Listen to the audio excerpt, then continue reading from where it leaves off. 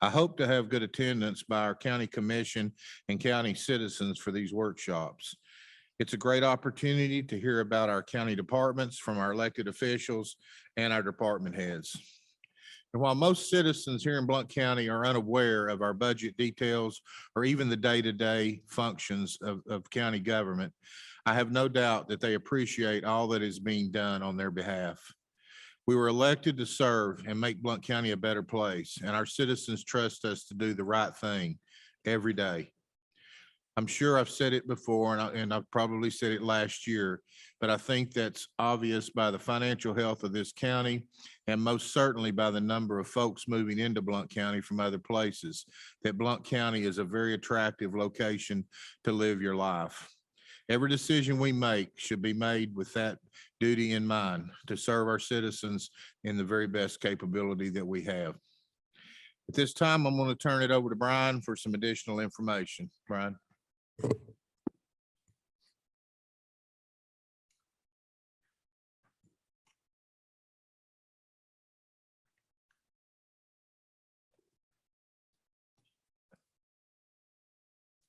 Well, I may need some help. Whether the clicker doesn't seem to work. There we go. Here we go. All right, we're on. Thank you, Mayor. Appreciate the opening remarks. Wanted to just walk through real quick a few highlights. I'm not going to belabor some of these points, but some highlights that the county accomplished over the last fiscal year are around reducing county debt and having it continue to decrease. And the numbers are there, but when we start next fiscal year, we'll be down to 129 million in county debt. Also clean audits. The committee has heard a lot about clean audits. We just wanted to call that out. Some highlights we've had. Some other things is we've obtained a significant amount of ARPA funds and TDEC funds for county benefit. And you've heard about the utility projects. You'll hear about some more projects that are kind of in the pipeline that we're wanting to run to the committee over the next year. And then we've done a lot with federal and state grants around fixing up some of our assets, some of our buildings, whether it's roofs or windows or just making things more structurally sound. Some initiatives for next year, you'll hear a lot in the individual presentations. And so I don't want to overshadow that, but I did want to share with you, capital planning is going to be a priority coming up. You'll hear some more about that. Maximizing our software capabilities. We have a number of very good softwares that we have implemented over the last few years, and we want to take some further strides in using those softwares and further developing out the capability and the efficiencies. I already mentioned the ARPA projects. The other thing is probably a bit of a theme you'll hear over today and next week is around compensation. The efforts that many of our directors and elected officials have to go through to recruit and retain, and compensation being a key factor there. Some of the little bit more detail when you think about using our software and maintaining compliance. We have a fixed asset module in Munis that we need to continue to implement and flesh out. And so what that means is when we buy an asset that's over $5,000, we're going to need to track that asset and report that to our auditors. We do that, but we don't use a formal system. And we need to put that into our formal system and implement that. And that's going to require a partnership with all of the departments across the county to get that done and get it done right. The next thing is around three-way match. And what three-way match does is it really closes the loop between a purchase order when somebody wants to purchase something, and then the final receipt of that item and putting that receipt back into the system so we can close the loop so that an auditor can come in and say, I see where you did a purchase order, I see where you received it, and I see where you paid it, right? So they can have a full closed loop. So one of the reasons that it's important to talk about here is we're going to be asking all of our departments across the county to do extra work and to partner with us to close this loop and to start to put receipts, receipts into the system. So it's going to be a lift for the entire county. Something else coming up, it really around compliance. We adhere to the Government Accounting Standards Board, and they have a new standard out. It's called GASB 87. And it really requires the reporting of all leases, whether we are the leaseor or the leasee. It doesn't really matter if we're participating and renting or leasing, whether it's property, equipment, land,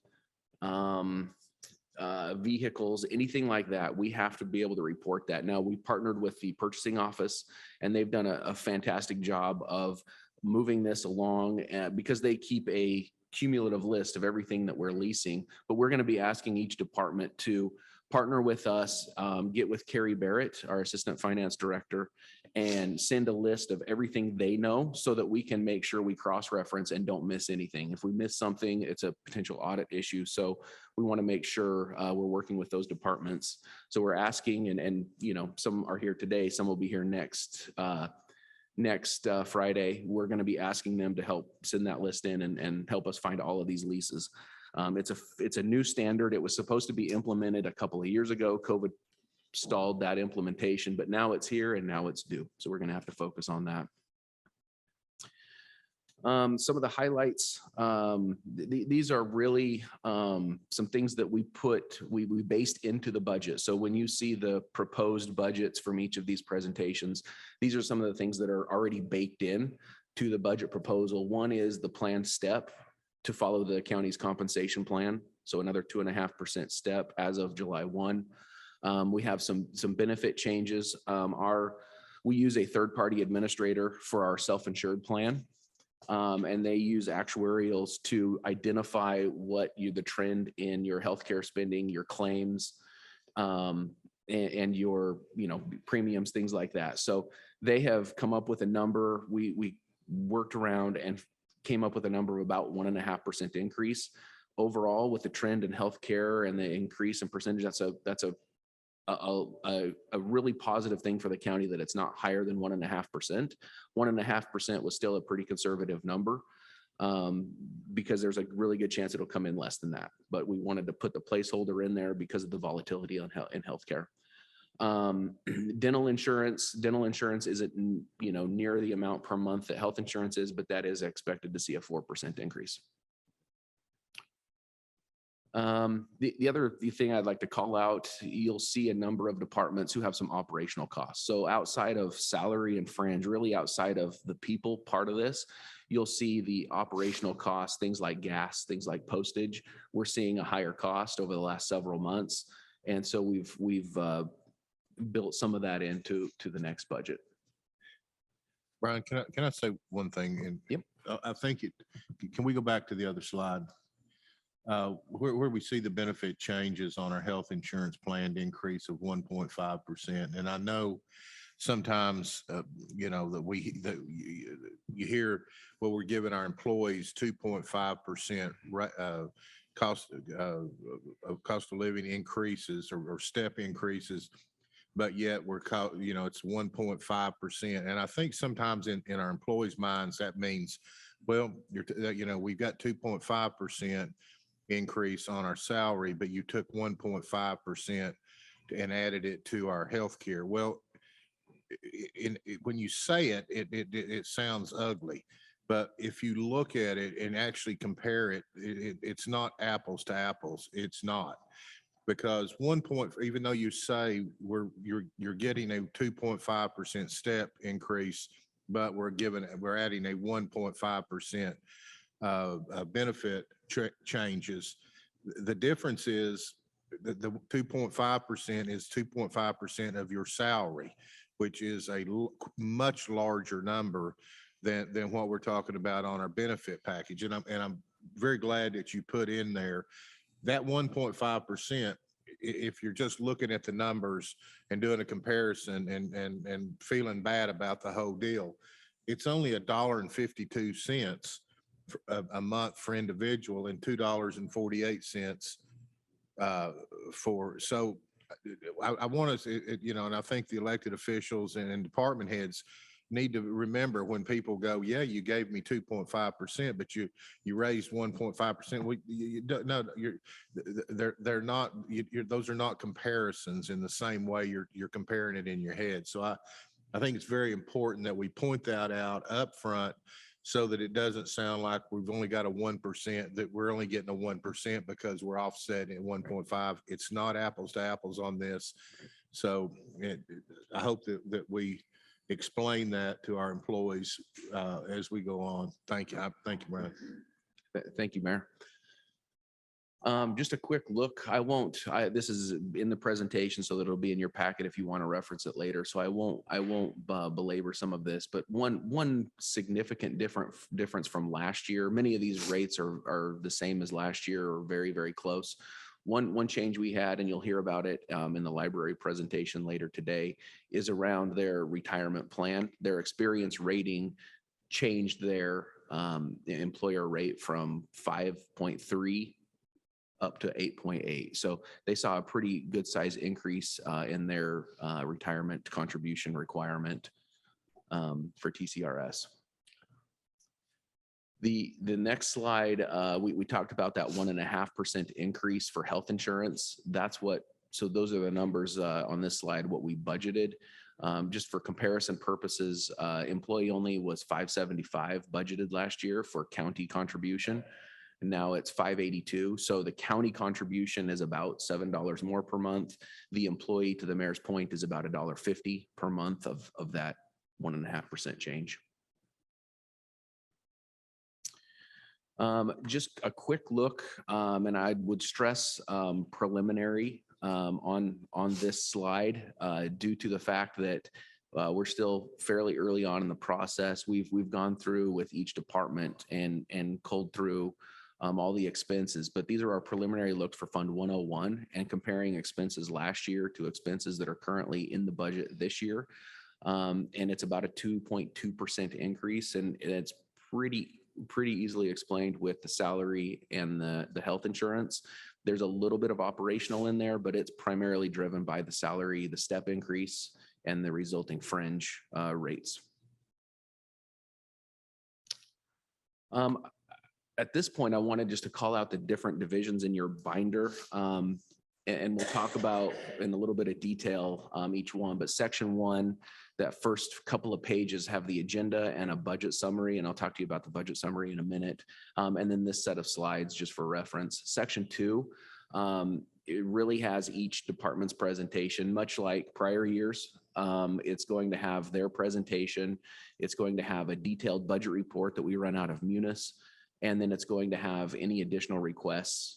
And some of those requests may be included in their slides. It may be a separate item after the reports. And then also capital requests, any capital plans that they have or want to call out for you all. And the third section is backup documents. It was too painful for some to call it an appendix. So we switched and called it backup documents. It brings chills up my back. Yeah. So your section 1, your budget summary, this is a new item for this year. And I guess it's new and I'm also new. And so I'd like to ask for the budget committee's, thanks for putting up with me. Thanks for allowing this to be my first year and to do this. If there's something in here that's not quite perfect, we will definitely find it and we will definitely tweak it. But as of today, with the numbers that we have entered into Munis and the budget presentations you see, we believe these numbers to be 100% accurate. But I just ask for your leniency. If you find something that's not quite right, please holler at me. This is just a sample of what's in that report. And I just wanted to call out what you're looking at. So each row, and they're numbered 1 through, I believe it's 20, 26 or 27. Each of those, I'm sorry, 28. Each of those rows is really by department and the different presentations you'll see today. And who's going to, be responsible for presenting, but then it has some budget numbers if you wanted something to follow along. So column D is going to show what their total budget request is, and column E is going to compare that to last year's original budget request. Column G, F and G will give you the variance and the percent change. So if you wanted a quick reference, column H is the revised budget. So during the course of the year, if we've added to their budget, if we've taken away from the budget through commission action, then that revised budget could change. And I just want to call out the county clerk line 2 because it's a great example where the revised budget is more accurate than the original budget because you all in the commission approved a postage increase because there was additional revenue because of increased activity. So on that one, we want to probably look at the revised budget. On many others, the original budget's the right one because we had some one-time add-ons. So we'll have to be a little bit nuanced on what we want to compare to, but it's going to be one of those two columns to see year-over-year increase.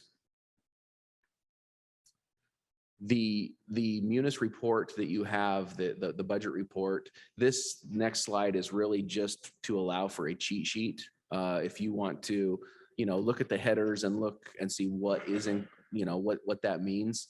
This is just meant to be a cheat sheet for you to reference. And section 3 is many letters or state documents. The value of the penny is in the backup documents in section 3, things like that. And that's what we had prepared to open this up. I think what I would like to do is I'll obviously stand for any questions, but I wanted to first thank the mayor and the committee for the opportunity to work with the departments. I want to thank the departments and the elected officials, the department heads. They've been fantastic to work with, really coming alongside Carrie and I, which leads me to Carrie Barrett. I want to thank Carrie. Did so much work, so much heavy lifting of this budget process. So Carrie, thank you so much. I want to call out, we've had some help. So we did ask for help this year, and Angeli Schenkel from the Sheriff's Department, who you all know and have worked with over the years, she's been fantastic. She came alongside both Carrie and I don't even know how many hours she spent. Angeli, thank you very much. Really appreciate it. And last and certainly not least, Mr. Vineyard, Randy has been guiding us through this process, has been very, very helpful throughout this. So I really appreciate all the extra, when you go bowling and you're not very good, you put up those bumper, so you don't go in the gutter. Well, Randy's been doing a lot of that, so I really appreciate it. So with that, I think we're ready to move on. Before we move on, does anyone have any questions, anything over what Brian's just was talking about? Anything whatsoever?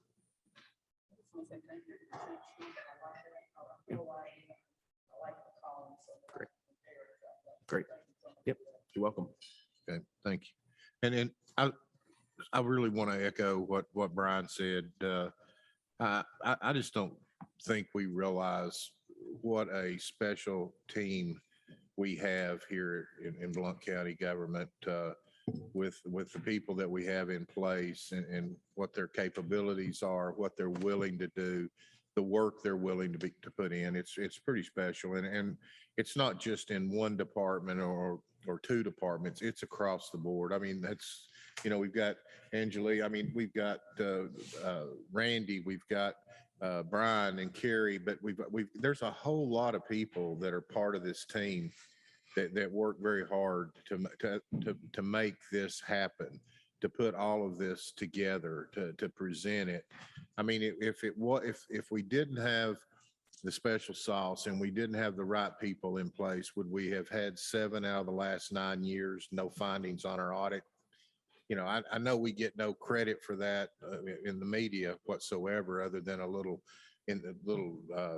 blunt briefs.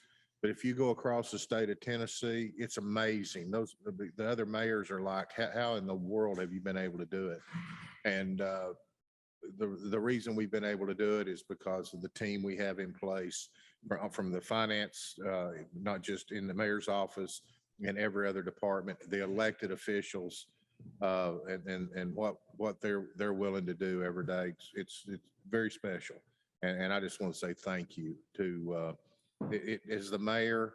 It can be your success or it can be your failure. And it will be a success that I have, but it'll be a success that was driven and given by those people around me that worked so hard and did so well. And I'll never forget that. And I want to thank you all for that very much. I guess first up is County Mayor. Who wants to speak on his? Before I go any further, I would like to say thank you all thanks to the two county commissioners that decided to come and hear the budget presentation.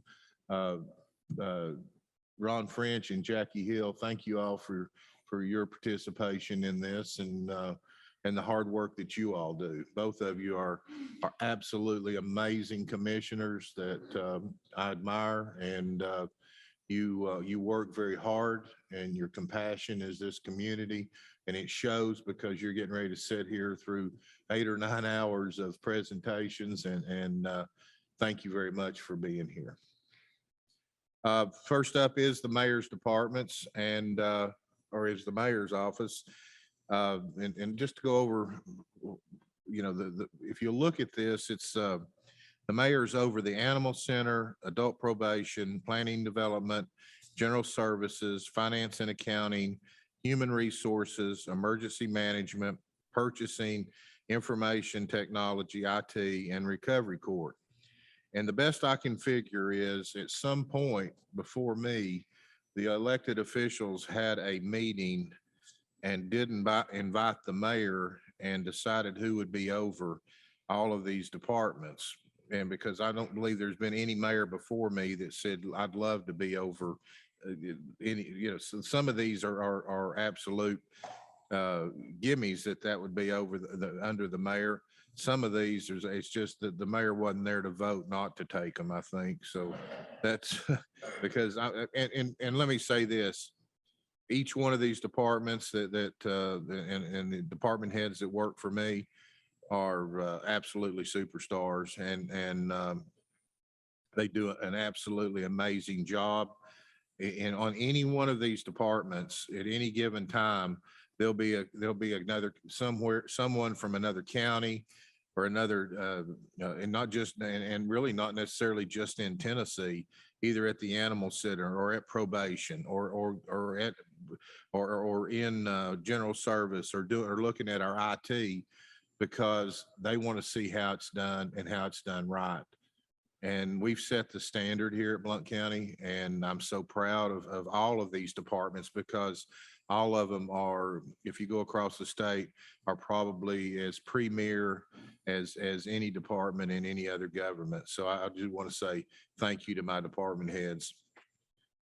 I want to say thank you to Amy Cowden, who, I mean, y'all know as well as I do. I couldn't, I'd probably never make it through the day if I didn't have Amy in my corner and leading interference and doing everything else that she does for me. She's my everything that you see from me. I'll tell you right now, 65 or 70% of it is because of all the accolades I get. 75% of it belongs to her because of the work she does. We also have a new person that's just took Megan's place, Mallory Pack. Mallory, would you hold your hand up? If you don't have a donut in it, would you please hold? In my department, if you look at it, my only clerical change, the only budget change I had is just a clerical change from personnel, and that's a $6,000 increase in clerical personnel. But if you look, there's a $6,000 decrease in general services, their part-time personnel. And what it is where Mallory is going to be taking on some additional job responsibilities. She's going to be working with risk management and general services.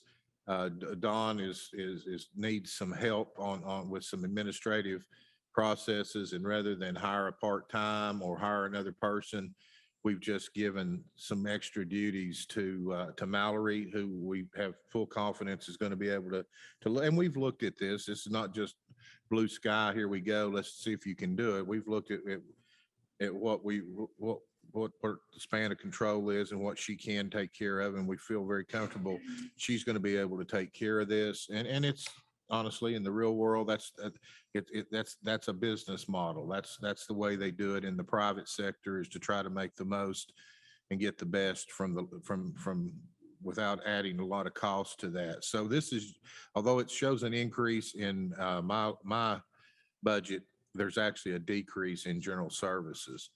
And that's if y'all look, that's pretty much the whole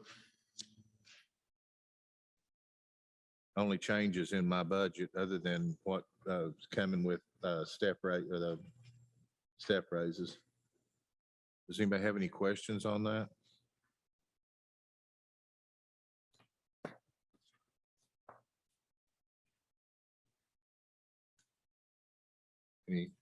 Anyone? Is there anything maybe that I need to add to this? Mayor, Yes. I want to thank you and the job you do, and especially Amy, because when I walk into the office every time, I say she's number one. Absolutely. I know we'd be in trouble without her. So thank you, Amy. And Mallory, we're looking forward to working with you. Well, I hope this is the beginning of the rest of the day for us on this. So this is pretty special right here. Let's see what we can do to get it started here. Next up. Oh. Guinea pig here. Before I get started, I do want to thank each one of you all on the Budget Committee for what you do. This is a very time-consuming committee, and I know that you put a lot of hours into this every month and every year. And then for Jared and Mike Kaler, you're having to take a couple of days off of work in order to be here to just sit through these wonderful, exciting presentations. I know that you do. So what we do, vehicle registrations and titling, boat and watercraft registrations, marriage license, business license, applications for notary public, passport applications. And I will say that passport applications have been booming once again. For 2 weeks during the spring break period, our appointments were booked solid. We had no availability for drop-ins or anything like that, which we do try to work those in from time to time, but we did not have any time available to pick up drop-ins. And that was with most of the time 2 people working, processing those applications. So people are looking forward to travel again.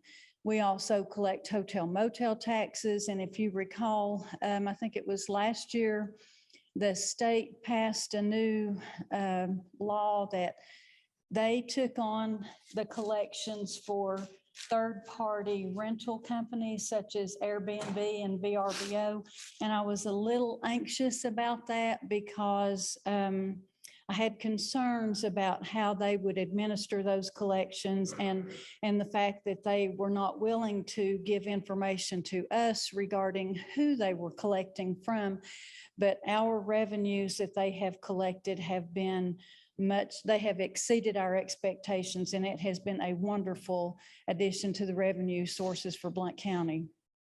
We take applications for beer permits. We also prepare the agenda and the minutes for the county commission meetings.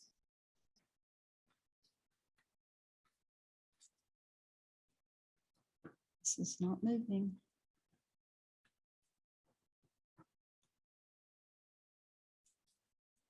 Okay, can you? That's what. Okay, it's not moving. 21-22 accomplishments. We completed cross-training with the circuit court clerk to be able to collect court fees at the drive-through location. And I'll put kind of a little plug in or a little dream that I have from time to time of us having a freestanding location, not just to house the county clerk's office, but to possibly offer other services from other departments such as the trustee's office, the circuit court clerk, a building that would be really easy to get in and out of, where we could possibly cross-train employees to do all of those transactions to make it somewhat a one-stop shopping location for our citizens. Sometimes it's difficult for them to get in and out of the courthouse building. The mall location is challenging at times, and we have to fight with the hours that the Foothills Mall tells us that we can be there. Currently, they have just started tearing down the Sears building, which is right next door to our office location down there. We are really excited about that because from the site plan proposed, the grocery store will be facing 129. There will be a courtyard between their building and the Foothills Mall building, and they'll have a new entrance going right into Foothills Mall from that parking area. So that is going to be wonderful for our customers because they can park essentially right at that door and go right into our building. So we anticipate an increase in foot traffic at that location once the Publix gets built and opened and situated. We also added a dual purpose kiosk at the drive-through that is shared with the circuit court clerk's office. We have issued new license plates this past few months and with very few problems, which has been pretty exciting. We've had a few little hurdles that we've had to jump across, but for the most part, it has gone pretty smooth. We continue to process our daily work in a timely and efficient manner. Unlike most of the counties across the state, a customer a few weeks ago was begging me to get his paperwork from Davidson County. It had been down there for almost 3 months. But we can't help in a situation like that. But, I feel very fortunate that our employees work as hard as they do to process the paperwork in such a timely manner. We've also managed to keep our offices open every day. We have not closed one day for COVID or illnesses of any kind. Our goals in 22, 23, challenges every day, but one of those is the upcoming retirement of our office manager. We have been restructuring some of our supervisor roles. We have shifted some of those responsibilities, and we're doing additional cross-training and adding some of the other responsibilities onto our front counter clerks who are more experienced and have a few more years under their belt. One of the things that we have encountered, though, with interviewing for a couple of positions that we have is people just not going for our wonderful starting pay.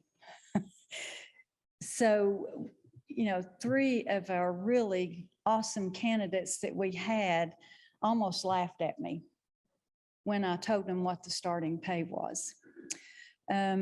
So I'm really excited about the upcoming adjustment possibly to pay schedules. And one of the things that I am going to look at changing also with this retirement because of the excess money that I will have in my budget. She's been with the county for many, many years, so her salary is at a very good rate. So the person taking her position has not been with the county as many years. So on that scale that we use for steps, she will not be at that same rate. So with those extra funds that I have, I am looking at giving some, with these additional responsibilities to these positions, they will also be compensated for that according to the step increases. So I have been working with Jacqueline in HR to come up with a plan for that money to reward these people for taking on these extra responsibilities. And And just to kind of bring them up to par with, I feel like what is going on in the private sector with starting rates at Chick-fil-A now $17 and $18 an hour.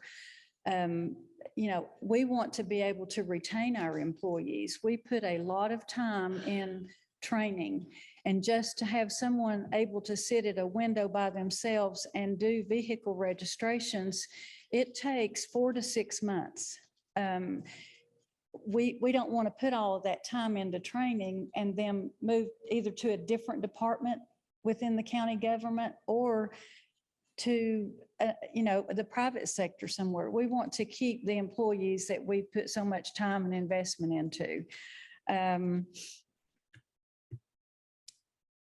We are constantly observing and considering new procedures to make our office run more efficiently.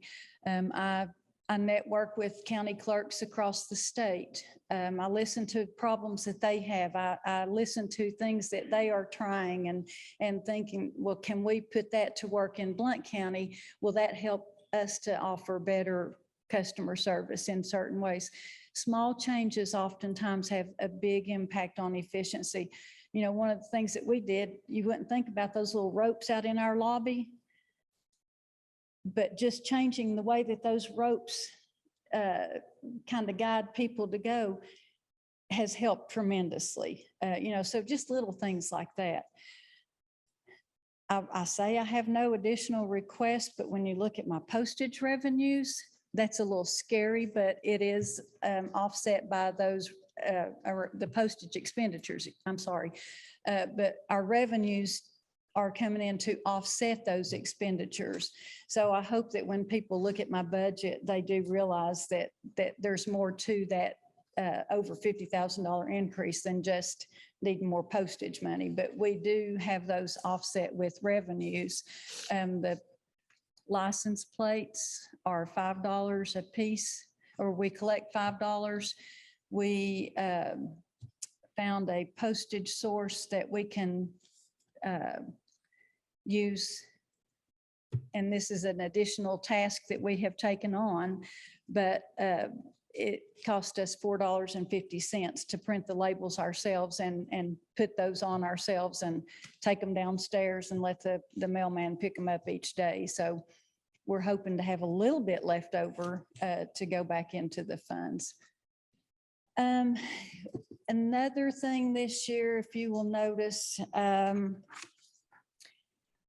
we have had an office vehicle. That office vehicle is kind of not with us anymore. We were advised that we probably did not need to put the maintenance cost back into that vehicle, and we were told we probably should just put it on eGov deals. And with COVID, I no longer have a courier who is running to the bank and my satellite offices. Rather, we transferred the gasoline money and the maintenance into our travel fund. And I have a couple of employees who do those runs for the office, and we reimburse them through that manner. So that's just what we've come up with, the easiest way to take care of that at this time. So the maintenance on the vehicle was changed and added into that, and then the gasoline was added into the travel. I think that pretty much sums up what we've done for this year. Any questions? Does anyone have any questions for Gay? I'll very quickly also talk about the beer board. I have no changes on the beer board budget, and also the county commission. We have no changes there. A couple of years ago, we increased the travel based on the state law that the commissioners had to have so many hours of training each year. And we knew that that would entail more travel for the commissioners and having to reimburse and that type of thing. So I think we're good on the county commission budget as far as travel and all that stuff goes. So thank you very much. Thank you, Gay. Next up, Register of Deeds, Phyllis Lee Crisp. Sir. I too want to thank all of you that are willing to serve. I know it takes a lot of planning on your behalf to be here.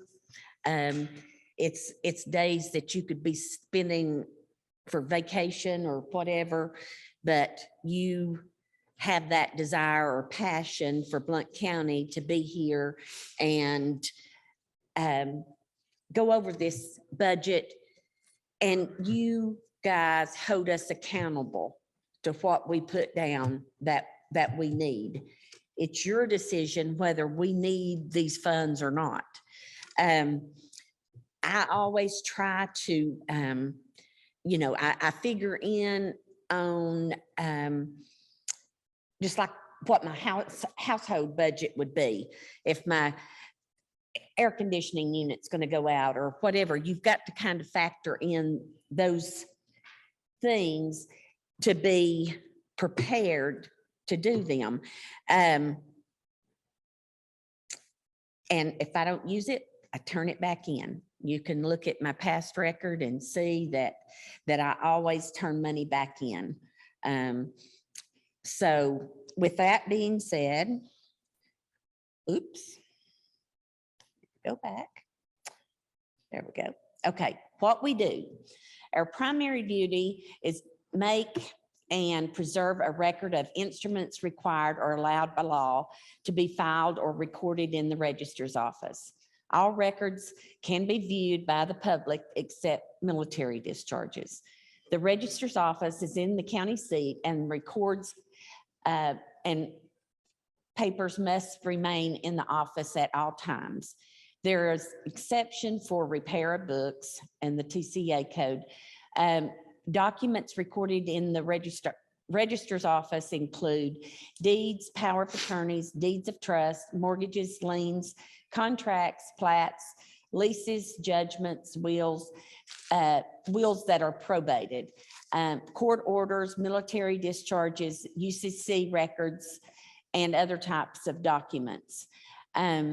We have just really been flooded this year with all the housing market and all the building that's going on. We were able, on the maps alone, just for the subdivisions and all that, we decided that instead of purchasing more map cabinets, which was costing us more than what we were bringing in on the maps themselves, that we will start returning those, as of January, we started returning those map files to the customer. I had spoke with them at planning.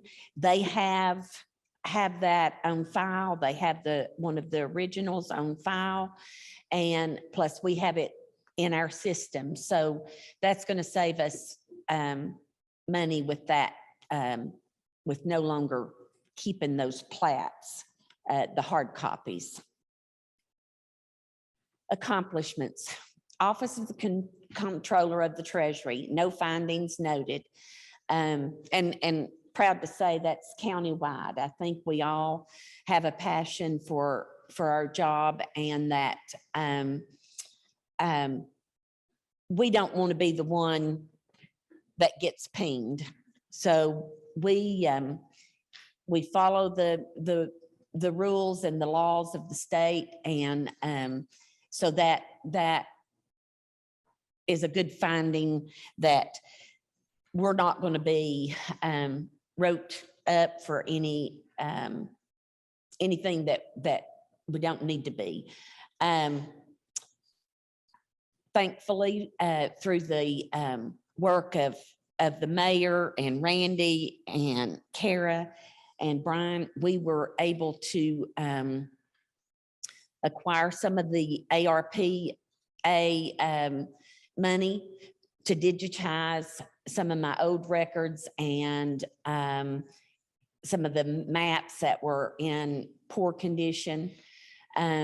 So that was a cost savings to the county, because it is expensive to rebind those books, rescan them, and that's not something that can be done. We don't have people in our office that can do that. A company comes in and they scan those books, scan the documents. They'll work 24 hours a day until the project's finished, and then be ready to load into our system. I promise to continue to serve Blount County in an efficient, effective, and proper manner. Goals: get books and plats scanned, index O records, process documents, and have them returned to the customer within 24 to 48 hours. Our goal always before was the 24 hours. We still, there's some days that we can get that done, but it has taken up to 48 hours just with the influx of more documents coming in. Continue to serve Blount County citizens with compassion and respect. That's a big thing. People coming into our office, your land is one of your most valuable assets that you'll have beside your family. And when they come in, they have concerns. Maybe a loved one has passed, or they've paid off a loan, but it never got released and all that. We have to have that compassion to work with those people and try to help them right there instead of sending them off someplace else. Get some answers for them. So that's a continuous goal that we have, is to protect our citizens. There's my budget. The only thing that's really showing an increase is it's in the data, the 59,000. And what that is, we're looking at probably having to upgrade our server. And so I've put that increase in there for that. Other than that, I really didn't have any increases in my budget. Any questions? So increase data, I'm not showing that. That's, At the bottom. that Okay. is 539900. That's for like my software with Progress that manages my software. Okay.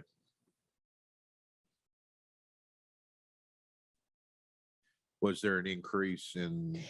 Well, we're looking at probably having to upgrade our server because we haven't did that Okay. in like 4 years. So that's the anticipation of that. Is that 5709? Next to Bob. No, that's Oh, it's 50, it's 5399. 5399.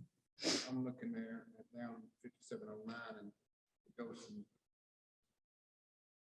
the data, is that data processing? That's for like our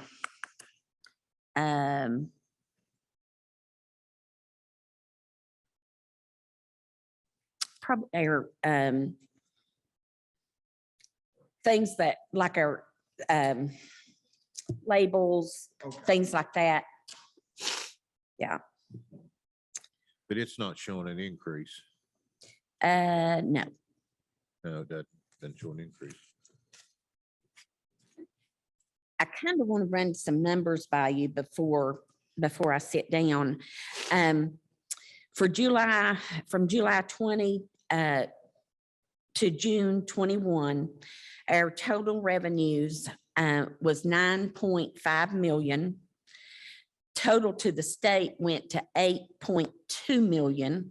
So as you can see, the state's getting the most of our money. And the total for the county was 1.2 million. And we recorded a total of 30,819 documents. That's not counting the people that come in, do research. We go back in the back, we help them, we, making copies, whatever. But that's just documents that we've done.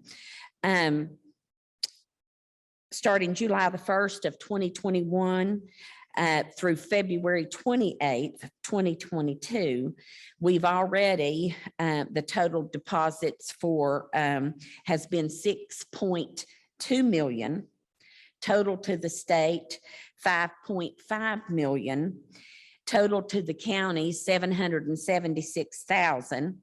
And we've already recorded 21,604 documents. We have been busy. Like the mayor says, we can't control the growth. The growth is there. And when these farms are being sold and more houses are going up, it just makes our office busier. It's good for my budget. And I wish that we could get more of that state money. We're still in the legislature fighting that to try to get 2.5% back. So anyway, I thank you guys and appreciate all you do. And I know you do a good job and you go over our budgets. And I just want to tell you that I appreciate you again. Okay. Thank you, Phyllis.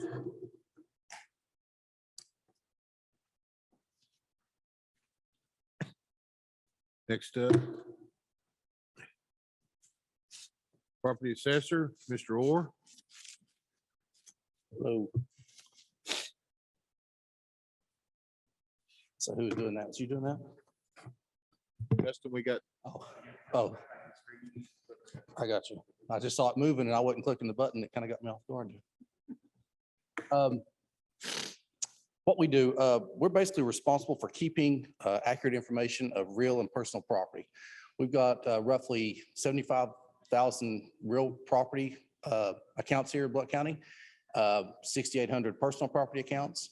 Our job is to we map the location of it. We give it a unique identifier. We appraise it, and then we classify it as either residential or commercial.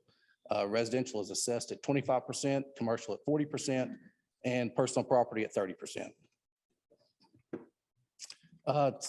Some accomplishments. The accomplishments I have listed here are basically since September. That's when I started in this job. So that's what I put up there. We were awarded a 3-star certification from the Tennessee Assessors Association. The office, we're involved in some professional organizations, both statewide and nationally. And the staff has completed some continuing education, started going some classes. They did that in December, and we've got some more going actually in a couple weeks and further here in 22.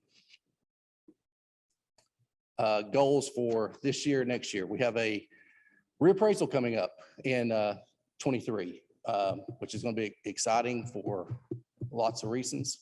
The growth here, as everybody knows, is just astronomical. So appraisals are increasing.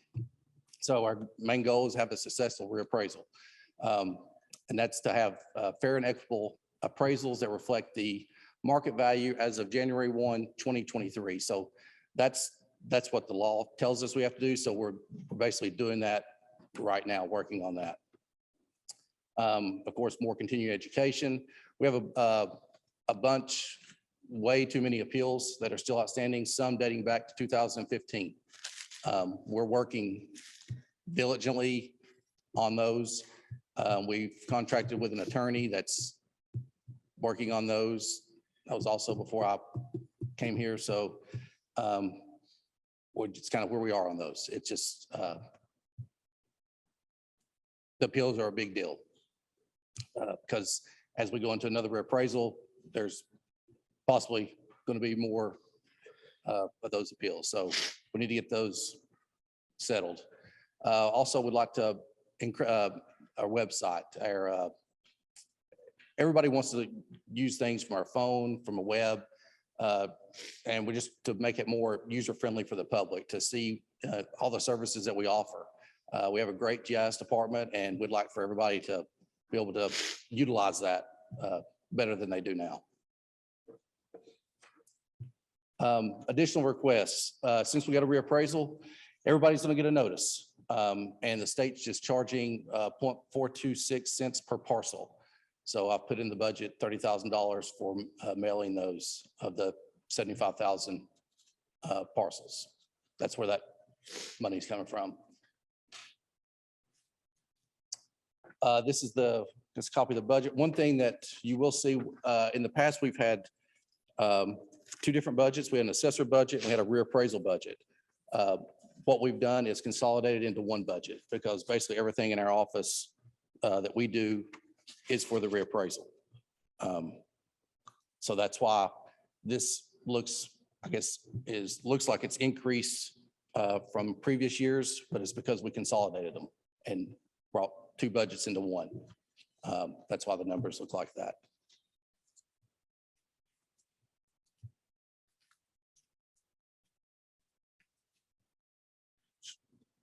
So this is showing two budgets into one. Can you have those two budgets together last year? What do I have a number here that I can look at on that?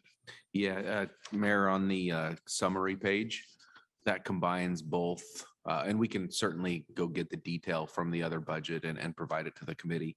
But at a high level, that summary page, if you look at line 4, it's combining those two budgets to where it's about a $53,000 increase year over year or a 4%. And the majority of that, to Todd's point, is the mailing. Can we clean this one up to where Sure. it doesn't just look like you all of a sudden you went from 972 to 1464 and I don't want Todd to have to explain what happened.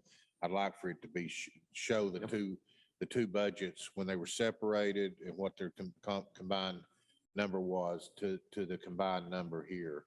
Yep.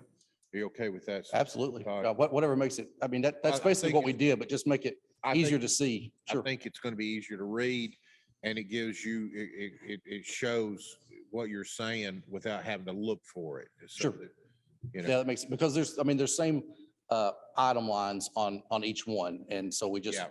combine them together. But if that makes it more, I guess, easier for you all for them and the public to see, then that's absolutely better This, for me. this, as written right here, just showing going from 972, 858 to 1464 without giving people that are looking at this some direction as Sure. to, I don't. Yeah. Go ahead. No, I think what we'll probably have to do is we'll probably have to partner with you. Absolutely. And because some of this, I don't want the committee to be caught off guard. When we try to do this and combine them, we'll pull the data out of the system, but we might have to hand put it back together. We can provide you all the backup. I don't know that we have a report that's going to look just like that. What, and it doesn't Sure. have to, it can, But- I just want to see the two budgets separated with previous years, with last year's total. Here's these two budgets, this Yep. was the total, this is put combined, and this is the total, so that we can do that. Yep. It actually shows what the increase truly is without it looking so huge right here. Yeah, we'll work on that with Todd and Sure. they insert that into the packet with some explanation. I think it's easier for you to explain, Todd, and it doesn't.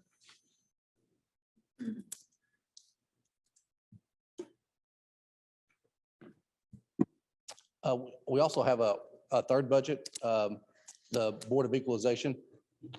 There was no change to that. That's just the board members, their salaries.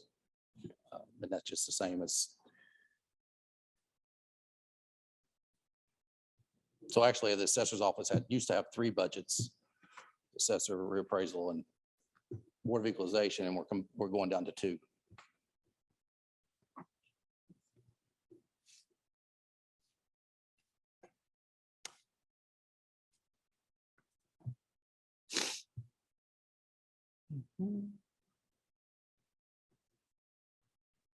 Anybody get questions on the?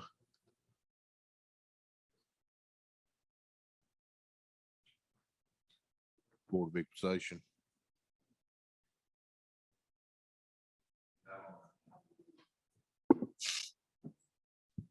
So is that increase that's on this page for Board of Equalization, is that related to this combining of budgets? Because the one I'm looking at says revised budget 6,500, and then over here it's 65,000.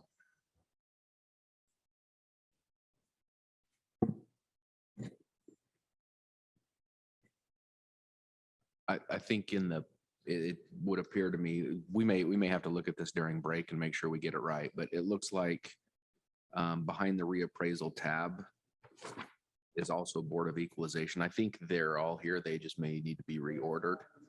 They need to be reordered. Okay.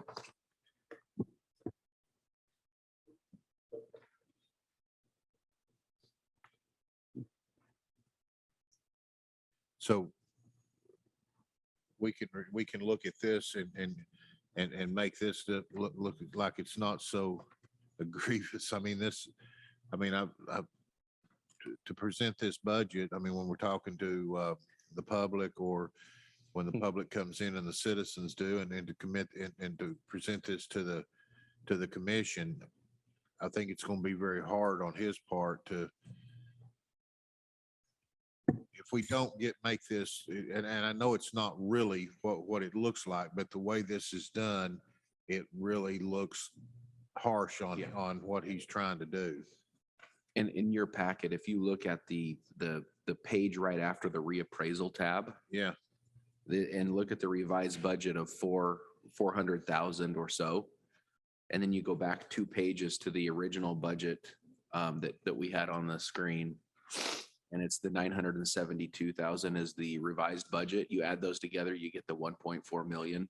And then you look at those same 2 pages at the 2023 budget request. There's 0 on the reappraisal page, and there's 1.46 on the first page. So I think there's a matter of reordering, and then we can partner and put together a little explanation. It's easier to read it than to try to connect the dots. Yeah.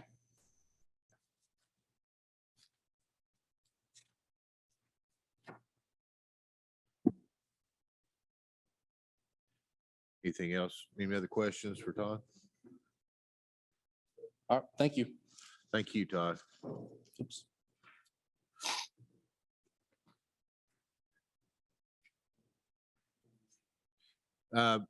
Yeah, when will we? Yeah, so when can we get the revised presentation to where? I'm working on it right now. Okay. Next up, for those of you that don't know him, County Trustee Scott Graves. Hi, ladies and gentlemen. I am Scott Graves. I'm your county trustee, and I know you probably know me and know about our budget each year. But just a little bit about me on the first slide was I have an MBA and about 25 years of experience in finance, accounting, and management. And that's what the trustee's office is all about, is finance, accounting, and management. We collect and account for all the money used to operate Blount County government, and that includes state, federal, and local funds. We manage our investments, and I supervise the cash flow for the government using fund accounting and bank accounts. And our revenue sources, of course, as you're seeing today, the primary revenue sources are property tax, local option sales tax, business tax, state revenue, which is primarily K through 12 education money, and federal revenue, which is primarily special and vocational education dollars and grants, and local fines and fees, which is money from our fee offices that are turned over to my office at the end of each month. Court fees, probation fees, planning fees, things like that. So that's where basically the money comes from to operate, and it runs through my office. And as far as our office workload, I know you see all these budgets and it's just numbers, and sometimes it's like, you know, what does that mean, or what does this mean? So as far as what our office does and how our budget relates to that, I'm going to show you our workload comparison for the last 20 years. And we had about 59,500 parcels in the year 2000 when I started. And for the tax year 2021, which started back in September of last year, we had 73,500. So basically we've gained about 23.5% on parcel number, which is basically the customers that we have to serve, the people that are paying property tax. We have two programs, a tax freeze and a tax relief program. Both of those come through state law, and tax relief is a state program, and that's for elderly and disabled that have a limited income, and also 100% disabled veterans that service connected. And so those tax relief participants went from about 700 20 years ago to 2,300. So we've had a large increase in that. And those folks usually take a little more time of our time to service those customers. And then we had tax freeze that started in 2007. The county commission passed that program, and that's a freeze on folks' taxes that are 65 and older with a limited income. And we have about 1,700 of those participants. So those things is what takes up our time, and that's why we have a budget to operate. And just to show you how conservative I feel like our office is, our trustee fees that we collect by state law, there's a fee on almost every dollar that we collect. Is 1.165 million in 2000, and it's about 3.1 million currently. So our trustee fees have certainly increased, and they're much, much more than what my total budget is. Even though the workload's increased, our office staff has not increased due to process improvements, basically technology, the way we operate our office. The job duties, we're always looking to run more efficiently and switch things around to make our office run more efficiently, because we want to have less employees rather than more. Training, better technology, and we've had a few employees that have been here for quite some time. So our full-time employees in the year 2000 when I started was 6, and we still have 6, but we share one of those with the county clerk's office. Not sure if she mentioned that earlier, but we do have one employee that we have our busiest time while we're collecting property taxes from about August through March. And we keep that employee during that time. But then in the summertime, when the county clerk's office is having folks that are on vacation and things like that, and we're a little less busy, we're able to share that employee, and she goes over to the county clerk's office full time and helps out over there. And, you know, as the mayor has said many times, we all try to work together to make this thing go forward, right? So part-time employees, when I started, we had about 1,800 hours of part-time employees, and now we have less than 100. So we've tried to be conservative in that area too. So I want an office that's shrinking instead of getting bigger. So as far as the numbers here in the budget, I kept my operating budget the same as I usually do. The numbers that begin with a 3 through the end of the budget there. They total the same amount as they did last year, but I had to move some around a little bit. But the total is the same. So the only increase that this budget is reflecting is the employee salaries, which are according to the salary schedule. And I think it's about a 1.5% increase over the prior year. And again, that's because of the salary increase for the employees. Any questions? Anybody have any questions for our trustee? All right. Thanks so much. Thank you, Scott. A little bit early yet. We're not right on schedule, but that, if we can get ahead of schedule, I'd like to do that. And I appreciate all the Baptists from the highway department coming to the front row to present themselves today. So since they're in such a hurry to come down and rededicate, we're going to go ahead and start. Do what? Huh? All right. Jeff, you want to come up and start the presentation?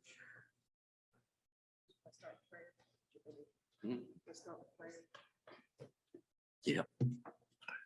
I'll let Eddie do the prayer.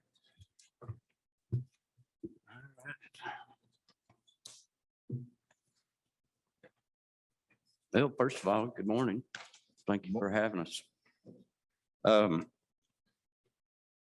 I'll try to keep it short. Before I start, let me say or reference to, I know these are 3 different budgets and 3 different departments, but during this, I'll reference to development services and recycling right in with highway or vice versa. So they all kind of work together. So we'll start off with highway and maintain the 900 miles of county roadway. Actually, that's inching toward probably around 1,100. Paving crew, obviously y'all see and feel every day what we try to get done. Resurface, that's new paving. And we're trying to do a lot of that. But before we do that, obviously there's a lot of moving parts of drainage, getting new tile in, clipping shoulders, ditch lines, so on and so forth. So when we put that very expensive material down, we'd like to think we're putting it down for a long time, not coming back and digging up a tile that the bottom was eroded out of. Pothole repair, obviously that's all day, every day.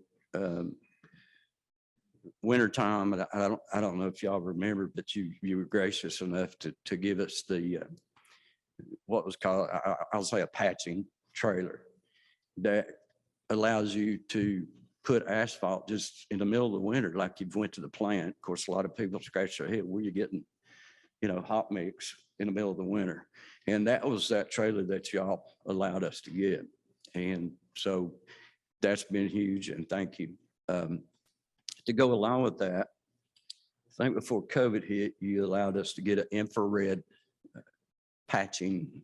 It's not a trailer, but it's apparatus, it's flat.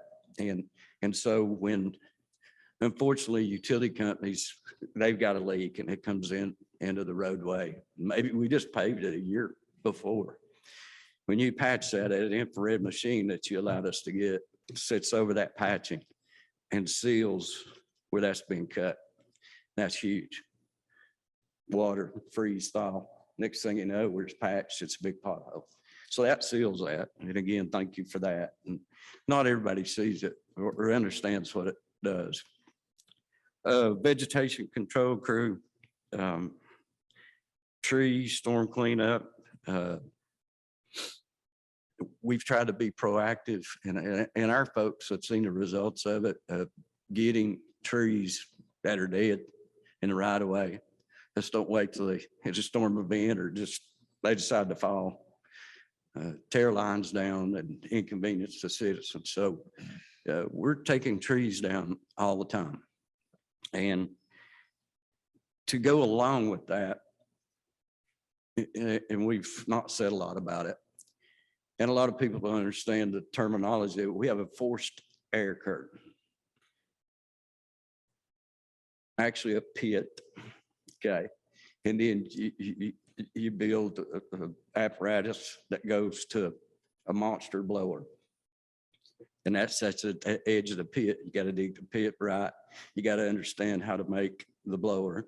And so real quick, I guess 6 years ago, after about 3 months, when I got to the highway department,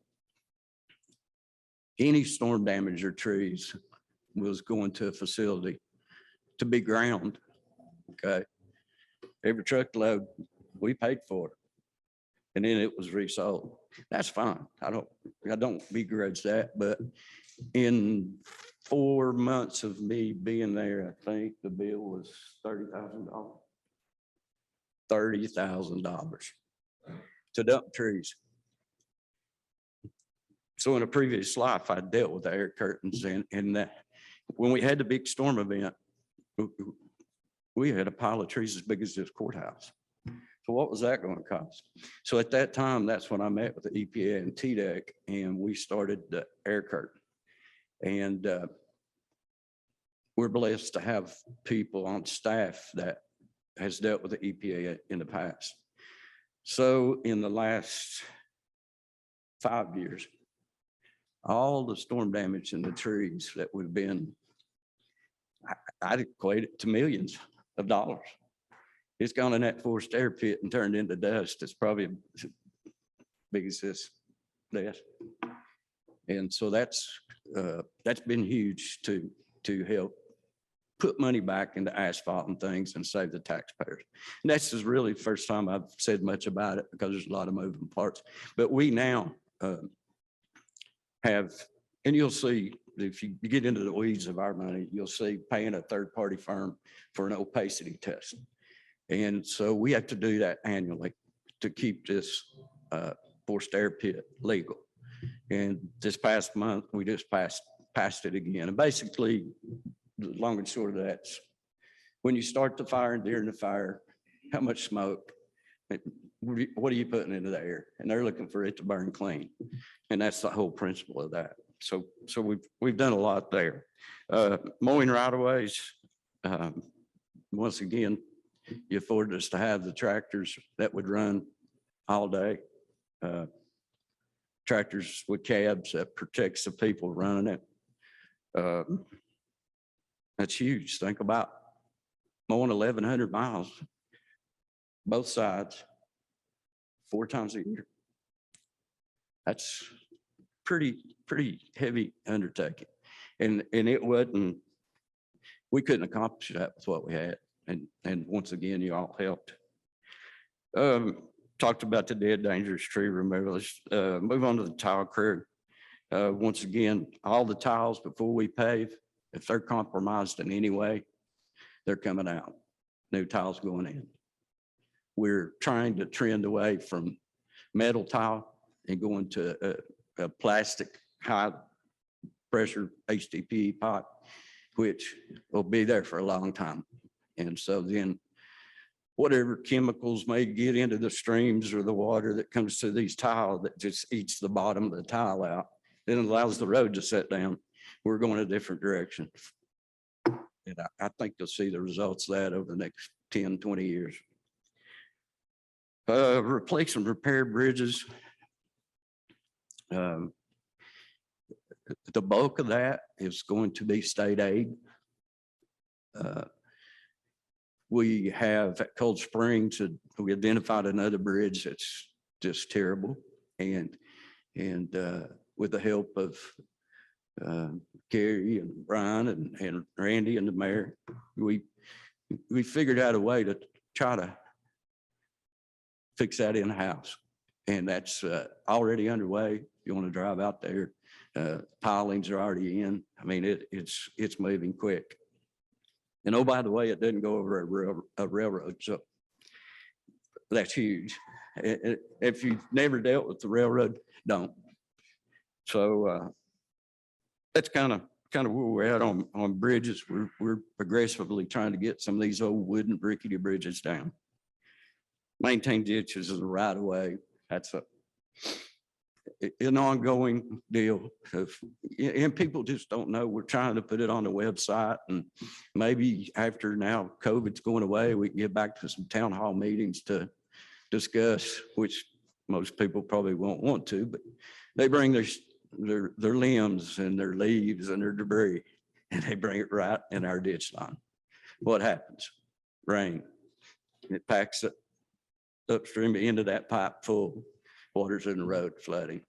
So we got to do a better job at that, of trying to educate people. And maybe now things are dying down, we can get back to that. Shop. I mean, these guys do a wide array of everything. And they don't, get the credit they should, because once again, they not only keep all the highway equipment vehicles, something with a vehicle in development, we handle it if it's out of warranty. Now, the goal, as we said 6 years ago, is continue to turn as warranties go out. And then we'll talk about that later. But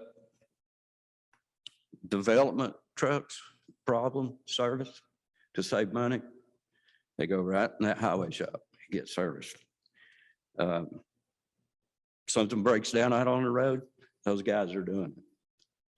Oh, by the way, something goes down a compactor in recycling, a problem, something needs to be welded, or compactor's not functioning properly. Who handles that? Those guys. And that's an effort. And that's how it should work to a certain extent. That's an effort to be financially responsible. Don't have two people sitting there waiting on a compactor to break down or a development truck to stop. So that refers back to where I started, a holistic look at all three to save money. Engineering, construction. Again, it goes back to a group effort that wasn't there. A disconnect of, and the mayor and I talked about this for 20 years. Driveway tiles affect drainage. Well, driveway tiles are part of plats and drawings. Highway department didn't know where they needed to be, or if they needed them. That side of the house wasn't sure. That's not what they do. And so it's been amazing, but it's kind of at times overwhelming.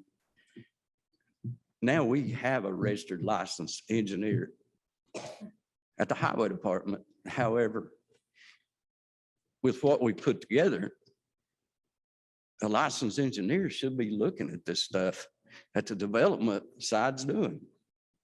Wasn't happening. Has now.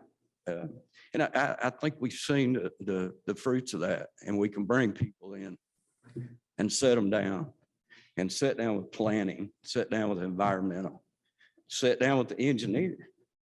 I'm not an engineer. Mr. Messer has that stamp and seal. That's what he does. And that's why you hire people like that for their expertise. Some other things that we're doing that we've not really made a lot of mention to. We're always trying to look for ways to cross train, and that's, Ms. Hannum, that's one of the things you've asked for years, and I appreciate that. So to your point, I got one person looking over stormwater. Now he's looking at drawings, and ideally he should be in the office all day. That's how many drawings we have. I have to put him in the field inspecting too, one person. So where I came up with it, I'm not sure, but our codes department, Jeff Chapman and his people are in the field daily right? Inspecting footers and so on. So, I mean, they're out there, okay? So what we implemented year ago is I brought Mr. Chapman and the codes department. I brought my one stormwater man, and all of us sat down and asked those codes inspectors, help me, help the county and cross-train. So at this point, every one of those are licensed in TDEC. So when they go out on jobs, we've charged them with looking at stormwater issues. You see something, you're not pigeonholed to just wiring, insulation, windows, footers, so on and so forth. A holistic approach of this job site. And it's starting to work pretty well. And everybody has embraced and welcomed that from the codes department. And that was an effort of trying to beef up that without increasing budget. Inspection services, I think we've kind of touched on it a little bit. Once again, I got one man dealing with South Blunt, Tuckaleechee, Fort Loudon, Atmos Gas. And so when they want to get in our right of way or our roads, instead of the way it was 6 years ago, cut it, go ahead, we don't care. It don't work that way. That's the taxpayers right of way that they pay for to keep up. So you need what we put in place, a right of way permit. You show us a drawing of what you want to do or what your intentions are and how you're going to fix it. And oh, by the way, you need to pay for it. It's your service that's running. It's not helping all 135,000 taxpayers. So one man does that job. He inspects them. He issues the permits. Don't see how he does it, just to be honest with you. And bear in mind with all this conversation and the things that the mayor and his folks are working on and the ARPA money. And so we're going to have a lot of water lines coming to Blount County, and rightfully so. Where they going to go? Our right of way. Who's going to make sure that that ditch line or that road gets put back properly? And who pays for it? Not the taxpayer.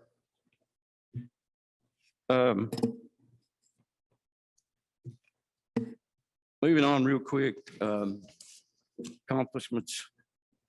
I'll touch first of all on the wall and rock slide, what, 2 years ago?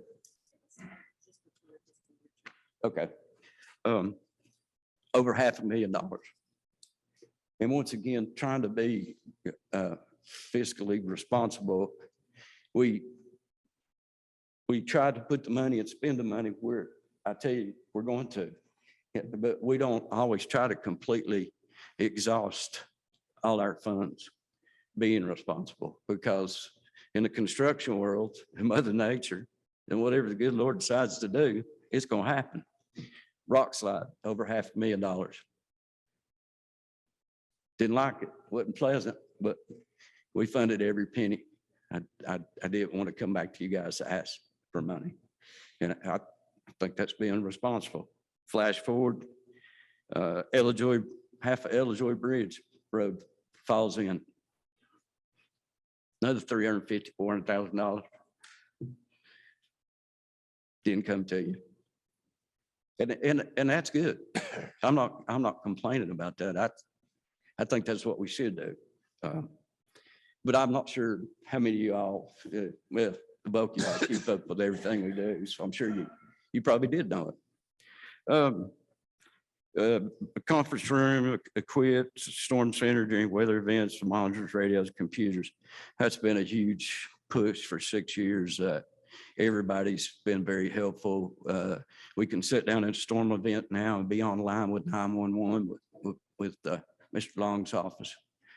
They know what trees we've cleared and they see it on their screen. We set it on our screen and we know a small limb that their officers have got and just thrown it over in a ditch. And that's what they need to do. But we also have documentation. Got to go back when this is over, clean. So that's been a huge effort that in a relationship that wasn't there. Okay. Now those officers are, sheriffs are equipped that they're carrying chainsaws in their cars. They're doing things that really probably wasn't what they signed up for, but it has been a huge help in response time. And that room has been a big help too, of everybody on the same page. In-house CDL programs, we've not said a lot about it. It's kind of like the forced air pit. That's just something you don't see. Back before Thanksgiving in Memphis, when I was speaking to a room of 200 or 300 people and announced that hopefully midsummer, we'll have our own CDL course, training area, and the people in place to administer our own CDL licensing, because you can't find it. Everybody's scrambling. There's no instructors, there's no courses. And I charge our people now that come on board, if you don't have it, I want you to have your license in 6 months. The nature of what we do, every person in that shop should be able to pull a backhoe or a piece of equipment in the event of an emergency, snow plowing. So once again, we're blessed to have finally people in our shop that knows these people in Washington and knows these connections. And we'll probably start training the first employee in about 2 weeks. So it's been a good accomplishment. Certification for crews, drone pilots, engineer, mechanics. We like to show that our people have been to the latest and greatest courses they need to be. And that all goes along with modernizing and standardizing our fleet. So they've achieved a lot. Crews, safety and things of that nature. They've got a lot of certification. The drone pilots is that program has just been amazing. I kind of was apprehensive about it at first because when I come to you, I talk about needs and not wants. And some part of me thought, a drone, kind of in the line of a toy. I'm telling you, it's been amazing. The lawsuits that it's probably saved Blount County, the information and data it can gather. Once again, getting over into development, and we bring people in. I just don't see how I'm impacting this stream or I didn't do this or that. And we put that footage up on a big screen and everybody sits, all the players, even the owner developer sits in that room and that drone goes over and it shows you a blue line stream and mud's running in it. I don't think you can dispute that. But now Mr. Cox has took it to another level with a newer drone that's going to inspect the integrity of bridges. He can get down almost under them, over them, to the sides of them, see other areas of runoff, adjacent runoff that's affecting us. He's got layers of topography. He can show closed depressions, on. And to go one step further again, Tim, with the sheriff, that never happened. He just, 3 or 4 months ago, helped the SWAT team with whatever, where they come into a house or whatever. And that SWAT team and all the different, and before that SWAT team was deployed, they didn't know it, but he was already in the air. He could show areas of people in the house. He was able to show if somebody came out of the house, and it has the capability to track that person. So, obviously the police department, they don't need our help, but it's just kind of refreshing to see when people cut trees, they don't have to, or, hey, can you go help us fly this or that? That's just how it's put together now. Let's skip on. I'm taking too much time. Again, you could talk for weeks. Continue to increase response times. That's every day. Add new equipment to further enhance service time, quality of work. You all have to start getting into specifics. Brush trucks, You allowed us to get one, and it's huge. You're cutting down on manpower that can be somewhere else. Again, here you go into recycling with the glass mill, which we'll talk about later. It's huge that we'll start using that aggregate and pipe bedding, reflectivity in the striping for the stripe truck that you afforded us to get 3 or 4 years ago. Signage system, stormwater drainage control, paved roadways, continue training to further enhance a safe work environment for employees and citizens. And that's something in the house we work on a lot of how we all interact and how we try to run that office like a business, not like a government. If you send out 1 penny, feel like it's coming out of your pocket. Work together as a family atmosphere, not as a tense government office. And these guys have done a phenomenal job at that. Now we're starting to get people where they need to be. That's a 10,000 or 20,000 foot view of all that. Obviously, you've been through the budget. I think predicated off of what I've just said, hopefully there's an understanding to that sheet, and I'd be happy to answer anything there.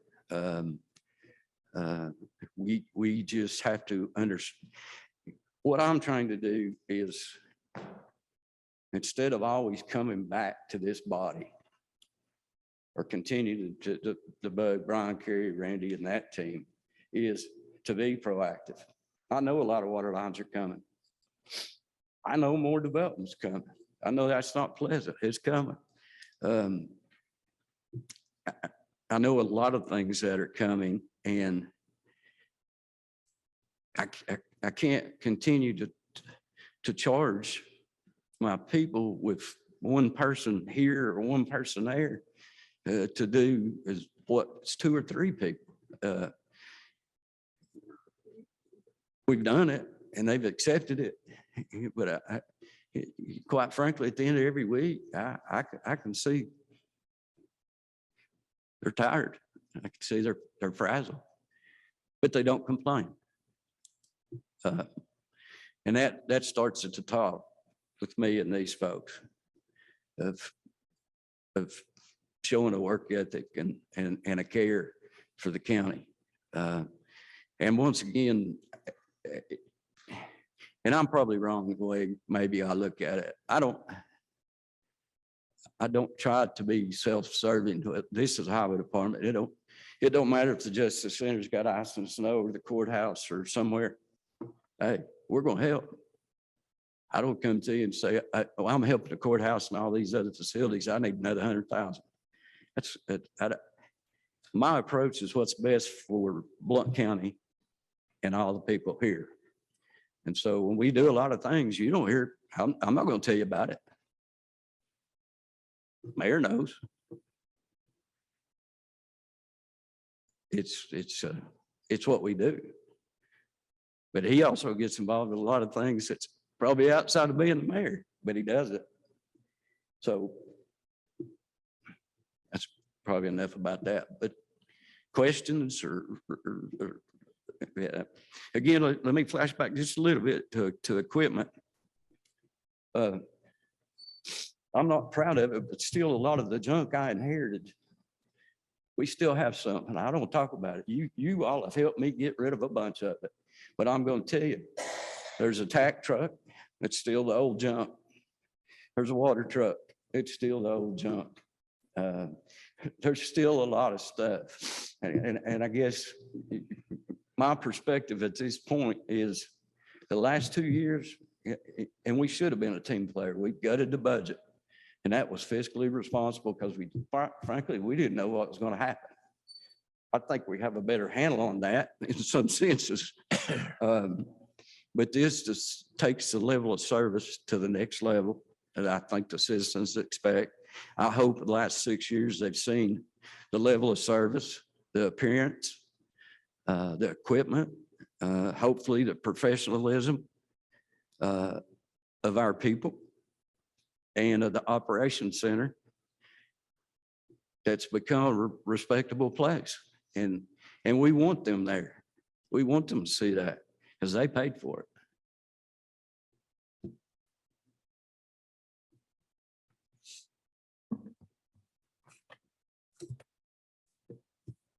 Have any questions? Commissioner Stinnett? Thank you, Mayor. Mr. Hedrick, first thing is I want to say thank you to your staff and for things you do outside your scope for the community. I know a bunch of things and times that y'all have stepped up and helped in situations where you didn't have to. The one question I have is phone calls, emails you get per day. Do you have any idea on that? Or do Susan need to answer that question? Talked yesterday, we think it's probably 150 to 200 calls. 100. Yeah. Emails Combined. combined. The reason I asked that, Mr. Hedrick, is, I hear things out in the community and sometimes, and I try to explain to them, when you get 150 calls a day, you don't have the staff to return calls to each and every one of them. So just want to make sure publicly everyone knows how many emails and calls you get every day. I'd also like to talk about your. Let me just say, to your point, oddly enough, we get a ton of them and there's not enough of us to go around. Any given time, I'm going up and down the hallway. Every one of them's on the phone, okay? And not to hear a body answer the phone, I can't stand that. Right. And it's happened, it's happening. It's not acceptable. And we sat down, Wednesday or yesterday? I can't remember. Brainstorming how to tweak and how this system works. Because I want a body answering the phone. Okay, that'd be the ideal thing, but Yes. financially, sometimes that can't happen. Your budget, I would publicly want to make sure everyone understands where your budget comes from. I think people think that your budget comes from property tax. Yeah. You want to share it with us? Yes, sir. And that is what by and large people think that, we don't get the property tax. 99 point whatever % of our money is fuel tax. And I get hit up all the time. Oh, boy, you're enjoying this $5 or $6 a gallon. That has nothing to do with it. It's consumption. It's not. Right. I'd rather it be $2 because they're buying more. $6, Yeah. they might be staying at home. And so that's how that works. A little bit of what Brian, cable franchise, I say a little, $200,000 or $300,000. Don't get me wrong, that helps. That's a mile and a half maybe of road paving. But would that be accurate, Brian? Some permitting fees, very, very minimal. I think the gas tax is about 4 million and what's the tax called above 7.5%? The local option sales tax. Yeah, option is about 4 million. So if the state does away with gas tax, what's that going to do to your department? Well, that's a killer. I don't think it's got enough leverage in Nashville. What I'm hearing is earlier latest this morning. I think it's shifted from deferring that to probably groceries, maybe a tax break there.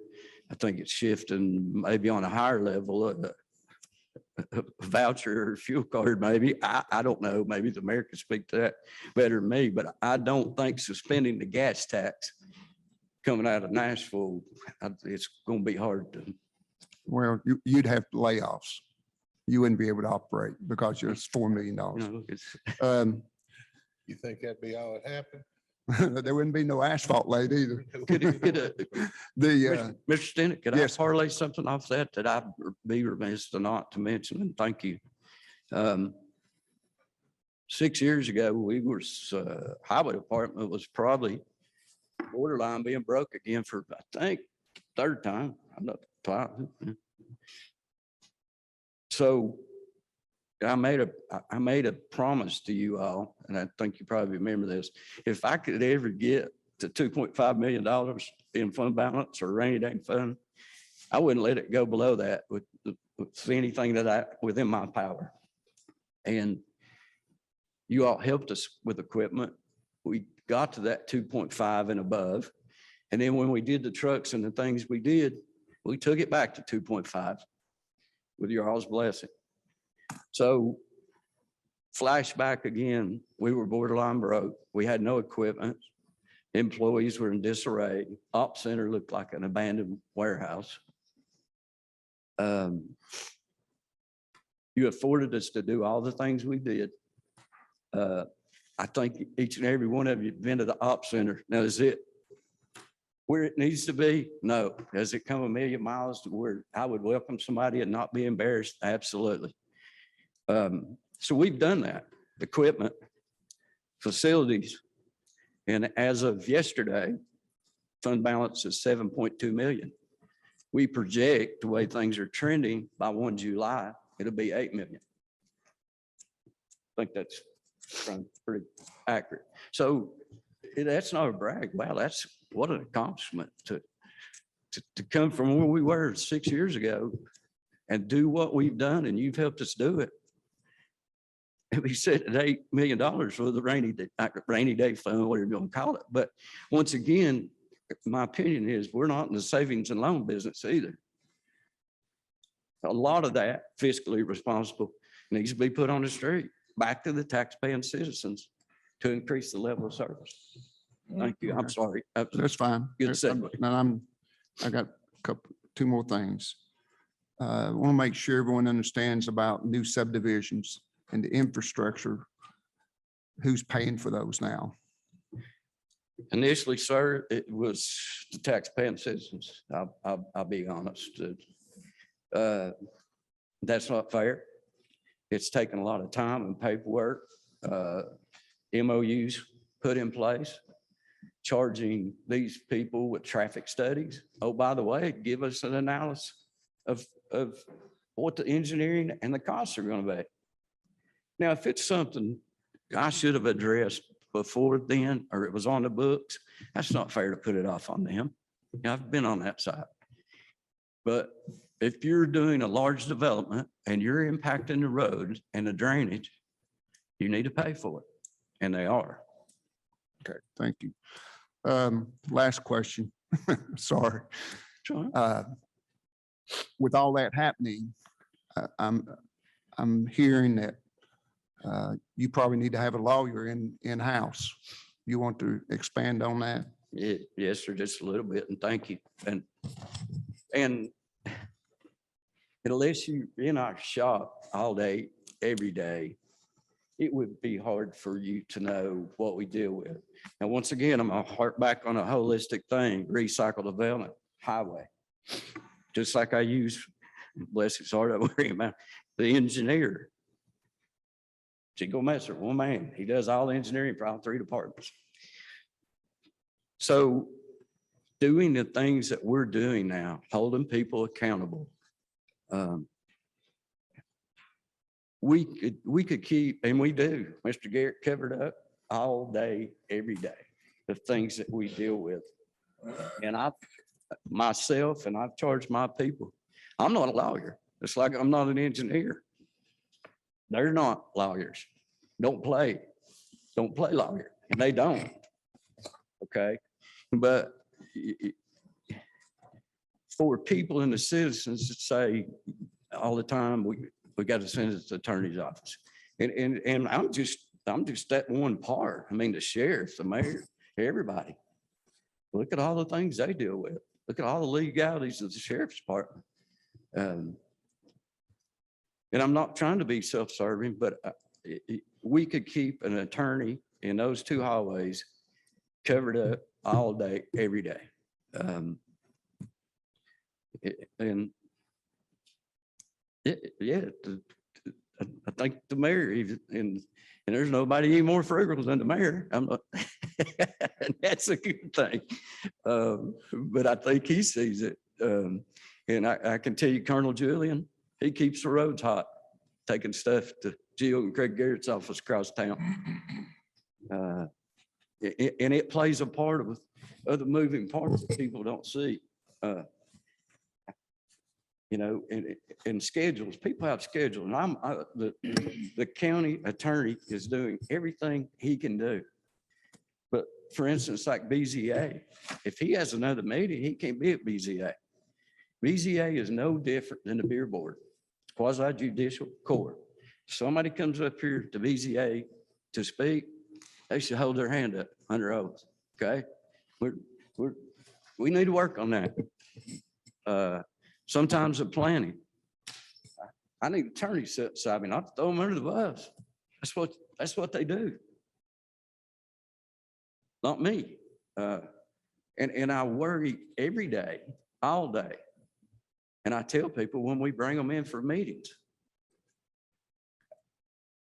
again, I've got to look out for all of Blount County. Because if I tell something and try to play attorney, guess what? Self-insured, open checkbook. I don't want to do that. Or moves or positions of something that might compromise what the mayor and Randy have put together in all these years. What, 7 out of 9 years? No audit findings? You ain't gonna find that in the country probably. But one little move, guess what? It's tagged to that shop. They triggered an audit finding. I don't want to be that one. Again, I know, I get it. I was back in the, costs walk on 2 legs, but I can't bury my head in the sand and not look out for the best interest. I hope that answered your question. Thank you. Thank you, Mayor. I'm the mayor, he's highway superintendent. said, thank you. You got anything else scripted to ask there, or are you gonna? You want to see my notes? Yeah, I know your notes. Well, I don't have anything wrote down, but I got you. You got some questions? Go ahead. Yeah, I don't think that there's any doubt from anybody in this room that recognizes you all do a lot of stuff that most people don't know you do. And I tell you, one of the things that I found during my tenure as a county commissioner is really how little the general public knows what Blount County government does. Yeah. Not just the highway department, but the sheriff's department, everybody in this room. They just expect the outcome. They don't realize all the moving parts and how much it costs to move those parts Yes, sir. to get to that outcome. How many employees did you have when you took the reins? Highway 55 development. 15. I'm going to say recycling one that's hired. This man's a highwayman. He runs recycling. He is recycling. And that was added to him. He said one word. That's part of that 3-pronged thing. It's one thing now that the mayor and I talked about 20 years ago. Of all the things that the government provides, it's surprising what people complain about the most. Yeah. And I get a lot of emails, I get a lot of calls, not like you all do, but it's bridges and potholes Okay. and Absolutely. ditches and things that people, not that that's not important, it's very important. Mhm. But in the grand scheme of things, you sometimes expect to get feedback from things, but that's what's important to them. If they drive that road every day to and from work and take their kids to school and there's a pothole in the middle, that impacts them. And I understand that. I'll move on. So you're asking for 4, 5, 6, 7 new positions, right? I think that's accurate. overall. So what would that But make? your- repositioning one, Right. Commissioner Coates. So what would that make your body count, total count employees? Total? What's the total? 68 highway? Just highway, I'm not. yeah, 68, And what was it when you took over? 44, sir. Okay. All right. Is there a priority on these? I mean, I wish I could say, because I'm only one voice. I want you to have what you need, but at the end of the day, the taxpayers are the ones that have to pay for it. So is there a priority on these new positions? As, okay, if you can't get that many, you might get this, what would that be? If you thought about that I know what you want to say. I want them all. But Yeah. at the end of the day, it don't work that way. Okay, so you want to answer that real quick? Yeah, I just want you. Okay, so if I'm gonna parlay off the codes department. So 3-4 years ago, I put Mr. Chapman as a supervisor. And you all afforded me to put 3 environmentalists under him. I need him in office reviewing plans, fire safety, code, the whole 9 yards. Those 3 in the field, I've got one single screen, and I think some of you've seen it. I wanted to track what that move did. I know, just like the mayor knows, how many inspections one man should be able to accomplish daily. You can't trick me, Yeah. okay? So I watch it and what they do and how they function. I don't want to jinx us in the codes, but I need to mirror my environmental department, just like my codes department. We're covering all these septic systems and we brought on one of the best people over environmental that you could ever find. And it's him and another man. I got 2 people covering Blount County. And again, you could get into the weeds of why do you need more? But you wouldn't believe the repairs these people do. Systems that fail. Calls and red file letters of systems leaching out onto the ground. I got 2 people to cover 1,100 miles and 135,000 systems. So environmental department, getting Mr. Wilson and 3 under him to mirror what Mr. Chapman has in codes.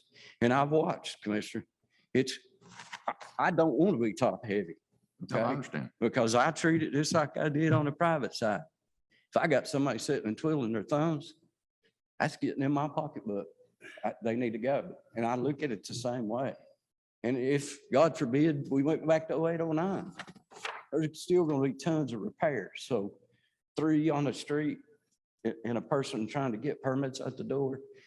And so I guess I would say that's number 1, but please bear in mind, if we pull off, and we should, because it's good for Blount County, what the mayor's trying to do, the ARPA money, there's going to be water lines going everywhere. Guess what I've got?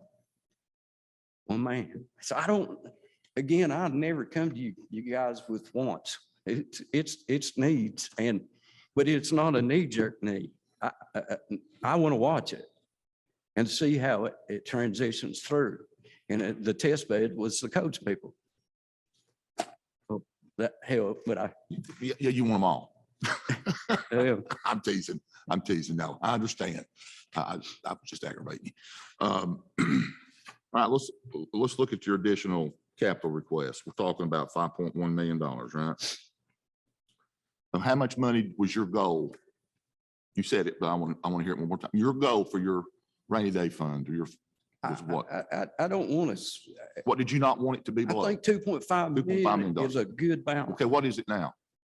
7.2 Okay, should well- be by 1 July, Well, right at 8 million. correct me if I'm wrong, but it's the purpose of a rainy day fund not to take care of things that we need, not that we want, but that we need. Yes, sir. Okay. I agree. I'd like to Thank you. have $7.5 million in my savings account. But I'm not going to let my wife starve and my house fall down Right. just to say I've got $7.5 million.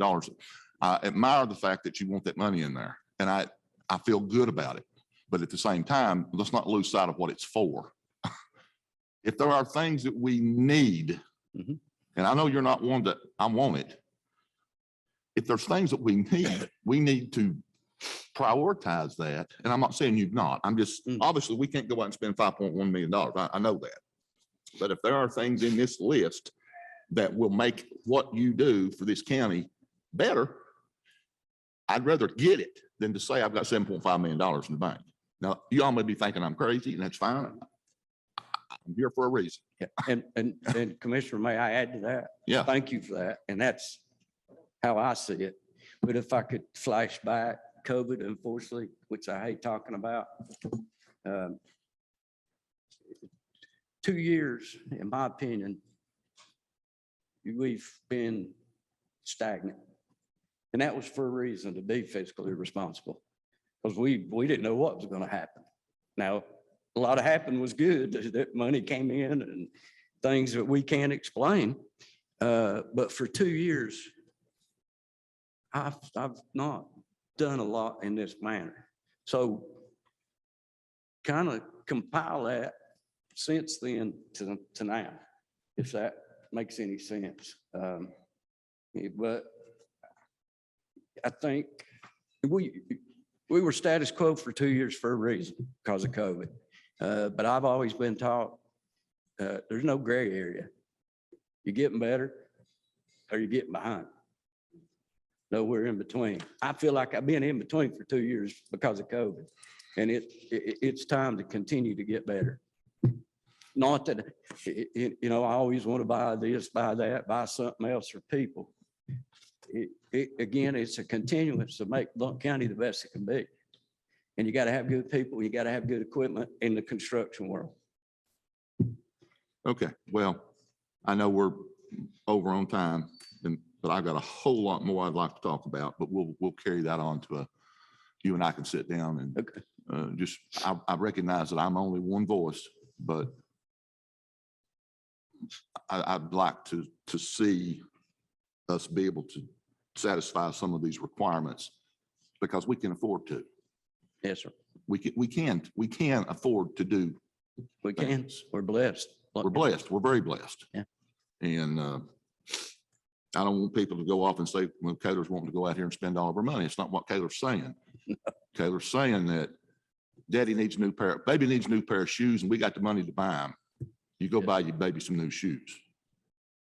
That's probably about as simplistic as you can put it. But anyway, sorry, Mayor, I'll hush. Thank you. I'm just trying to see that little baby running around down the highway department. I ain't seen it.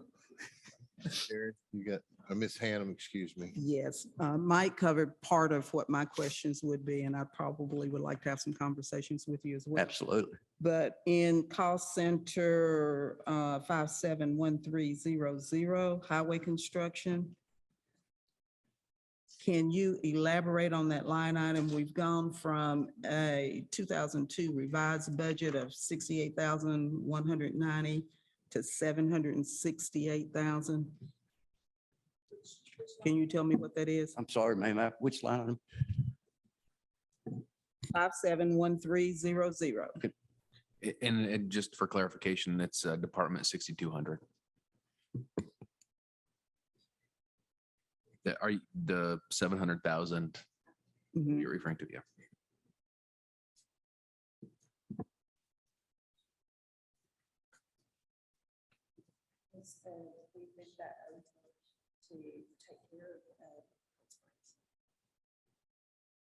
Cold Springs Bridge, ma'am. Okay. That's all I got right. And let me be very transparent about that, Ms. Hanneman. I don't know that you and I talk about a lot of things, but I'm not sure. State aid bridge money, there's a bucket, okay? And each year, a minuscule amount gets put in that bucket and you fill that bucket up till you can go do a bridge. Well, that bucket's down. And to do the right thing for the taxpaying citizens, because we could, to Mr. Kaler's point, we're fixing Cold Springs Bridge as a traffic hazard. And it's 1,000 wonders somebody hadn't been hurt or killed. So just to further tell you why. Yes, ma'am. Mr. Hedrick, first of all, I just want to echo the comments made earlier and just thank you for all the hats that you wear and the job that you do. And I want to say I appreciate Mr. Kaler's comments about your capital request sheet. But having said that, on this sheet, are there things that are, what are your most pressing needs on the capital request list? Wow. I would probably additional dump trucks, Mhm. triaxles. We've got some single axles I inherited that aren't spec'd properly. I know this is Greek, but they have a single frame which will twist. They should be double frames and things of that nature. 6 years ago, when I got the highway department, there were no triaxles, 0. So if you know the paving business, the key to good paving, you have to have triaxles. That paving machine, you gotta have a truck backing into that hopper every time you turn around, or you end up with cold joints. Cold joint, it's that bump you feel periodically on some roads. Not ours. Those guys are great. But that's how you do good paving, is with triaxles. We had none. And so I've tried to be conservative and start off, and y'all were gracious to afford us, I think, two or three triaxles, 3.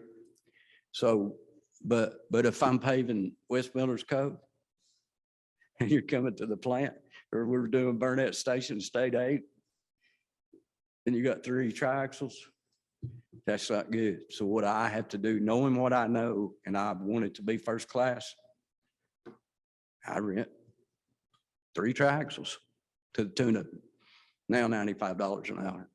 Don't like it, Okay. Thank you. $95. Is that, I don't know how much that helps you. It's, Well, that was good. I just wanted to see what, orient myself to the most pressing things on here. So, thank you. What else? Mr. Superintendent, I'm gonna just echo what everyone else has said on the job that your department does, and all your departments. And I like the concept that we have. I like it when we're not separated, but we're together.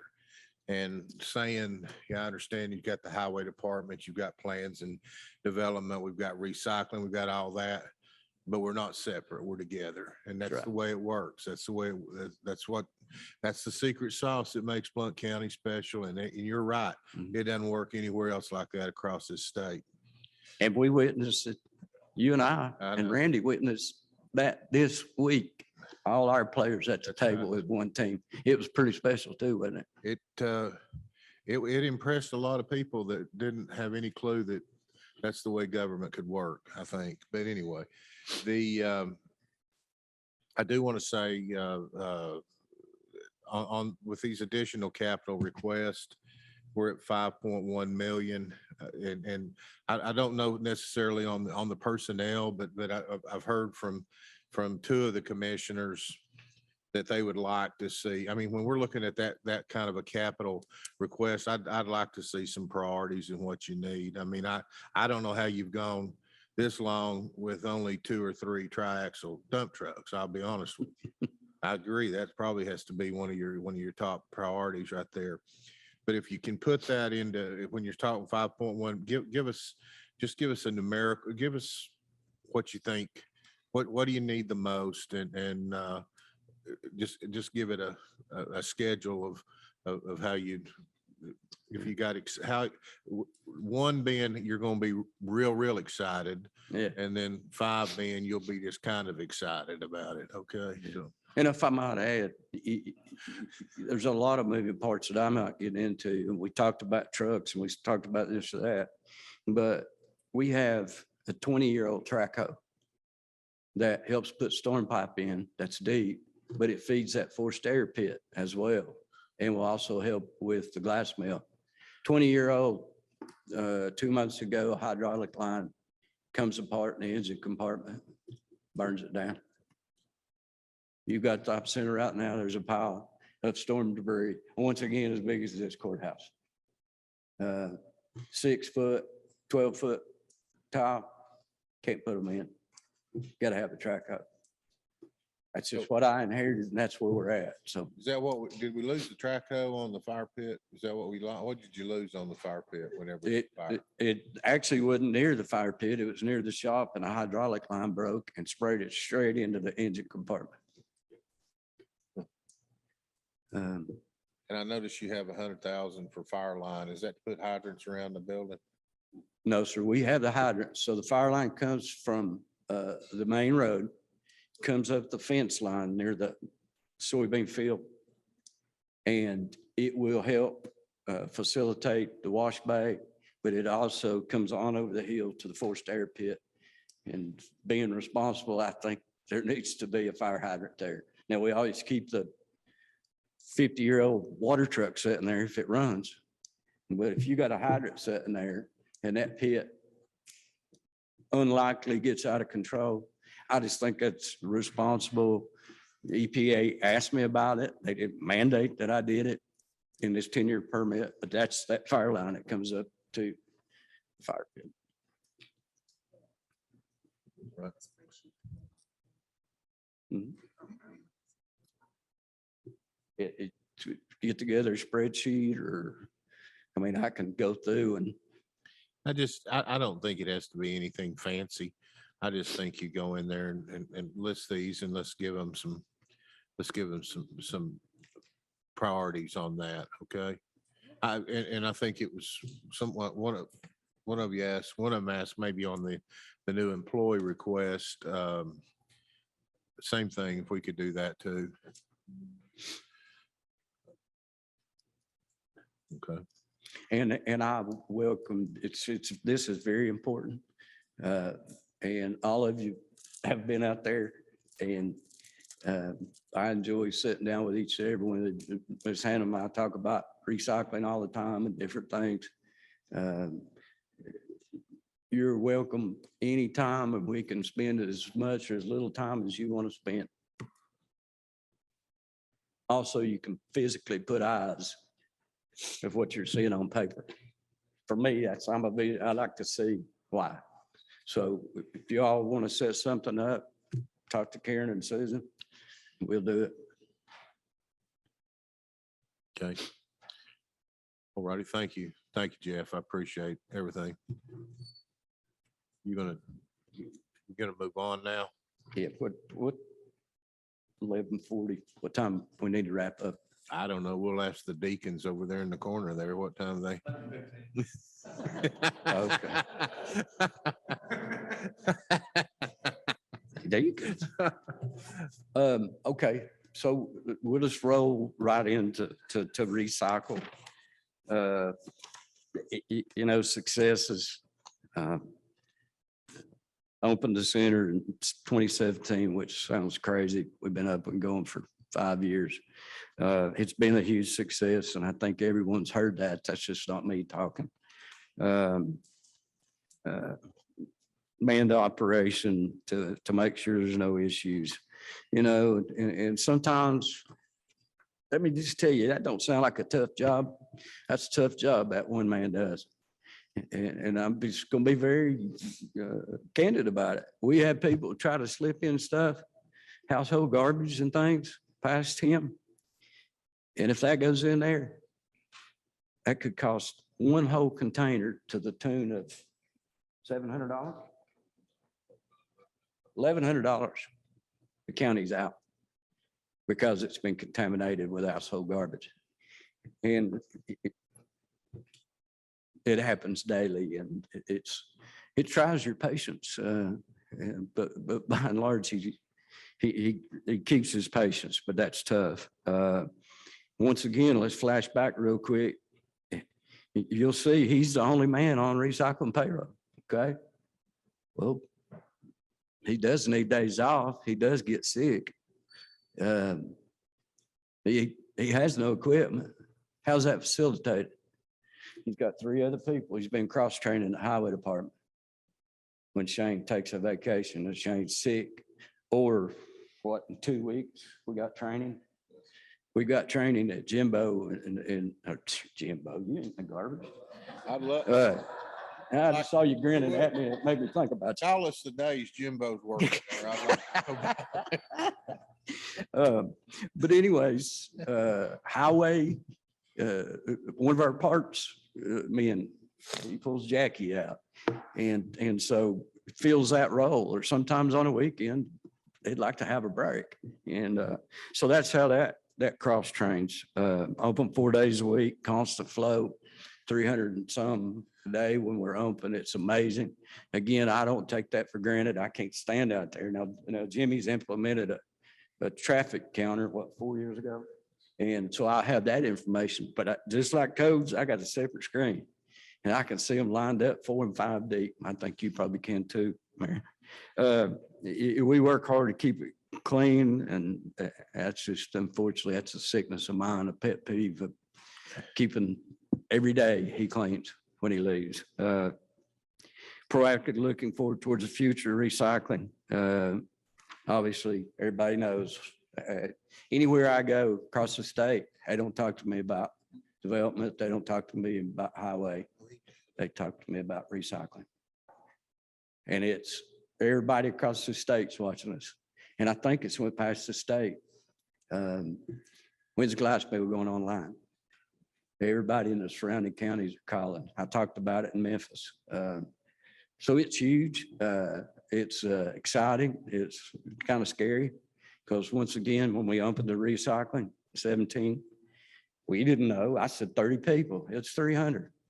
What's the glass mill going to be? Now we're going to start off and we're going to cater, so you all know, to Blount Countyans. And if we get comfortable with that, Knox County, Knox City's wanting to talk, Loudon, Nashville called about last week.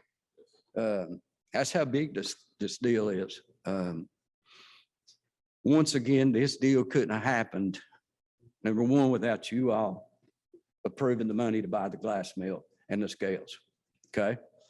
Bear in mind, who's running this whole operation of phone calls, equipment, manpower, knowledge, how to set it up?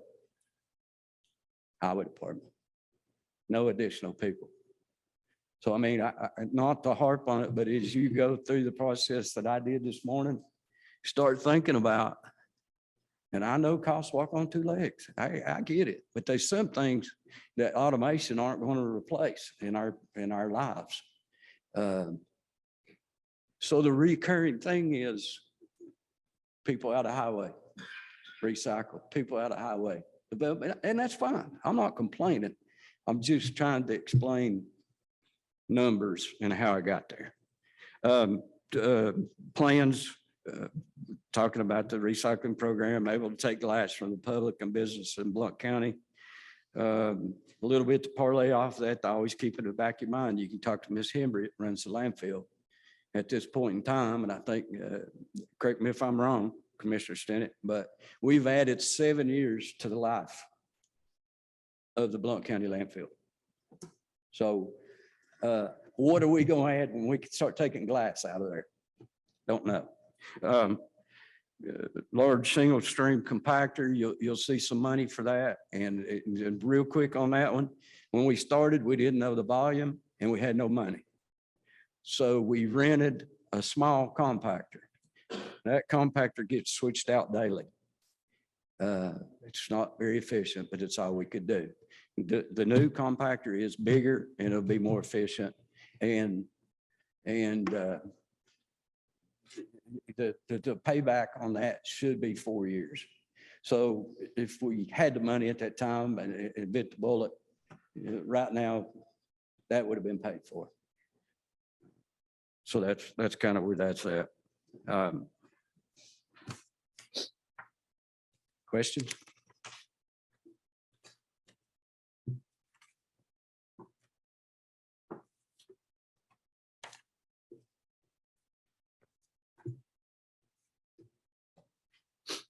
I missed that. Would you go over that? I'll let the sheriff do it in his. So when we talked about, we had been talking about expanding and maybe moving, and we had some property that we had down there, and you may have talked about this. No, Down at the landfill, are we still, what's the hold up on that? I mean, we've, obviously, we got the property. A lot of infrastructure had to go in. Quite a bit of infrastructure money.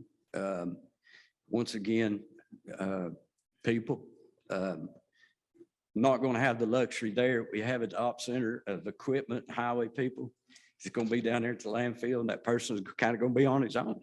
And so you're going to have some, maybe a little bit of additional equipment. And I've got that budget put together. I can relook at it based on the world we're in today of pipe costs and so on and so forth. It's sitting there, as you know, we acquired that piece, and I hear it daily. I got to drive all the way across town, and I don't blame them. Commissioner Senate hears it daily. When you're going to build this one? But once again, it's money. And I'll just tell you,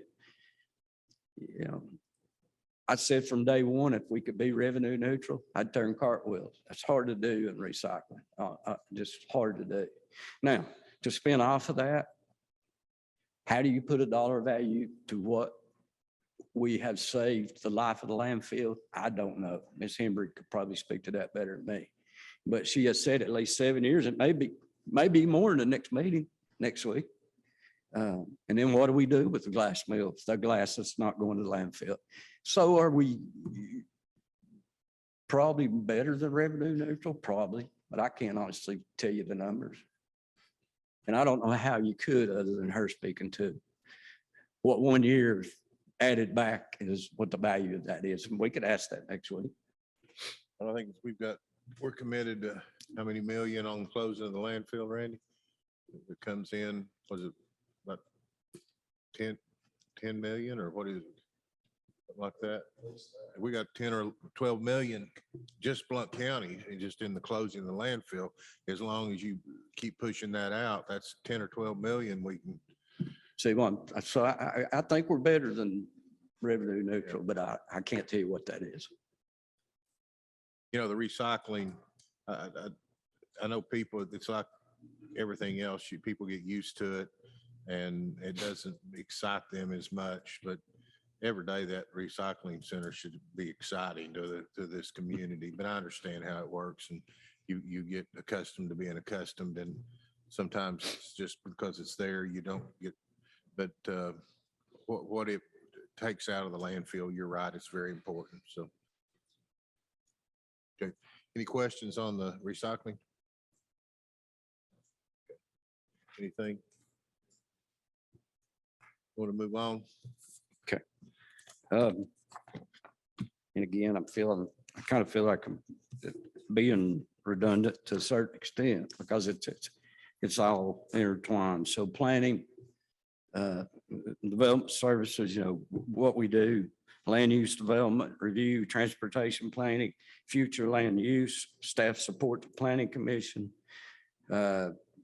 understand contract services. My staff helps Louisville, Friendsville, and Rockford. And quite frankly, we struggle to take care of our own house. Once again, the mayor and I, we've struggled with this. I was saying, it doesn't matter the dollar amounts you're paying us.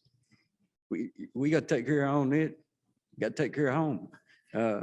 But again, we're trying to be good stewards of the county. At the end of the day, that's still Blount County. And so that's a struggle for my folks, just to be honest. Environmental health, septic systems, potable water quality. Yeah, we've talked about that. My main man and one on the ground.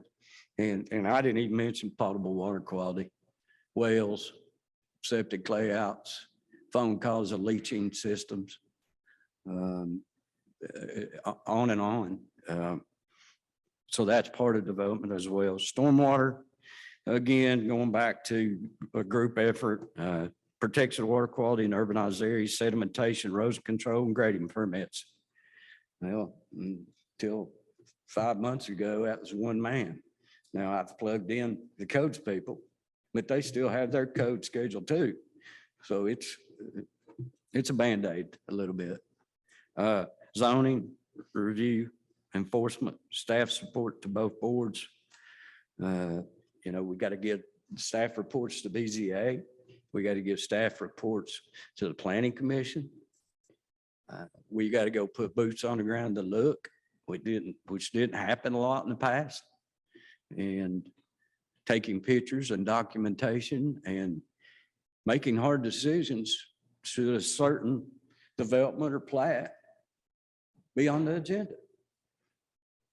And informing that planning commission that this is too far out. You probably shouldn't approve it, or, hey, they got a couple of things, weather's been bad. Let's use common sense. Let's help. Let's don't brutalize our own people. And it's like I've said from day one, 6 years ago, it's easy to say no. Well, we're not going to work that way here. And not an individual is going to work under my watch that way. We're going to exhaust every effort to say yes. Now, sometimes we just got to say no. And that's not very comfortable because typically it's costing somebody a lot of money if they're not on that agenda. I've worked hard to try and hire good people, and not just because of me. We have, and I'm not talking about planners. Okay. I'm just saying a general overview with what I dealt with for 30 years on the private side. Planners sometimes are not open-minded to try to see how we can say yes. But Mr. Lloyd, Cameron Buckner, Doug Hancock, all this staff that's been compiled, they work so hard every day to say yes, it's not even funny, to the point of exhaustion sometimes. And I think the general public's starting to see that. Matter of fact, we had one stand up last night commending this staff and what they do. And lots of times it's people, they don't know the development game. And we bring them in and sit down and look them square in the eye. From environmental to planning, to roads, to engineering, stormwater. Here's what you need. And I think they're starting to leave that building informed. And if not, they call back or we sit down with them again. Codes, plan review, inspections, enforcement, code compliance. Again, that works very closely with the highway department and functions at a high level by that relationship. And I think I probably threw everything, talked quite a bit about planning. Any questions?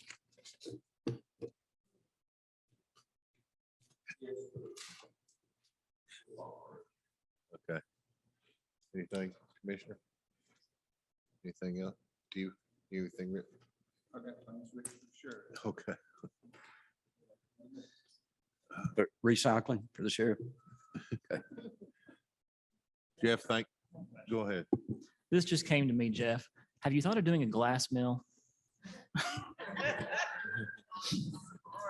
I just thought of it, so I want to get credit. Hearsay. I could put Jared.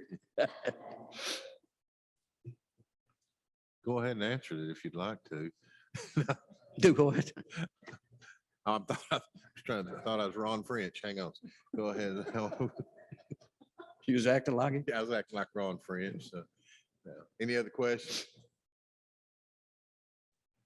Jeff, thank you all a lot. Thank all of y'all. Thank you for. Thank you all for what you do. Yep.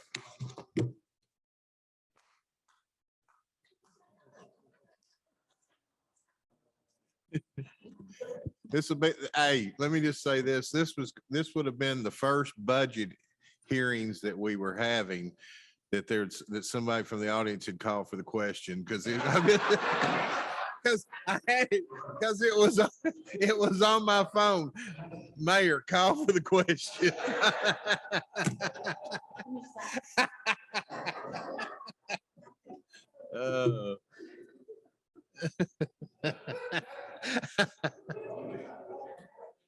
Okay, we'll take about an hour and a half for lunch, and if everybody can meet back here. Anyway, we actually, we're way behind on this and we've got pizzas and everything in there to eat and we've put them in the oven to try to keep them warm. Can you do this? Can you, this just about 12, 13 minutes or anything? Can you? Yeah, yeah. Let's eat first. If y'all okay with that, I know y'all are busy. Yeah, you ain't going right. You know what happens the other way, don't you? Let's take a break for lunch and we'll reconvene.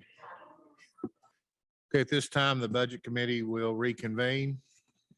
And Sheriff is on his way. Sheriff James Thank- Brown.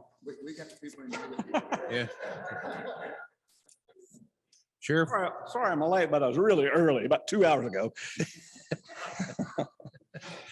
all righty. Well, this is my 33rd budget process, and I appreciate the way you do it. And thank you, and have an opportunity to talk about the sheriff's office and some of our goals we've achieved and some of the needs we have. And with that, we'll take some of our accomplishments from 21-22. You see the in-car camera program. That has been delayed due to the supply source. They're coming in the near future and some's being installed. The camera program we have along with that, the body cams have been very beneficial. You'll see an incident when we release it here in a few weeks, or maybe this week or next week, that a deputy was involved in that unfortunately took the life of a young man. But watching that video, the clarity of the audio and the video makes all the difference in the world. Exactly what happened, you can see, hear, and tell. The LPRs, the flock cameras, as we call them, been a great success. I think Commissioner Stinnett can speak to that. I know the mayor can with the admin text, but it's so much it does for our stolen vehicles, stolen plates, sex offenders in your neighborhood, around schools, wanted people, missing people. It helps us do our job so much more efficiently and effectively. Thanks for allowing us to have some of those. We have a great partnership built with those to the two cities of Maryville and Alcoa have flock cameras. The surrounding counties, I've talked to Sheriff Spangler, he's added some that where they touch us and touch him. Loudoun County is coming on board in the near future, and hopefully Monroe County. Area deficiency there is, we don't have enough. We got them coming in. We need to get them going out a little bit in the counties because they can get lost relatively easy with the limited number of cameras we have. But that has been a proven success, and thank you all for allowing us to do that. Well, we had a donation for $15,000. A guy that most of you all know and love, I do, Jim Hinkle, gave the sheriff's office $15,000 for a dog. They started training, I think, this week. It won't be long, about 12, 14 weeks, he'll be on the road. His only request was they call him Jimbo. So I guess if somebody gives the sheriff's office or Blount County government $15,000, we'll name him. I made sure he's a bite dog, though.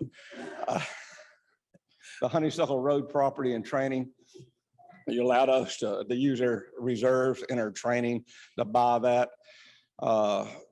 It will be closed in the near future. That will help us do the master plan of where we want to go. Right now, we have an academy going on. We'll have another one this fall. We had 26 different agencies, and that's a benefit. They offset air fixes expenditures that we have there to train air people. The intangible or tangible benefit is we're training the people in this region the same way we train our deputies. So when we're there or they're here, we know how they're going to react on any given time. Any situation, they're going to react very, very similar or identical to Blount County Sheriff's Office employees. And we like that training standard we have. And this year, they've about 100+ graduates of that academy. And real quick, and they'll talk about this, and I haven't looked all the way through this, and I don't mean to jump ahead of them a little bit, but we're going through CLIA, national accreditation, international accreditation. The mayor saw the exit interview. It was fantastic. So proud of my employees that deal with that, and the people in the community that they were exposed to and talked to, bragging on the sheriff's office and how we do business. And they even wanted to recruit the mayor to come to his county in Virginia. I put in for the moving cost, but It's too close to Washington. a couple of things I want to hit on. That's not on that. is I guess, I've been very blessed and very successful through the years. I got a lot of good people, but I'm telling you, I'm passionate. We're losing these people that we have tens of thousands of dollars in, that we can't pay them a livable wage. And they can look across the hill and live or in Sevier County or Loudoun County. And I'm passionate, and I know the mayor and the commission has approved, I think the commission has approved to go out and look at another Compensation. study. comp study. Thank you. Again, I apologize, but we have got when I have employees that's on or eligible for assistance program, entitlement programs, and they're out here 24/7 protecting you, and their job gets tougher and tougher. And I go back to it's cheaper to keep them. We're losing 10 and 12-year veterans that we have, SWAT capable, tens, if not $100,000 in these employees. Now we got to go back through the process. And what we lose with that, once we find somebody, which is harder and harder to do with their pay, to find that replacement, we have to go through the training process, have the expenditure of the money, but we lose experience. You just can't give them experience with a flip of a switch. It takes time and the decisions they make. And I always like to say, if I've got a 5-year veteran and he doesn't react different or quicker than a rookie, then I've not done a good job. My training hasn't done a good job, which results in me. So please help us on that at some point in time. And I'm not saying this right now or tomorrow, but and I know it wouldn't be doing a comp study if y'all didn't have good intentions. But we need to be up there competitive with the local agencies that we compete against. With that, I'm very blessed with the employees that I have. And I say every year when we get in this position that I set the quality of service, you commissioners, and set the level of service. Do you want somebody on every street? Do you want somebody in every neighborhood? Do you want somebody in every area? That's up to you. Now, I'll make sure they do a good job. I will make sure that they're there because we're not lowering their standards, even as tough it is to find anybody to do that. I've always liked to be a proactive, not a reactive agency. Those days are gone. They are gone. We are not a proactive agency, and I hate to admit it. And that is due to staffing levels. Not only we're a low level, fully staffed, which we were a few months ago. We're not, let alone when we're down, and they will tell you the numbers, 20 people in corrections or whatever it may be, and patrol. That's person, and Chief Millsaps will tell you that in a few minutes. It takes a year to get that person. So you're down 10. You hire somebody that next day, so your books say you're up to staff, but you're really down 10 for a year. We won't turn that deputy sheriff loose in a car until he is ready. And that usually takes a year by the time we attract, recruit, and train him.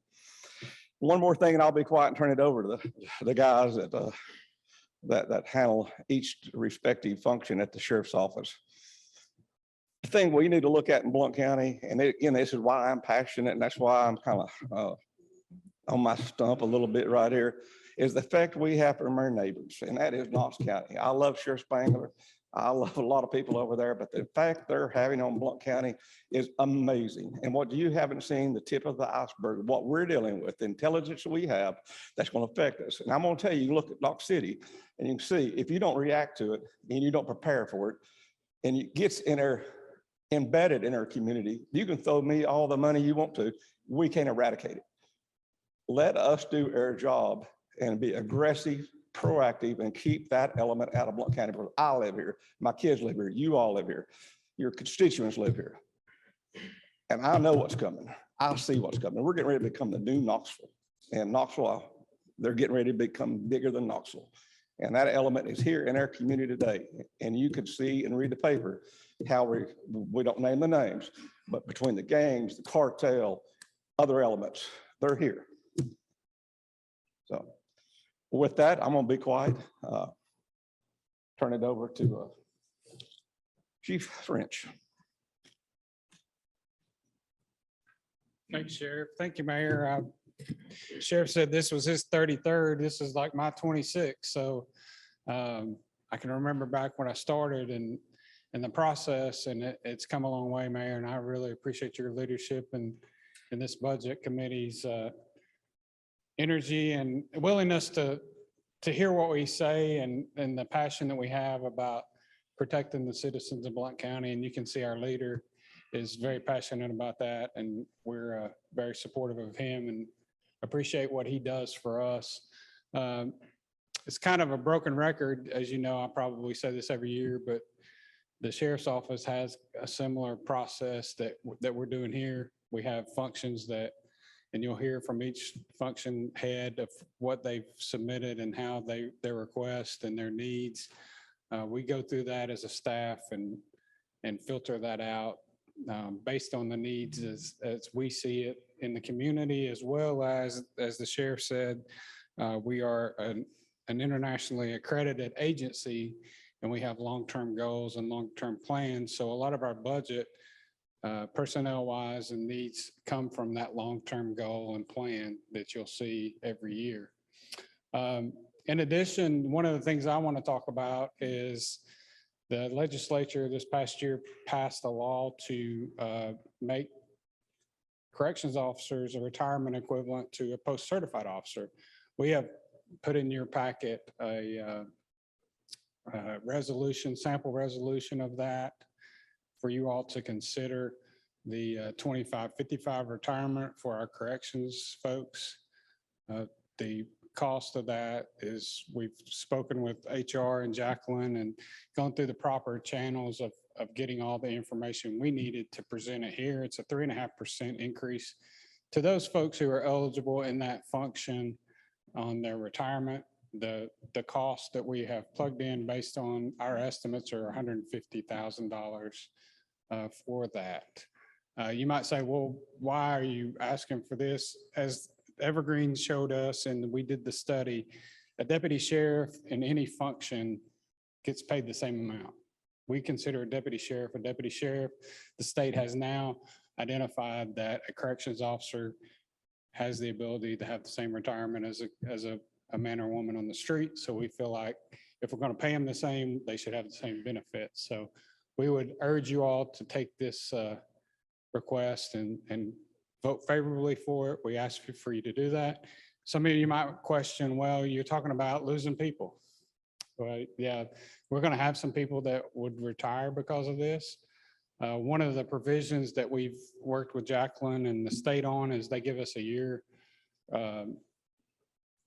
reprieve or reprisal to be able to implement this. So if we were fortunate enough for you all to pass this in July, we could put the actual retirement off until the following July. So it would give us the ability to backfill any of those positions that we're going to be that we're going to retire as a result of this bridge benefit. So we would ask that you all take that in consideration and please consider that favorably.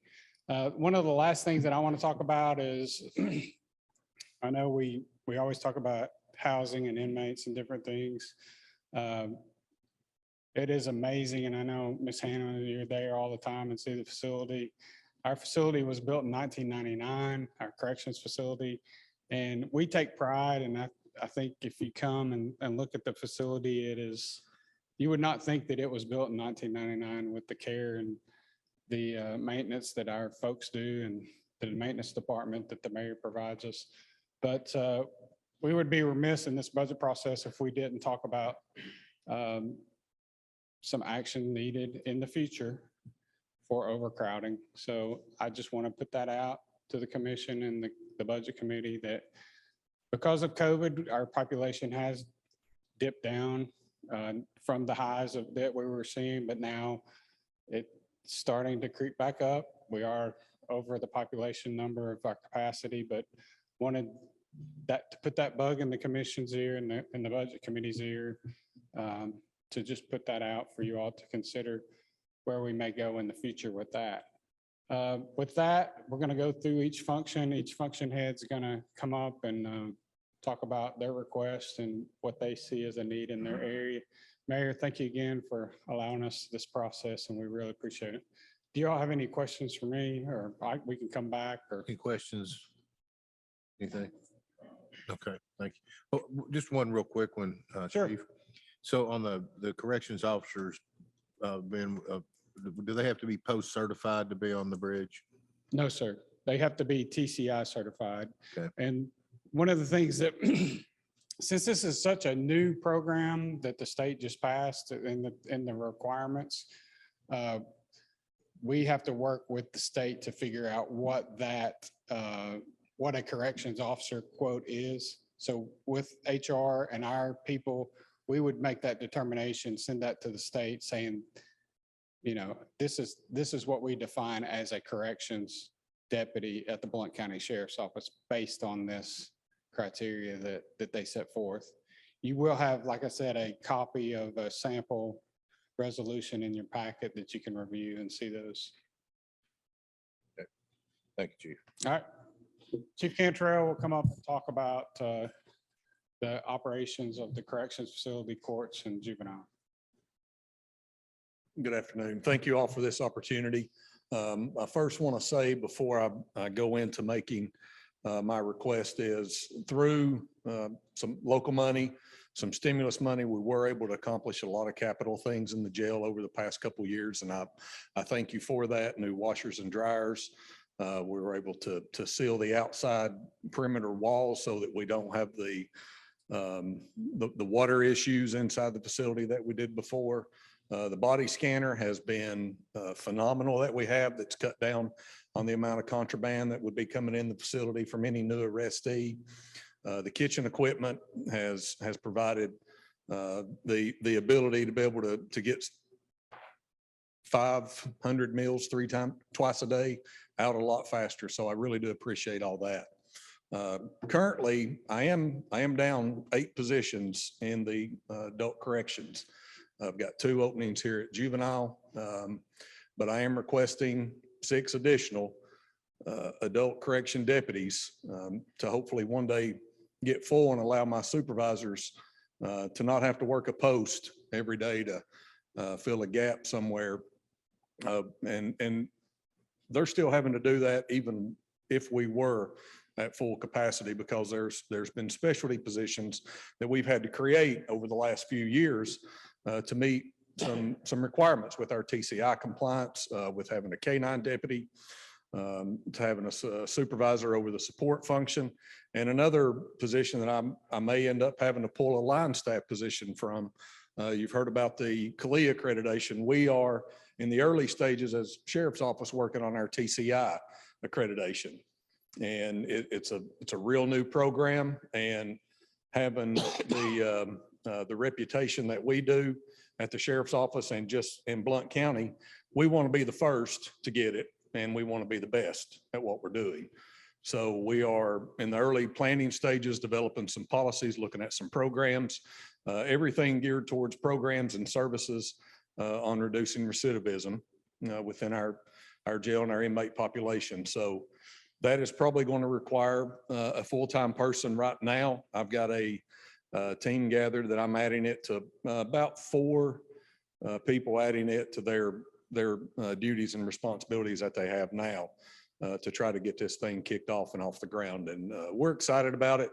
There is a financial benefit to it that if we do accomplish the Tier 2 accreditation, that we receive $6 more a day per state inmate that we have. It does not have to be an inmate that's involved in any of the programs we're doing through the accreditation, but it's total for all of our TDOC inmates that there would be an additional $6 a day for our per diem. The 2 criminal warrant deputies I'm asking for would be to help serve the over 5,000 criminal warrants that we have on hand now, as well as help assist with service of civil process, which the numbers keep increasing by the year. And especially with, there's so many competitive job markets, but there's also people choosing not to work, and those people are defaulting on loans, they're defaulting on hospital bills, and we are the ones who are charged with serving that process. We're also having to use the civil process deputy some. And in court, when we have heavy days, there are days where we've got 4 courts going, plus we got a jury trial, and that really taxes that entire function to make sure we've got enough people there inside the facility to handle the court services responsibilities and the courtroom security. That's all I have. Does anybody have any questions? So, Chris, you said you're down 10. I'm down 8 in adult corrections and 2 in juvenile. Okay. So I'm So 10 that, total this, there. the 6 correction deputies, that's additional. That's not counting those 6 that are the ones that you're down. Yes, sir. Any questions for Chris? Yes, sir, Commissioner. Mr. Cantrell, Yes, sir. what are we going to do with those 5,000 if we arrest them? I don't think we're going to find them all, Okay. but we'll try. Now, some of those are, there may be one person who has 10 or 12. And Okay. that, those are counted as one. I got you. So it's not 5,000 different people, but there are over 5,000 active warrants. And some of those include, some of those are from other counties that the offender has an address in our county and they just automatically send that to us. Okay. Thank you. Yes, sir. If I could also say too, on the 6 additional, I don't know if I mentioned this earlier, but if we were able to be on 10-hour shifts instead of 8-hour shifts, my day shift never works with evenings. Evenings never works with days. Days never work graveyard. It gives them a chance to overlap and the ability for us to be a little more proactive in what we're doing with the inmates and keeping the facility safe and secure. And I think the more that other shifts can work together, it improves the continuity and the way that the job's getting delivered and the service to the inmate. Yes, sir, Commissioner. Thank you. What is the entry level pay for a corrections officer right now? Entry level, Off the street or at it? I believe it's 36.7, 37. How's that compare with our competitors in the job market? Sevier County, Loudoun County, Monroe County? I know it's below Loudoun County. I'm not exactly sure what Sevier County's is. And I will say, and I want to brag on Sheriff Brong and Chief French for standing up and for you all for approving it. I was at the TCI conference first of this week, and I still have yet to find an agency that pays corrections and patrol the same. And we do that. And even having that and the equipment that we have and the training that we do, it's still hard for us to get people from other counties. But as far as dealing with with people on the job market, if I've got some people that would probably take $2 less an hour, just not to have to deal with what they have to deal with every day. I can imagine. Yeah. We don't have the best tenants in the world. Right. I kind of know the answer to this, but I want to expand on it. I've been very fortunate to have participated in your academy since its inception. It's something I'm very proud of.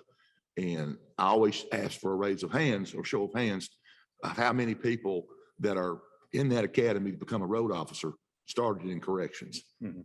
There's a lot. There are.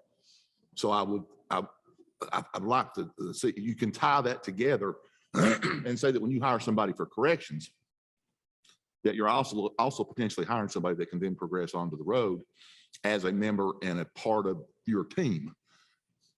Is that a safe assumption? Yes, sir. Because I think that there's, I'm not dissing being a corrections officer at all, but I talk to these people on break and I listen to them talk to each other. And it seems to be that that's the next step in a career plan. Am I right in saying that? There are some who they will finish their career, they'll start and finish their career in corrections. There are some who have aspirations to move on, to patrol, to CID, who want to do more. And we've probably anywhere from 4 to 6 to 7 a year that we've taken from corrections to patrol. Now, me being such a giving person, it's hurt a little bit. But I'm not going to hold anybody back. That's what they want to do. And they've earned that.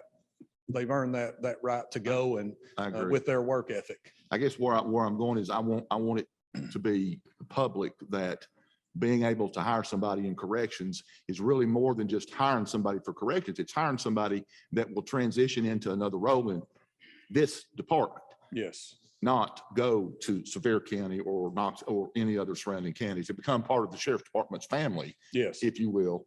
And I think that behooves us because of the training and the culture and all the things that you all strive to provide comes with them when they go from this part to this part.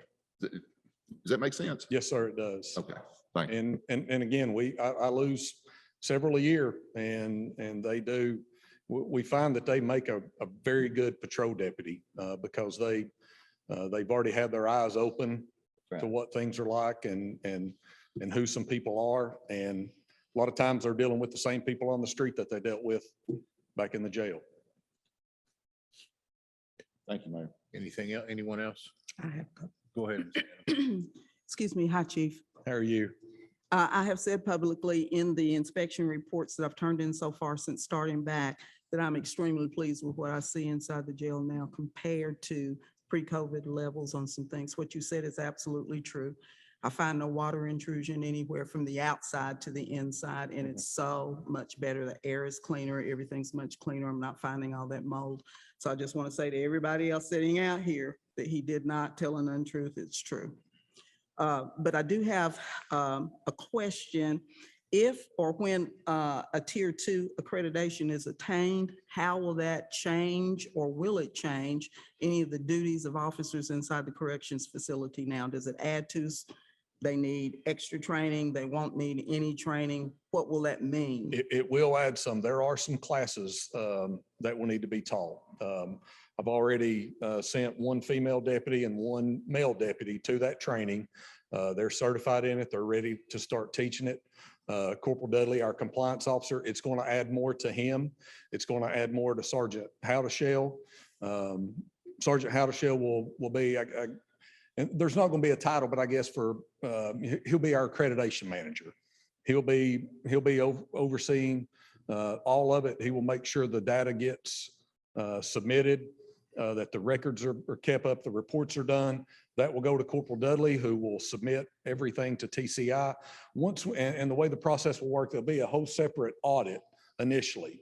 But then after that, they will inspect us on our accreditation when they do our annual TCI jail inspection. So instead of 2 separate ones, it'll all be encompassed together after we get the initial one. But there's 4 or 5 people that it will add more responsibility to.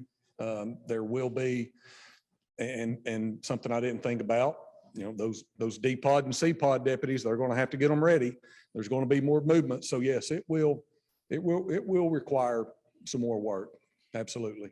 So if attained, if that tier 2 level is attained or when it's attained, when would you expect that to be? Would that be in 2022, 2023?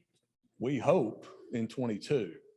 So that means that you would definitely need people as soon as possible because you're not going to be able to backfill for people who are going out for training. It would help. Now I will, the 4 deputies involved in it all and the 2 supervisors, they're still going to have their regular responsibilities. This is going to be added on to them, and they've got a full plate as it is.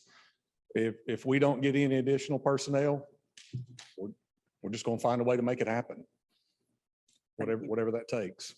Thank you, sir. Yes, ma'am. Commissioner? Thank you, Mayor. Mr. Cantrell, could you repeat the entry starting pay? I didn't catch it. When It's 37,000, whatever that. that's Step 37, 1 is on the, 37000 or? is Yes, sir. 37, 37,243. 243. Okay. Thank you. What is the, That's patrol corrections, anybody Okay. coming in. okay. What's the total corrections staff right now? Total allotted that we have is 85. Is that including the vacancies? Yes, that's the total number. And I'm down 8 right now. Now, there are some clerical positions in that as well, Okay. in that total 85 number. I've got there's around, without supervisors, around 20 a shift. So probably 20, 22, 25 a shift.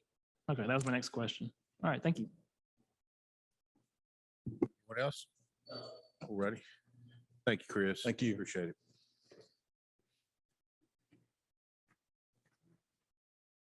Good afternoon. Thank you for your time. My name is Jeff Clark. I'm Deputy Chief over Operations at the Sheriff's Office. Like I said, thank you again for your time. I'm asking today for 5 new deputies and asking for 5, but we really need 15, but we put it together for 5 for a 3-year plan to make that 15 total. And that's to be able to split our 4 patrol zones up that we have and kind of minimize the time that it would take for a deputy to respond, and also the area that they have to cover. If we take those zones and kind of break them down, it's roughly around 140 square miles per zone that they have to cover. We're just a little shy of 600 square miles for Blount County. Depends on where you look. Some say 567, some say 585. Throw about 8 square miles in for the lakes and water areas that we have to cover as well. So roughly around 560 square miles that they have to cover. That does include the park as well. I think a lot of people don't encompass the fact that we do supplement the park service. You got Foothills Parkway. We have Cades Cove that we have to cover as well within that. And from time to time, we do get called out to help cover with Cades Cove when the Rangers can't cover it. A lot of times our criminal investigations unit as well too has to assist with any kind of crimes and things that happen within those areas as well. So when we start looking at that, that's quite a bit of an area to cover. If you'll just allow me, I'll just kind of break down where our zones actually cover. Zone 1 is Montville Road to 321. Zone 2 covers from 321 to Alcoa Highway. And we're just kind of working our way back around the county. Zone 3 is from Alcoa Highway to Sevierville Road. And then one of the biggest zones, I call one of the biggest zones, is Zone 4, Sevierville Road to Montville. And that zone encompasses a lot of that park area that we talked about. While it be a rural area with no residences and things, you know that the Great Smoky Mountains is the #1 visited park in the United States. So, we do have a lot of people coming and going there, transit in that area as well. So we've not added any new deputies since 2017. In 2017, the commissioning body was able to help us with our grant that we got through the COPS grant, and y'all funded that, and we greatly appreciate that. That was a 3-year grant that expired in 2020. And so with that, we were able to kind of shore up and fully staff our SRO program that we have in Blount County. This past year, we applied for 15 new officers through the COPS grant. That was a recommendation, I think, from this body last year that we did, and we've done that in the past. The state of Tennessee was granted 7 officers for the whole state of Tennessee through that COPS grant. That's all, the whole state. I think there was 3 in East Tennessee, 2 in Middle, and 2 in West Tennessee, if my memory serves me correct. I think Lenore City got 3 of those in East Tennessee. So, we were diligent to be able to try to do that at your all's request. So that's one of the reasons that I'm back again this year, asking for 5 new deputies.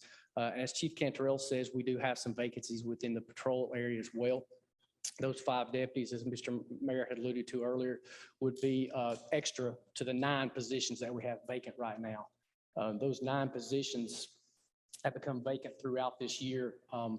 About 5 of them in the last 2 months or month and a half, I think is a fair assumption to say in regards to that.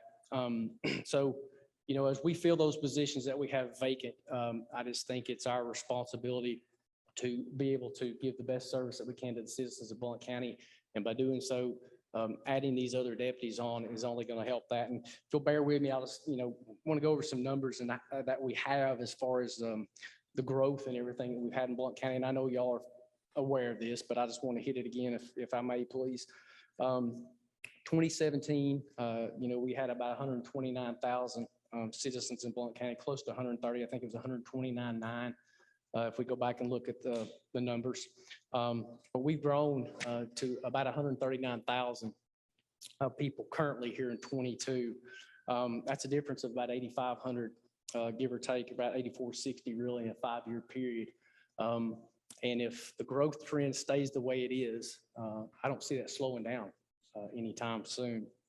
And so with that being said, as population increases, calls for service and officer initiated calls are going to increase as well too, be it by traffic stops or whatever, that would be calls from citizens in the community and such. But I just like to go over those numbers as far as our instances goes.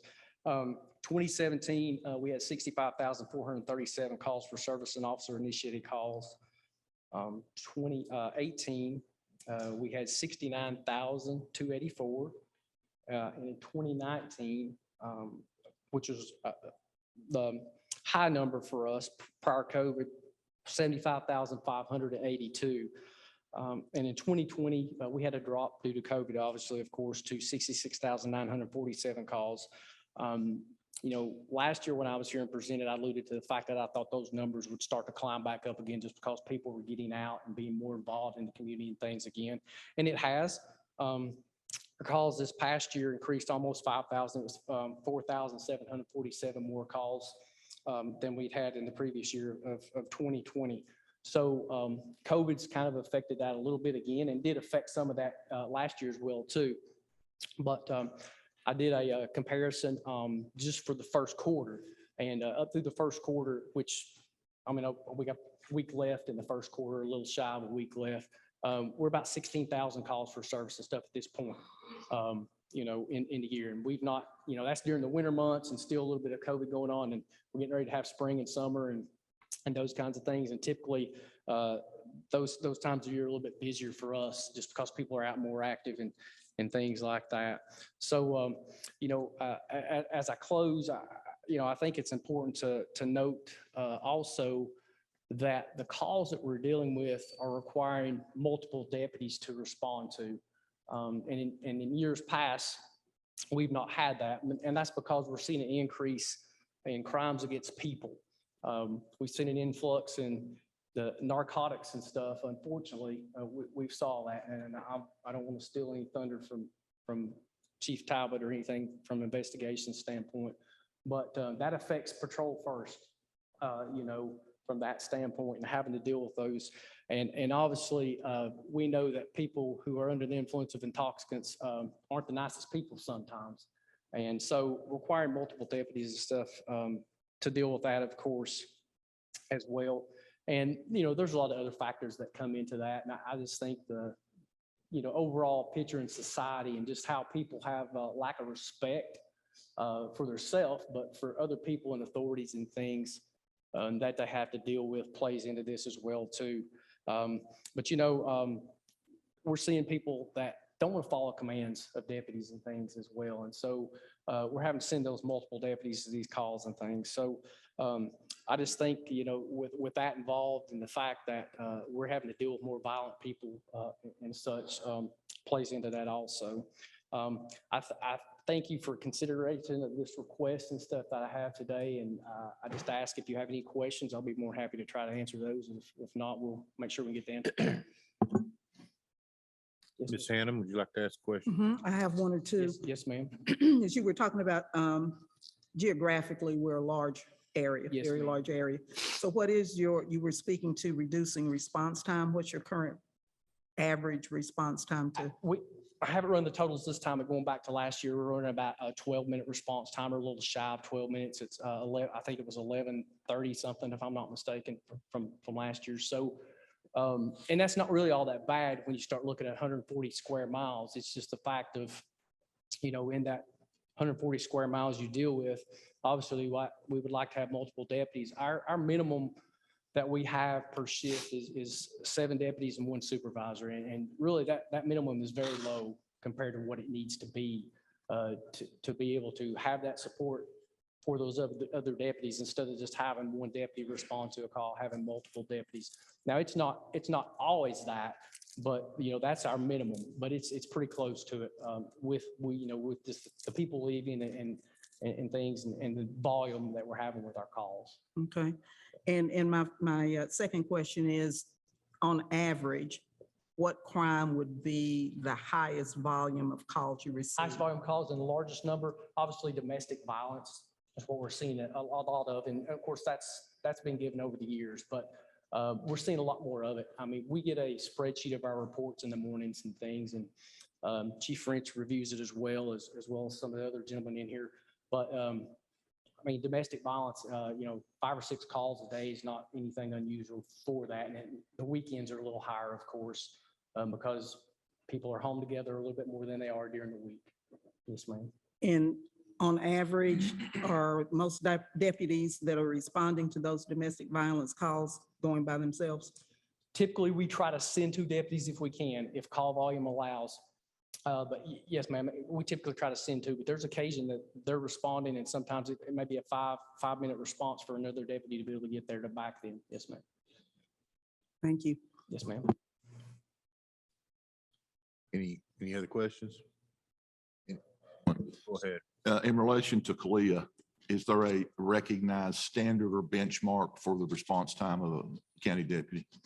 I don't know of a standardized response time in regards to that. From a national standpoint, I think the fire has. We response do. time due to insurance purposes and Right. things, I think Correct. primarily. Correct. That I think- everything I revolves think- around I time. think in my that's right. business. So a little bit different. I mean, we don't have an insurance standard or anything we have to go by. And most certainly when they come in, that's one of the things that they look at just to make sure in regards to that. But I don't think Chief Cantorell may be able to respond to that, being the Kalia manager before, but I've never known there to be a magic number on the response time. I think it's got to do with geographical area and things, stuff like that, when they look at that, when the assessors come in. Do you have a goal? Do you have a Goal? a goal of what? Okay. It's Well, I 11 mean, minutes. anything, I mean, obviously, as less as we can make it. I mean, it'd be super to have a 10-minute response time on everything. And, on an average, you're looking at an average response time of that 11, a little high 11-minute and something response time. But there's sometimes, depending on, where you're at when the call comes out, unlike being on the fire services, most of the time fire services are responding from headquarters, but True.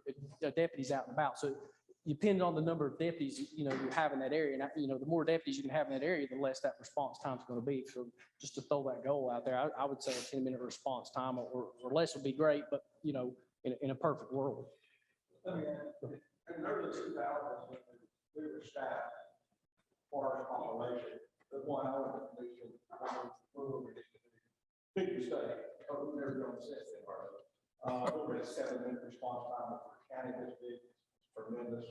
And Chief Mark said 12 minutes, probably about 14 minutes now, and it's growing. And overdose calls take a lot of time. Things like that. The shortage we have, population growth, we're probably about 14, hate to say it, 14, 15-minute response time. We'll run the number 4 to 2. I'd like to have that. Speaking from the fire side, we show up on the scene and the first thing people say, it took you forever to get here. Yeah. Well, it was actually 5 minutes. And we do get that from time to time. I mean, Yeah. there's, I would love for you all to be able to come in and ride sometime, just kind of see what goes on, just the call volume that we actually have. That invitation is always open for anybody on the commission to be able to come in and ride, to be able to check that out. But there are times where we have to hold calls just because of the, manpower and stuff. And it's not often, because that's one of the kind of the pet peeves. We want to try to continue to give the best service and the highest quality of service, obviously, we can to the citizens. The sheriff touched on that, maybe a 14-minute response time. But, I touched on the fact that some of the calls and stuff we're having are more violent or people related versus property related. With that, when you have that, you have a deputy having to stay on the call a little bit longer, henceforth some of those response times may be, a little bit less than what they would in years past and those kinds of things. But, like I said, we still want to provide, as the mayor has been quoted, Mr. Mayor, in the Let's Be Blunt, he says right here, I always appreciate seeing the incredible quality of service that our departments deliver while sticking to conservative budget. We still want to do that. And, our guys try their best every day to give the best quality service that they can give to the citizens of Blount County. We'll continue to do that for the next, however many years it takes for us to, be able to add to our ranks. And just know this, I mean, I don't stand up here asking, for those guys for no reason at all. I challenge you to call and talk to our supervisors. The people who are having to deal with this, our lieutenants, our sergeants and things, and call and ask them, and I'll be more than happy to get those numbers for you and stuff too, but that's where the rubber meets the road. is those folks trying to plan those schedules and days off and those kinds of things. So There's not a definitive answer to this question, but I want to get I guess what your gut tells you, because I trust your gut. Sheriff was talking about the onslaught of drug-related criminal bad things that we do not want in our community. Takes people to prevent that.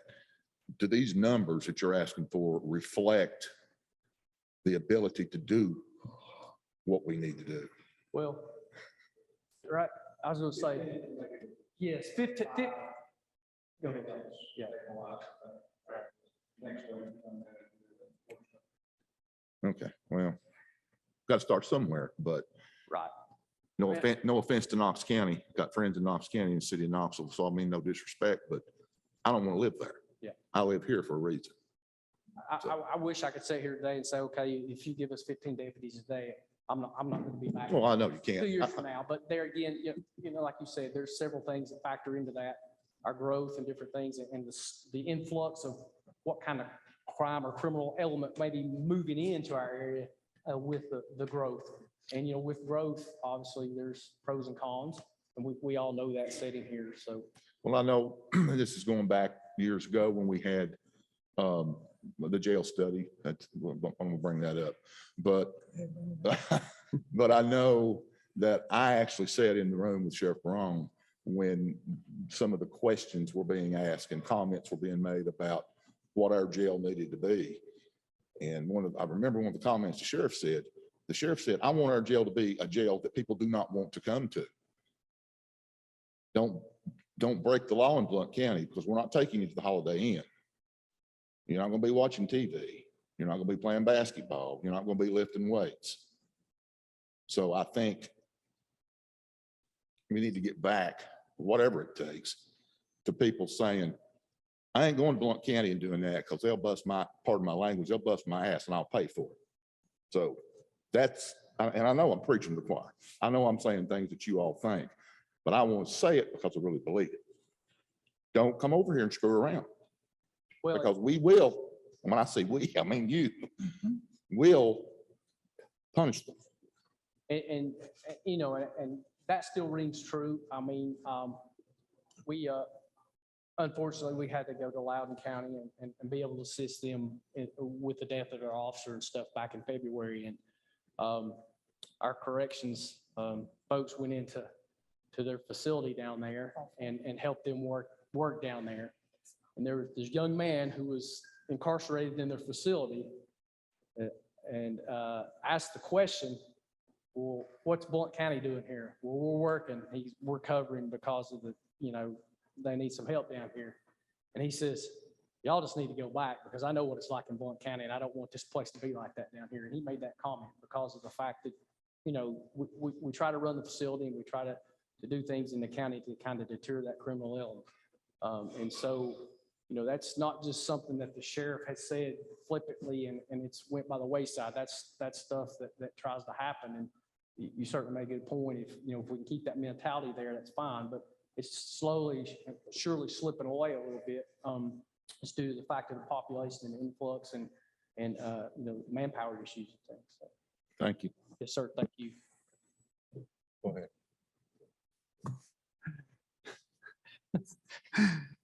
Mr. Mayor said, tell me to sit down. No. Couple questions. You said seven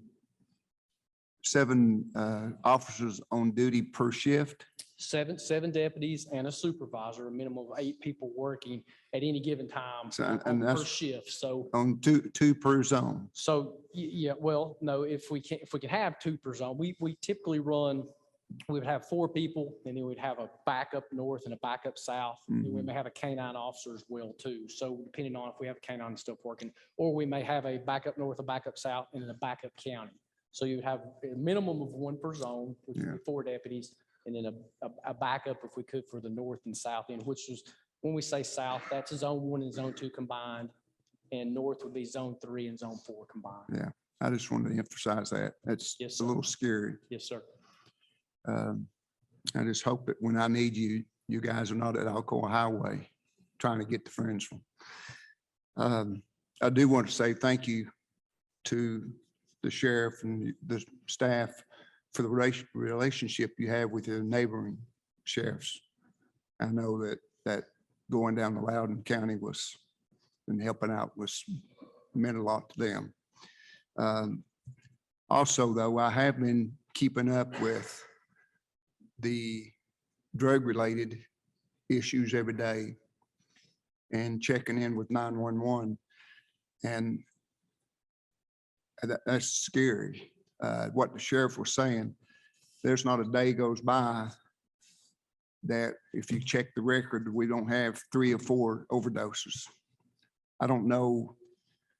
And I know that when you show up for one of those, that's not a 15-minute stop.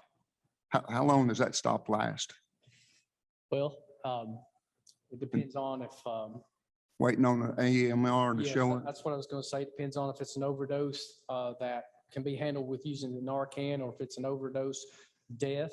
If it's a death, it could be up to having people on the scene for 3.5, 4 Yeah. hours, depending on the response of being able to, get medical services and things there after the fact. Like not on initial response, Yeah. just after, if there was an overdose death and things like. Do we know how many OD deaths we've had? He's- Okay, sorry. No, you're And I fine. started to say this No. may be Deputy Talbert's question, but, and also what people don't understand is the time you spend at the hospital. Visiting the hospital and stuff. I see you guys up there. Sometimes 2 of you, 2 cars up at a time. So that means we only have 5. Yes, sir. So, okay, just wanted to point those out. Thank you, Yes, sir. Officer Clark. Thank you. If the body cams, do we have body cams on all our officers now? Yes, sir, we do. Okay, and what was we had a hiccup on the in-car cams. Are they up and running yet? or They, what? they are here and they're scheduled to start installing in the middle of April. A lot of the hiccup had to do with COVID and supply and demand and setting and not being able to get them in and those kinds of things. But they're slated to take the old cameras out starting in April and get those put in. Hopefully, we'll have everything installed by mid-July. If not before, we're hoping, just scheduling all that stuff. They have assured us that once they get started, the process should go pretty smoothly. Okay, all right. So with the body cams and the in-car cams and some of the other things that I know we've been talking about new officers, new this, but I just wonder about, there's got to be a lot of new technology that's coming out for law enforcement and things like that. I mean, I just, because everyone's fighting this. This isn't Blount County's issue. This is the whole country's issue. And I know there's new technology and new things that can do anything. If there's ever anything you can do to make it better on the officer, it seems like if technology does that, then those are the kind of things that we ought to be on the cutting edge, because we're Blount County, to ensure that those kind of things happen. And I know y'all are watching the that world that all of that is created in. But I just think that with what's going on in this country, there's got to be some really high tech stuff coming out to help our officers. You make a good point, Mr. Mayor.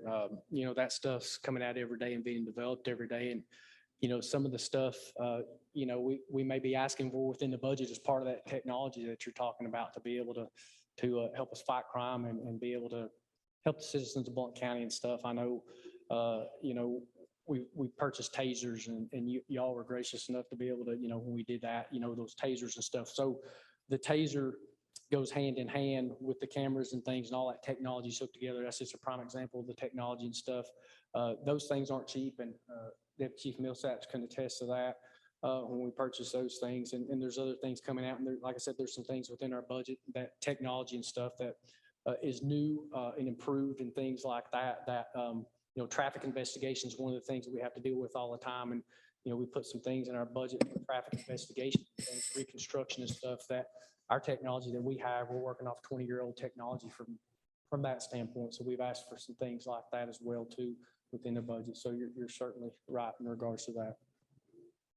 Well, it's one of the things that when you ask people, inevitably, out of 20 people, if you ask them, why did they move here? Why are you living here? 19 out of 20 will say safety. So my family is safer here. I feel safer. My life, I feel safer here.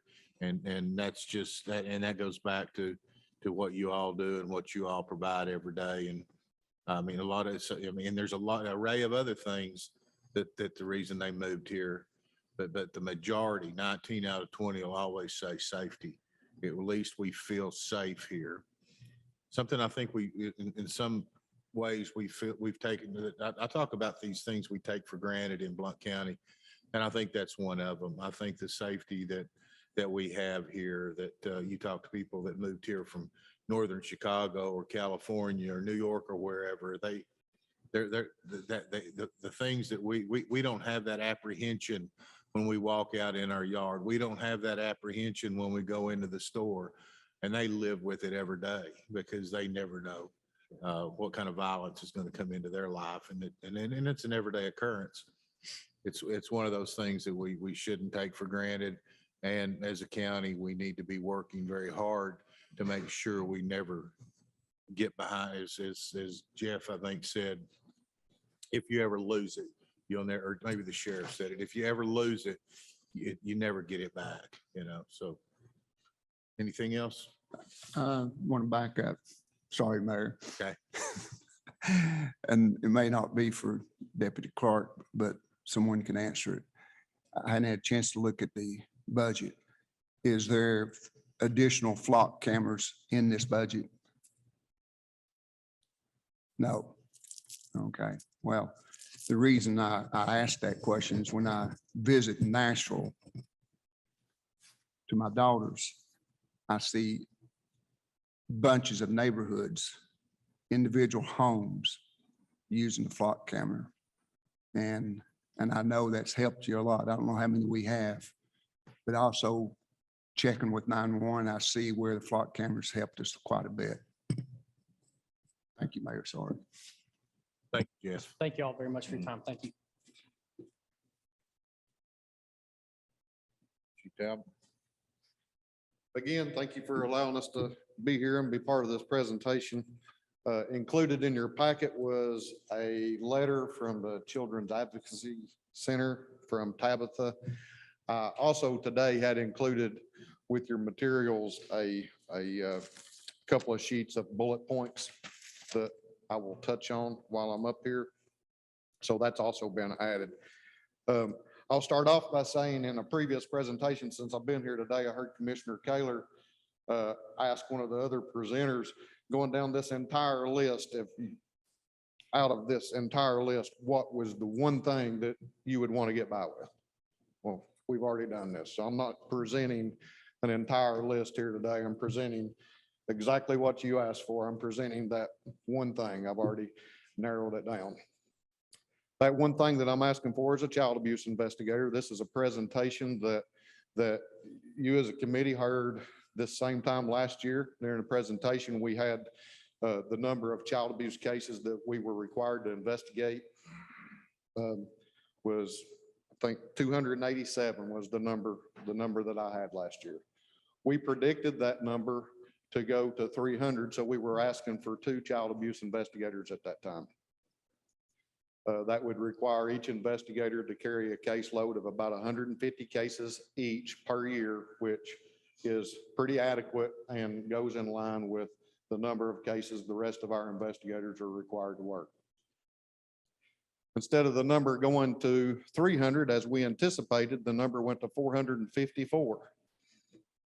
So if you'll remember asking for 2 child abuse investigators at that time, you all did approve one of those positions, and I'm back this year asking to fill that second one that I asked for originally. This would still, if the numbers continue to rise, or even if they stayed the same, this would still continue for both investigators to work 200 or more cases, which would still be an overload. But again, I'm only asking for that additional child abuse investigator as I originally did. In the bullet points that I had handed out that I had added to your packet in addition to the letter from CAC. I'm not going to read this whole thing. Obviously, that is for your all's reading enjoyment after this presentation or anytime you choose to do so, and it's yours to keep. I'm only going to touch on one of these just as an example of the child abuse investigator that you approved last year. The Drug Task Force done a search warrant, a narcotics search warrant for crystal methamphetamine last year in a mobile home park in Rockford. And when our SWAT team got there, executed the search warrant, made the residents safe, and secured the offenders, we encountered two children, two small children. I'll say for this purpose around the age of 10. And the entire mobile home that they were residing in was literally trash as tall as this handrail. You had to walk on top of the trash, most of it food, some of it clothing, from front to back to be able to move around in the mobile home. Some areas were stacked all the way to the ceiling. So what this paragraph, this one bullet point defines is the child abuse investigator that you all approved last year.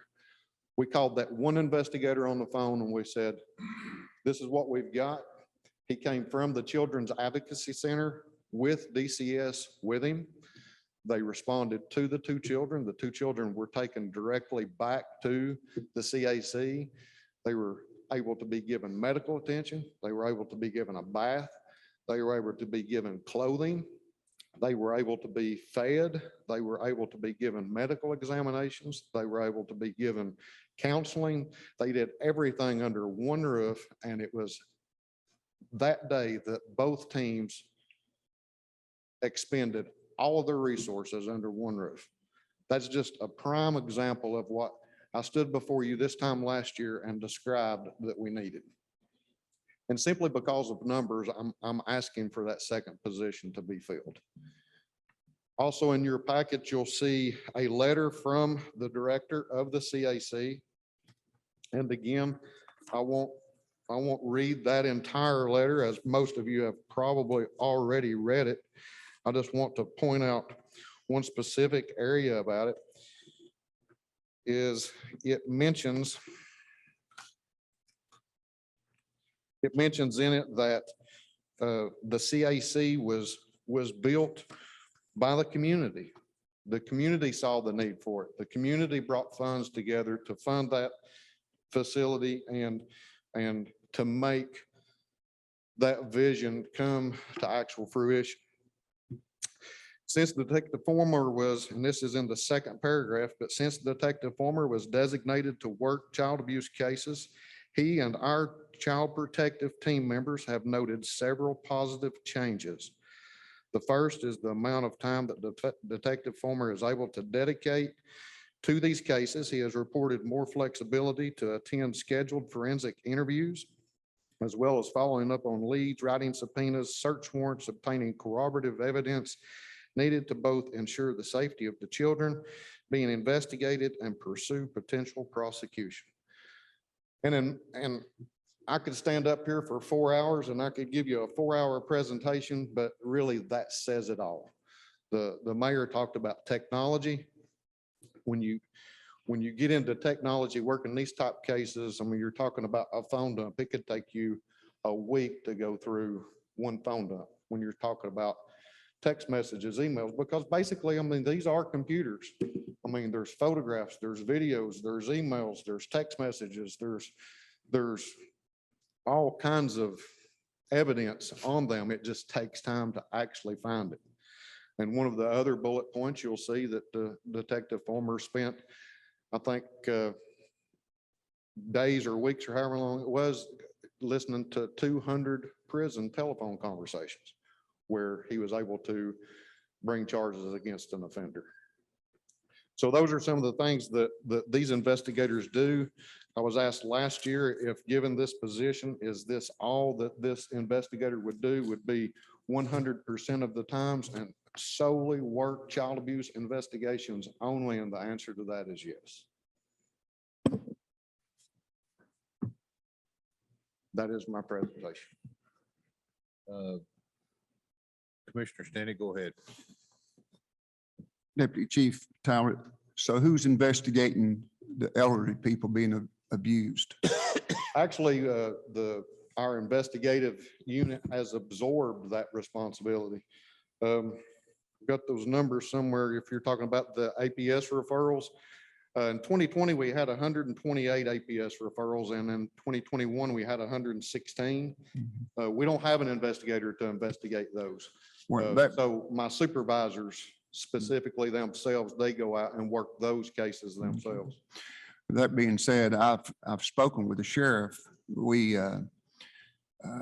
I'm on the board of directors of the Blount County Community Action Agency, and we're seeing a lot of that.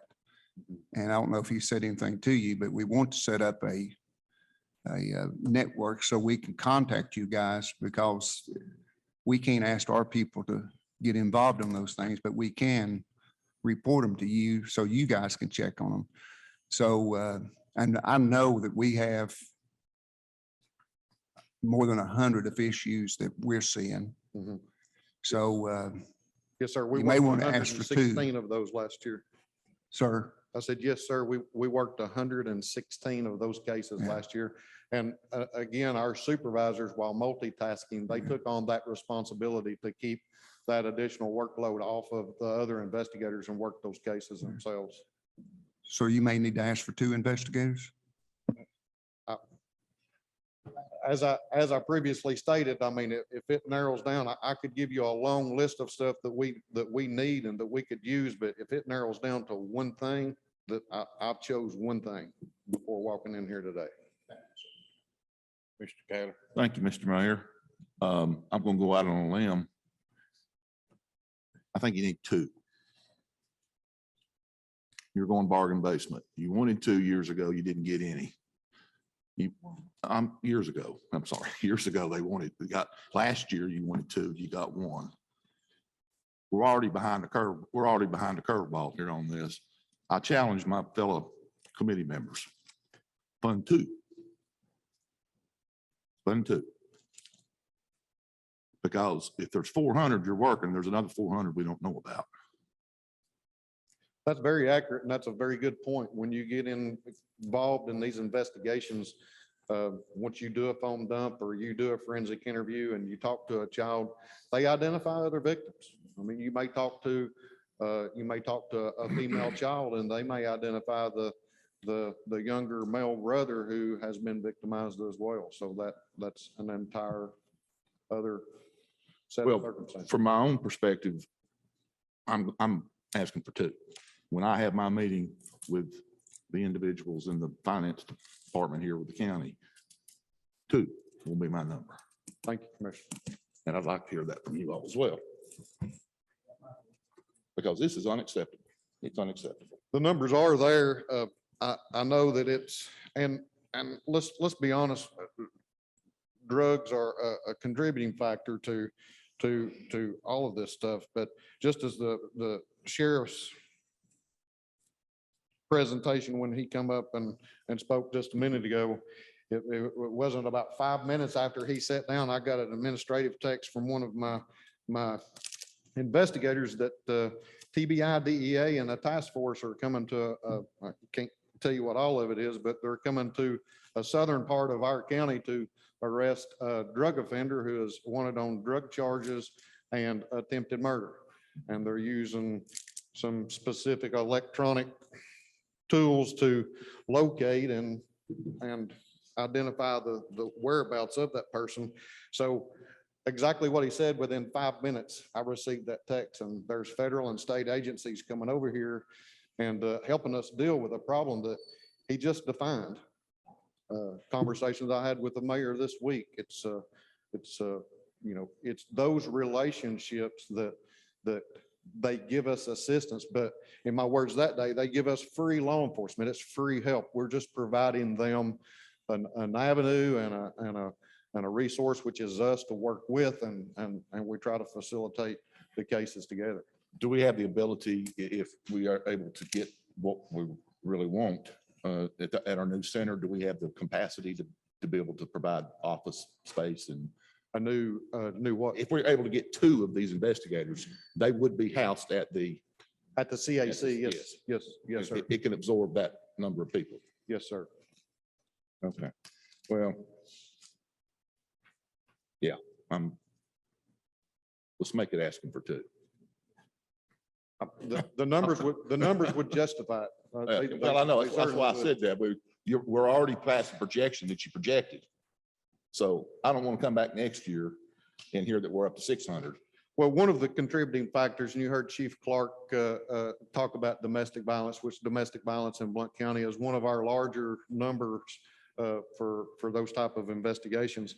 But in October of 2021, Department of Children's Services passed a protocol where they also work or initiate DCS referrals on cases where children are present during a domestic violence. So obviously, if one of our deputies respond to domestic violence and a child is involved, whether abused or hit or struck during the middle of the confrontation, then there's a DCS referral generated from that. But now by their protocol, if a child is present and physically witnesses it and may be traumatized in some way, it's by their protocol, they generate an additional referral based off of that. So that's made our numbers go up a little bit. And I actually differentiated before I come here today because we had an increase of 287 to 454 in 2021. And I thought to myself and I asked my supervisors, I said, how could that number have grown that much?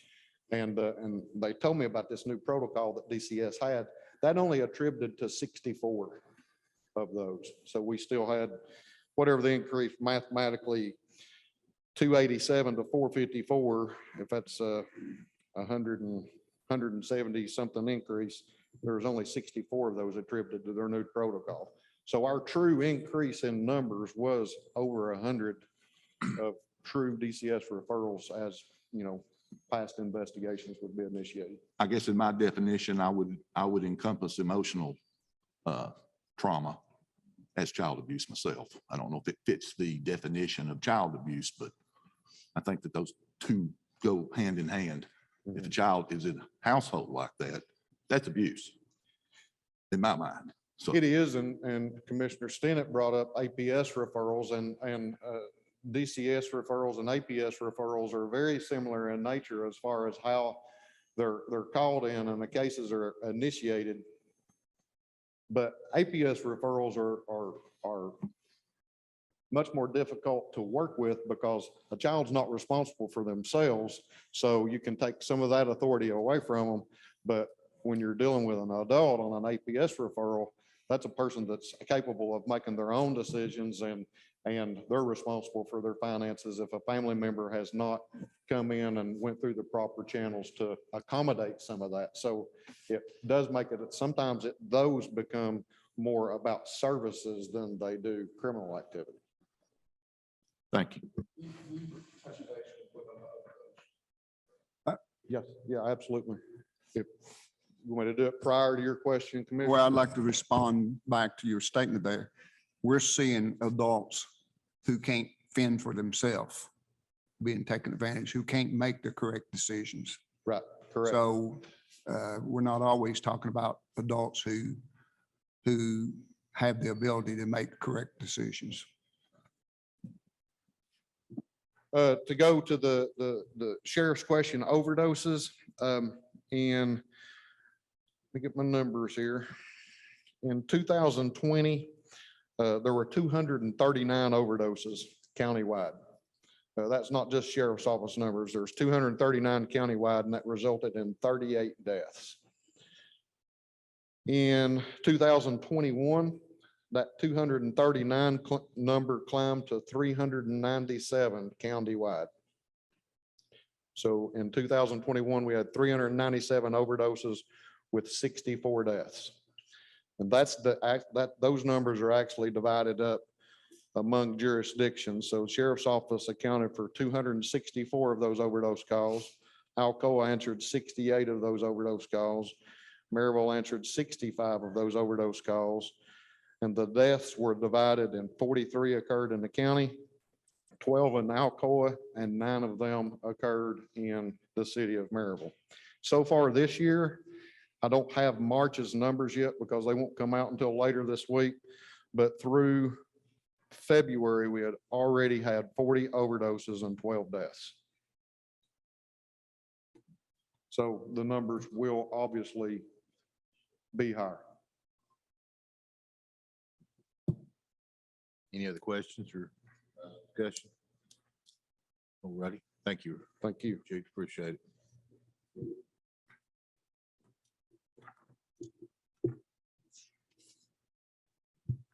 Thank you, Mayor. Thank you, members of the Budget Committee. I see that the judges are present, and I do definitely don't want to get on their bad side, so I'll make my part fairly quick. So a couple of the requests that I wanted to bring up was the EMR program. That's a program that you guys helped start in 2017. We, of course, would like to continue that program, adding 10 additional folks to that this upcoming budget year. Just to give you an idea of what they answered this year alone. In 2021, they had answered 1,750 calls in Blount County. Out of those 750 calls, AED was deployed 51 of those times. Just to give you an idea, and this comes from the 911 center, out of all medical calls we have out in Blount County, a deputy sheriff is present on scene first 80% of the time. So I think we could increase that by having multiple EMRs on there. As Chief Talbot mentioned, overdoses is one of the biggest calls that we get of service. And it's good to have not only a deputy sheriff, but an EMR who can render life-saving aid as well to that victim.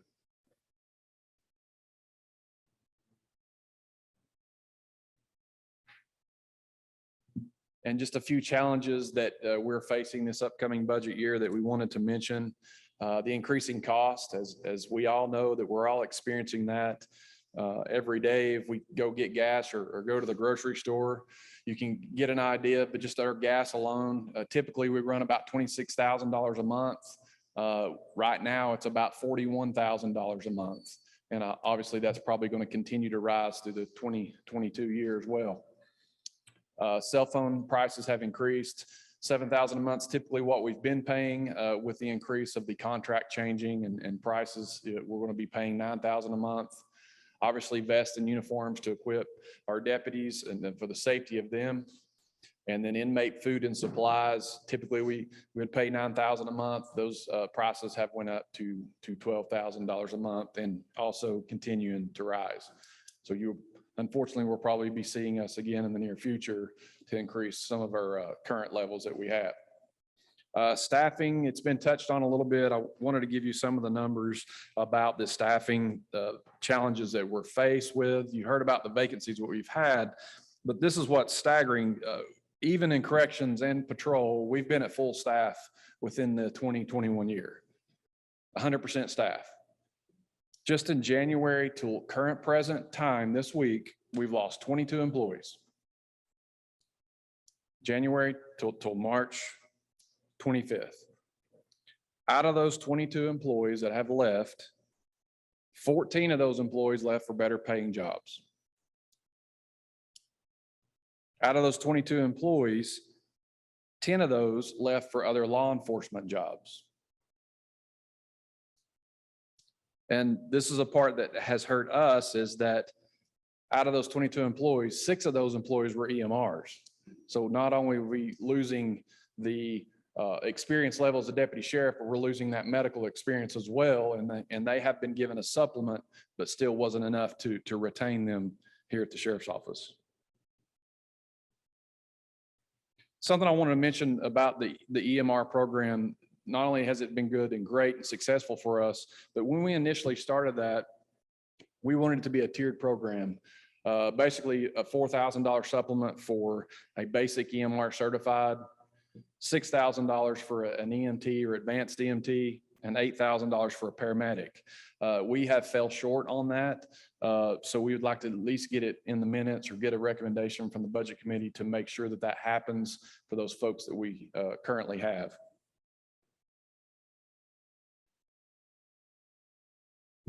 And I will, yes. Can I speak, Mayor?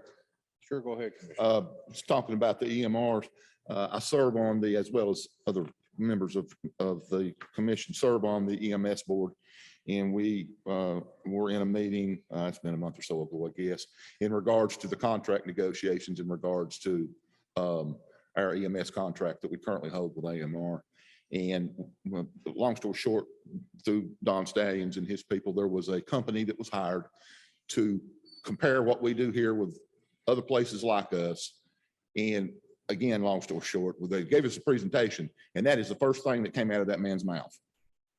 The first thing that came out of that man's mouth was this medical program. He said, it is absolutely cutting edge, doesn't see it anywhere. And he mentioned it 3 more times during that conversation. So we're talking about somebody that does this for a living, that not only works in our region, but works in this entire country, dealing with that every day. I think for him to make that comment is very complimentary of the program. And I know I could sit here and go on all the other benefits of it, but it takes a load off of other systems, primarily EMS, of course. But you said it yourself. You said that in the county, 80% of the time, first person to roll up in that front yard of that driveway is a sheriff's deputy. That speaks volumes, because you're dealing with the golden hour, you're dealing with brain death in less than 10 minutes. That's huge. So I'm really excited about this. I think that in the grand scheme of things, yeah, it costs money, but it doesn't cost that much money now that we've got it up and running. So I'm glad to see that you all are not just satisfied with what you've got, but you're looking to grow that. So thank you. Go ahead. This time we'll take any questions overall that you guys may have about the overall budget request or any alibis that you didn't get to ask earlier. Does anyone have any more questions? Just have a clarification question, probably for our finance guru. On the budget request worksheet that has the employee requests, the note at the bottom says does not include benefits, but it looks like some of the items above maybe benefits. Can you just clarify those numbers for us?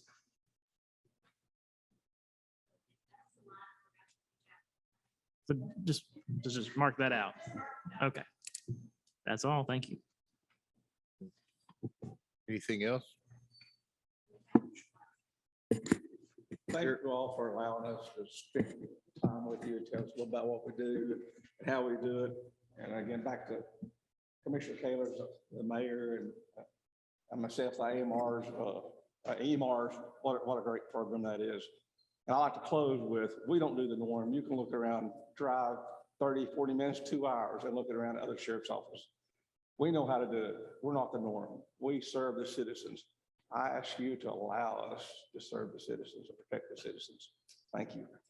Sheriff, I want to say, going back to what Commissioner Kaler did, I had the crew that talked with Finch, he brought a group in last 2 weeks ago from Orlando, Assistant Chief, Fire Chief from Orlando, Las Vegas, and some other group, and Don's not here, so, and I had a chance to meet with them, and those are pretty progressive fire departments and EMS.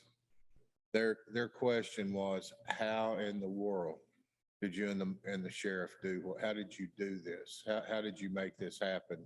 And I said, well, we recognized it as a service to this community, and it would be a life-saving service to this community, and took it to the commission, and here it is. And they said, we couldn't have got this off the top of the table where we're from. They would have never, ever, the conversations would have never got off the top of the table. They said, it's just amazing that y'all been able to do that here, this little town, this little Blount County, Tennessee, and they're coming from Orlando, Las Vegas, and somewhere else. I forget where the other one was from, but they couldn't believe that that program, along with some other things that we've got going on in this county that, that we take for granted that, they were just blown away. So And it's thank benefited you a all. lot of citizens that I call and letters continuously.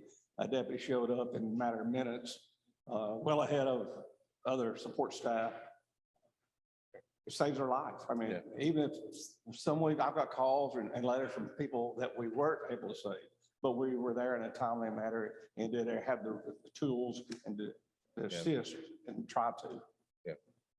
Thank you all very much. Thank you. Thank you, Angelie, very much for helping us with the budget this year, and hope you guys are appreciating her too today.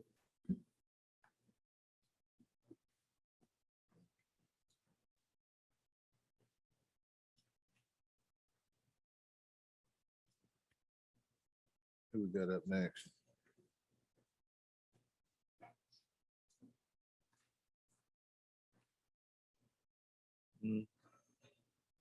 Yeah.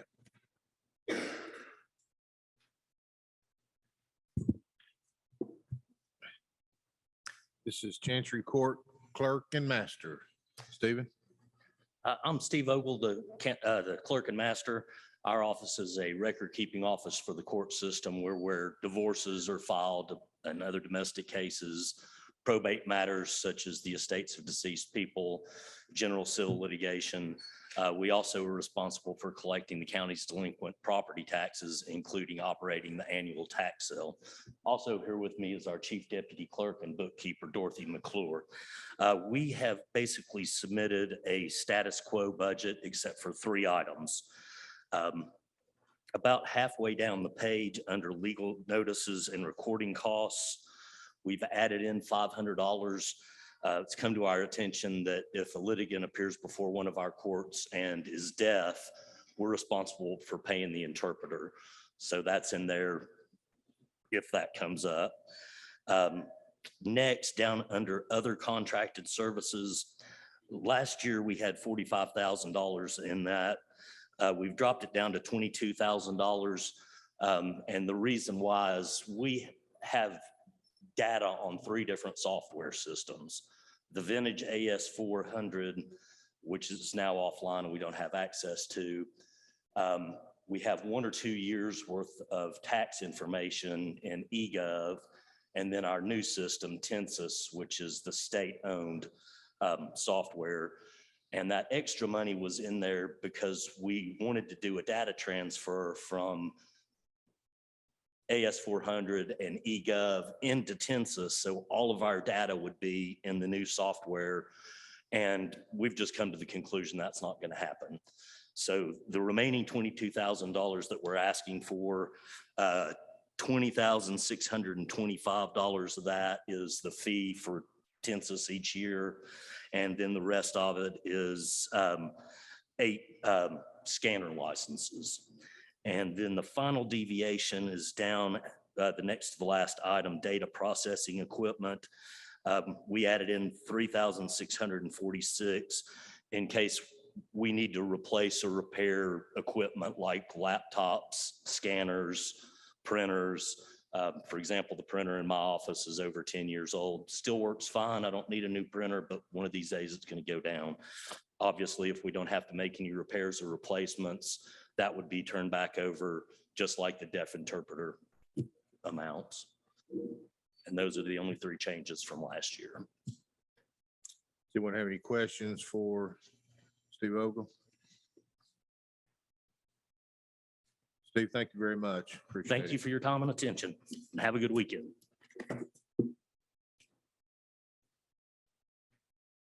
Next up, Recovery Court.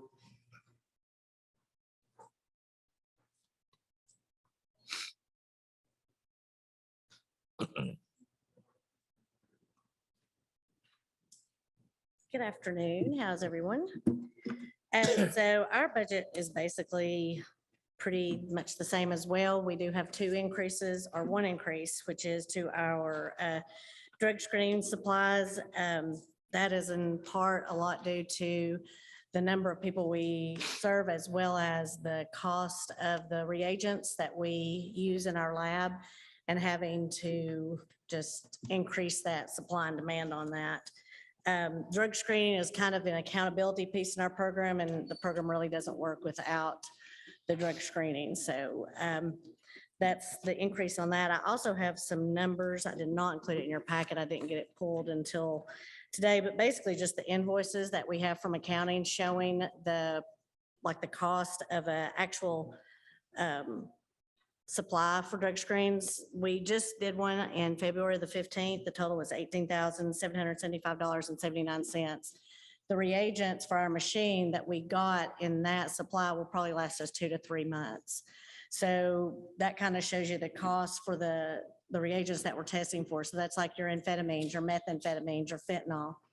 Those 3 drugs alone, we have to test on a regular basis. Every screen we do includes those items because there's such a prevalent overdose rate with those drugs. And so we have to test them with each one. One methamphetamine kit alone that will have enough test in it, I think there's usually 6 bottles of reagent in each one of those boxes, is $1,000. So that's just for 1 box of methamphetamine reagents. So that's just to kind of give you an idea of what that increase is requesting and why it is so much of our budget that what we're spending on drug screening. Do you have any questions on that before I move forward? The other request that we have in our budget is for an additional staff member for an additional treatment specialist.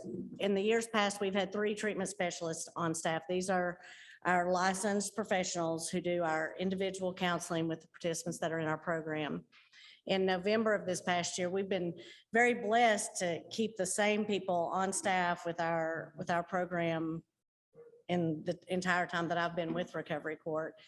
But in November, we lost one of our veteran treatment specialists. She'd been with us from the beginning, just for a better opportunity. COVID changed kind of the way counseling and therapeutic services are offered. So with Zoom and being able to work from home, there was better pay with less driving and better benefits. And so she was able to make a very good career move for herself in changing of positions. That, of course, left a huge gap in our program and our services. We posted that position to replace her and did not get one person to apply for the position. Hiring, as I'm sure all departments have seen across the board, is a different game than what it used to be back before COVID.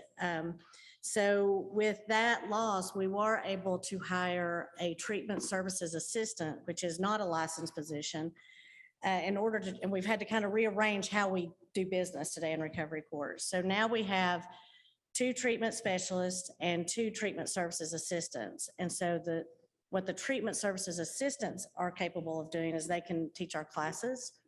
They can do assessments and kind of evaluate people who are potential clients for our program to do their readiness and if they're good for our program, but they can't go into a room behind the door and do individual therapeutic services with the people that we're serving. The individuals that we work with have a lot of trauma and they need those therapeutic services. That's what makes our program kind of stand out from a lot of recovery courts or most recovery courts across the state is we offer those services in-house. So we are asking to be able to attempt to hire another treatment services to get us back up to our 3 treatment specialists with our program in the next fiscal year. And we're hoping that maybe since we've moved forward a little bit that we'll be able to get some people interested in that position. One of the things that we also lost with Stephanie Monday, who is our veteran treatment specialist, is she, because of the number of years that she had in the field, she was able to do supervision with college students at the University of Tennessee who would come and had to have so many supervision hours so they would work through recovery court. Well, when she left, that left us with 2 treatment specialists who don't have the years experience to be able to do supervision. So now we've lost the ability to do the supervision part of it with the University of Tennessee, which has taken, again, another hit because we don't have those students coming in now to get their supervision hours that are capable of helping us with some of these treatment services. Say that again. And why did we lose that University of Tennessee? Because in order to do supervision, like individual students that are in school at UT that are part of their curriculum for their college is to get on-site, on-job training, but they have to be supervised by a licensed professional who has enough years and the certifications to be able to do that supervision. So our other two treatment service specialists are amazing, but they haven't been doing it as long. They were supervised by Stephanie, and that's how we were able to hire them, because they got their licensing doing their supervision in office and with us. Neither one of them have the years of experience to be able to do supervision for those students. So we can't be a supervision site. We can't be a site where students come to get their supervision hours if we don't have someone on staff who is certified to supervise them. Does that explain it? And that was very helpful for us, because that was we were providing a service to UT, but then also that was another person in the office that was very helpful. That was not actually an employee. It was a great program. And it wasn't for lack of trying. We posted the job, and there was just. So what's qualifications? How long will it take the two that we have now? I mean, what does UT say is the magic formula to make you reach that to where you can start getting those students back in? Is that? So Molly and Stina are our other two treatment specialists. Stina has just got her licensing. So Molly and Stina both started out in an internship like what we're talking about with our office. Molly is a little further along, but she still has not got the years of experience to be able to do that. I mean, obviously, but each and every year she gets a little bit closer, but there has to be so many, you have to have the experience under your belt. And so it's just a matter of time for them. It's not a matter of necessarily training. It's a matter of they have to have so much experience under their belt to be able to offer those services. Molly's close, but then you also have the issue of Molly's got to have the time to do that. You know, when Stephanie was doing that, our numbers were smaller, and right now we have people coming in asking for individual sessions that might have to wait till the following week just to get an appointment time, because Molly and Stina's, they're booked from the time they come in the office in the morning until the time they leave in the afternoon doing sessions. So I mean, it's just 60,000. Is that benefits or is that just salary? That's benefits. That's everything. You can actually find a treatment specialist for 40. Well, that would be an 40,000. entry level, and that may be why we didn't get anybody to apply for the job the first time, but that's kind of the pay scale that we've hired people in the past. It's a very competitive market right now for treatment specialists and therapists. Very competitive. So other organizations are experiencing the same issue. Okay. Because at this point, they can set their hours, set where they work. I mean, it's a competitive market. Go ahead, Commissioner Coates. So just based off of what you just said, $60,000 is not going to get us both. It's going to get us a person, but it's not going to get us a person that can do what the person that left was doing in regards to the supervision. No. What it costs to get somebody like that, just out of curiosity. Or is it even possible? Somebody that could fill both those Honestly, slots. I mean, I don't want to say it's not possible. I don't know if it's possible. I would have to go back and look at the numbers to see what that would entail. What I can tell you is across the board, statewide, even the agencies that we work with and we send people to, like for placements, they're losing treatment specialists. They can't keep them in the office because there's too much of a caveat to go home and work from home and be able to work via Zoom and you know, all the mobile ways of doing therapy. The problem is the field that we work in, our folks don't do well with Zoom counseling and therapy. They need that human interaction, that on site, being able to go in and sit down in a room and talk to somebody face to face, because Zoom just doesn't get it. And we've seen a trend, especially in the last couple of years. We used to have to kind of fight people to go to therapy and to go to treatment, and that was a big problem. And then, so we've won that battle. Now everybody's showing up and asking for it and they want it and they're taking advantage of those resources. It helps with their employment too, just all across the board. And so before, with 3 therapists on staff, it was, if you needed it, you could show up at the office and we'd figure out a way to triage whatever the issue was. But that's not available as much, and people are asking for it more than they used to. What's that magic number in regards to the years they have to have in order to serve as the supervisory person? I don't know that there's a magic number. That's part of licensing with the state. They have so many hours of training and supervision. And it's a process. It's a grueling process. I mean, we've had Stina on staff now for 2.5, 3 years, and she was in the process of getting her license. Because as long as you're under supervision and in the process of getting your license, you can work in this field. And she's just now gotten her license because it takes so long to get that. And at the time, that was a cost benefit for us because we had the person that was supervising and we were able to hire 2 entry-level therapists, right? But now that we don't have the one with the years of experience. Right. Now it's an issue. Now it's an issue. I guess what I'm losing something is when you say years of experience, is it actually, okay, you have to have been doing this for 10 years, or is it you get so many points for this and you get so many points for doing this? Is it actually years, or is it cumulative hours of training? Probably cumulative hours. Okay, all right. It takes X amount of years to Okay, get those I got it. cumulative hours. I understand now. Thank you. Anyone else? Any other questions? Other than that, our budget looks the same. Yeah. Thank you, Amy. Thank you, Judge. Thank Appreciate you. all.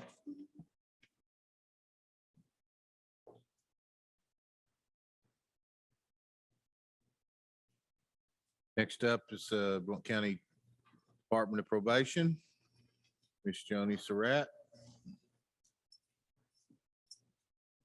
Afternoon. As the mayor said, I'm Joni Surratt, I'm Director of Blount County Probation. I appreciate you guys, appreciate the opportunity to be here today to talk to you a little bit about my department and our budget. So, what we do is we're a staff of 10. We have 7 probation officer positions and myself, as well as a bookkeeper and an administrative assistant who also helps with our community service program. So we serve the Blount County General Sessions Court by providing supervision services for individuals that are ordered to supervise probation or pretrial release. So we supervise these individuals by conducting meetings on a daily, weekly, or monthly basis. We utilize various different tools to ensure their compliance. We administer random drug screening. We help offenders navigate through their court orders. We help them find treatment if needed. We also use GPS monitoring, scram monitoring, and drug patches on some offenders. All of those different tools have been very helpful with our program being successful. We currently have, I ran some numbers back. I'll tell you, COVID impacted our numbers quite a bit over the last couple of years, but we're seeing a steady increase in our caseload just at an alarming rate. Just from February 8th, we had 1,356 people on probation. And today, when I ran the numbers, it was 1,506. So just in just a little bit over a month, we had an increase of that many extra folks that came to us on probation. So we've been extremely busy with that, but our clients are doing good. We successfully, or there were 532 individuals that successfully completed probation during the year of 2021. I think that was a great number of success during that year coming off of the COVID year. Those were people who would have been incarcerated and taken up a lot of space in the jail, but met all of their requirements of supervised probation. We had 159 individuals that were placed on a GPS bracelet, a scram bracelet, or a drug patch in the year of 2021. And 40 of those were GPS, 48 were scram, 76 patches. We had a compliance rate on our scram devices, which is our alcohol monitoring devices. We had a 99.7% compliance rate. So the individuals that were placed on that did very, very well. It monitors alcohol, and a part of their probation is they're not to consume alcohol. And those individuals did very, very well. We only had one that messed up on that. We utilize drug patches that monitors drug use through a patch that's placed on their arm. We've had good success out of that. We had 37 of those individuals that were offender pay. They pay completely on their own for that program. And we had 122 clients that were on through our EMIF fund. And you'll see that in our budget on line item. It's the $60,000 I'm requesting on the contracts with other public agencies. That's through the EMIF fund, which is Electronic Monitoring Indigent Fund. So that's if someone is deemed indigent through the device program, electronic monitoring device program, then they can get placed on that. And our part is $100 and the state's part is $100 of that. So, but it's able to, it saves the county a lot of money because those people would be in jail. Some accomplishments we had this year. We passed our recertification for our batter's intervention class, which is a domestic violence related class. It's of 16 offenders that goes through a 24-week program. And since the program's start, which was a few years back, we have had 190 individuals that have successfully completed that program, and less than 10% of those have reoffended in a domestic violence related crime offense. So very proud of my facilitators with that.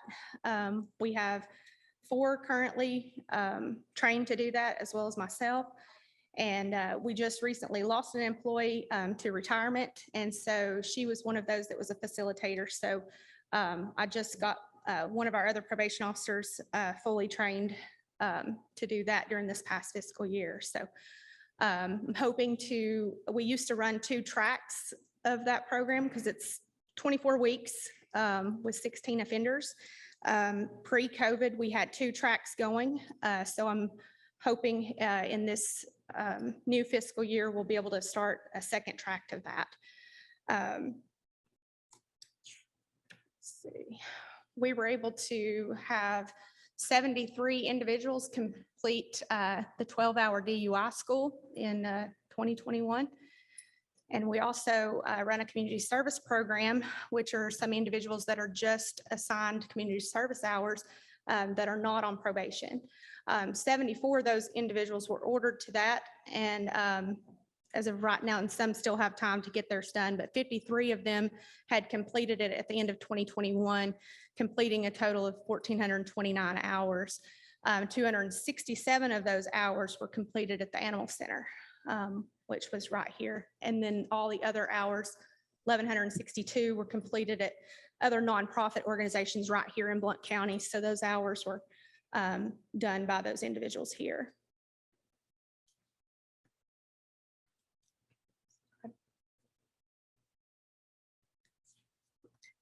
Can you move this slide?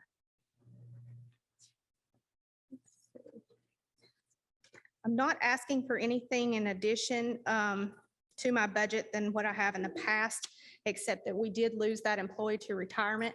And she did not have full benefits. So I'm currently looking for a new probation officer. And so I have budgeted it for as if they would need full benefits.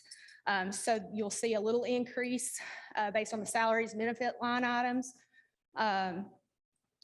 Then I'm also asking for additional funds for drug screening because as Amy mentioned earlier, our drug screening is increasing, trying to keep accountability, trying to drug screen more to make sure we're effectively staying on track. I also wanted to increase our training budget because I do want to get some more training and with a new employee to try to send for some additional training with that. We had a little bit of trouble with Munis and on the other salaries and wages. We will not need the 5,500 that is in there.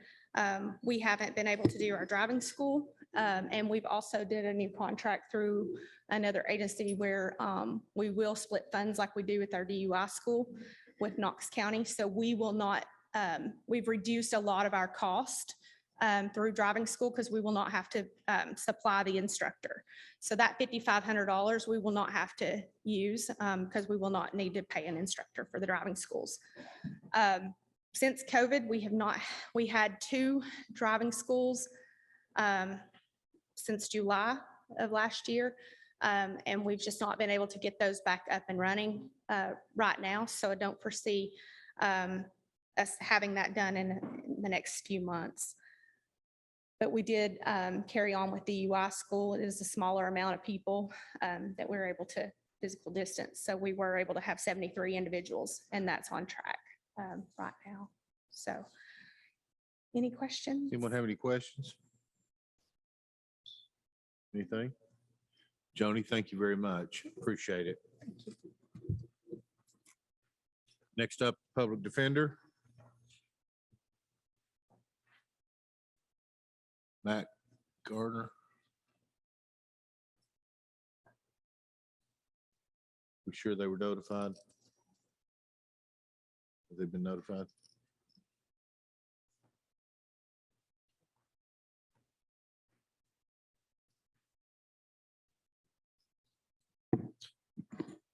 Mayor, we did reach out. They indicated that there was no changes to this year's budget. All right. Huh?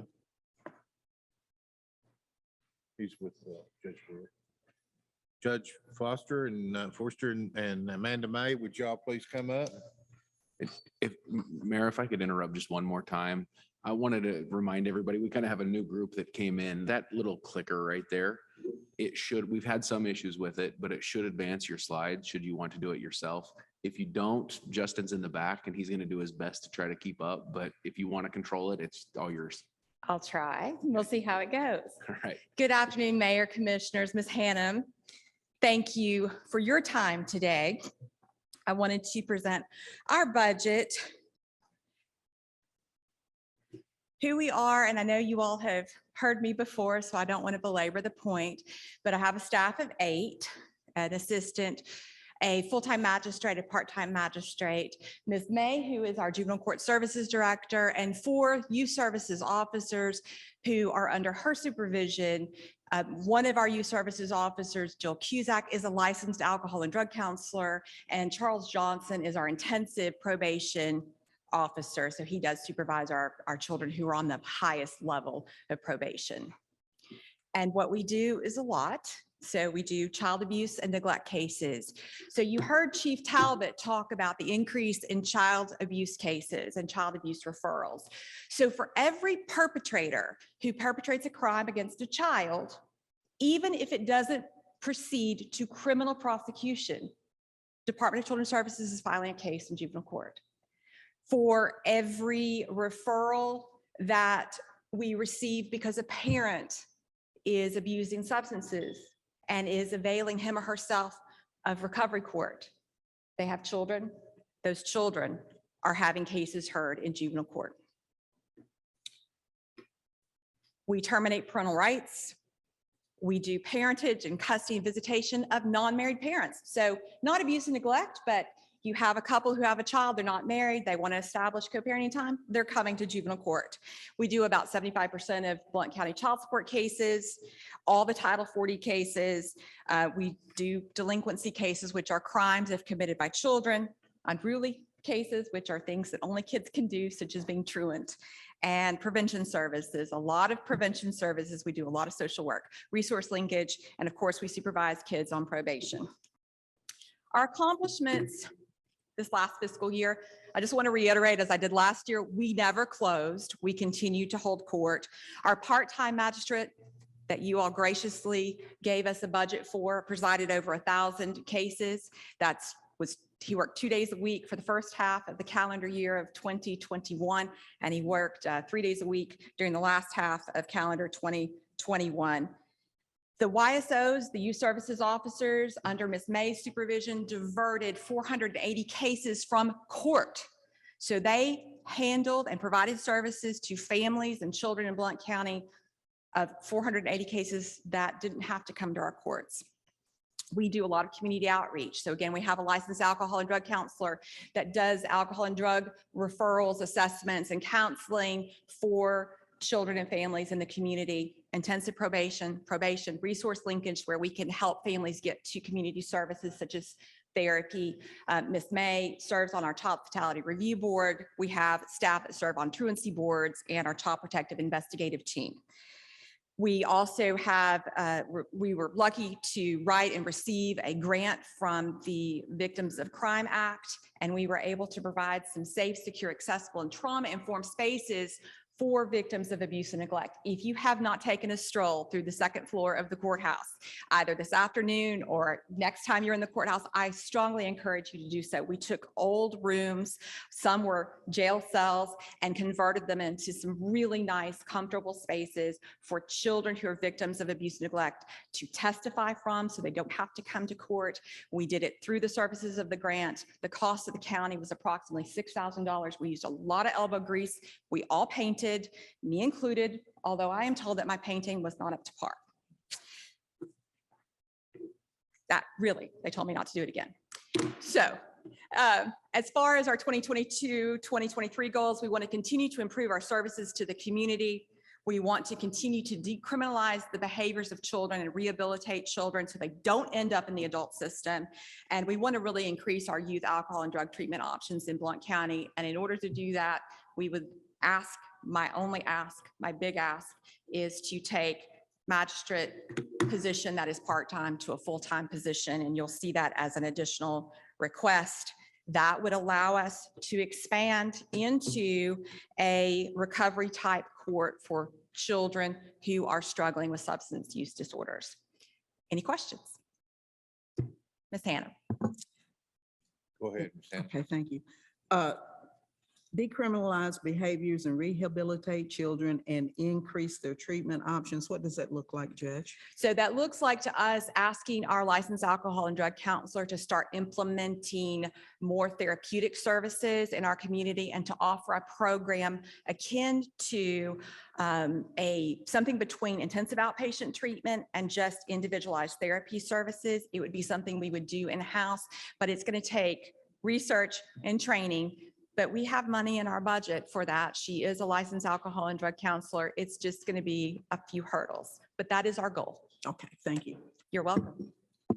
Commissioner Kayla? Mr. Taylor, go ahead. Yeah, just to clarify something for me. So the part-time position was 49,793. The full-time position would be 73,580. Is that correct? That is correct. And you'll see on the additional request salary to employee increase, there's also not, in addition to the salary increase of $21,462, of course, there's Social Security and benefits that we have to include. Okay, all right, thank you. Okay, thank you. Any other questions?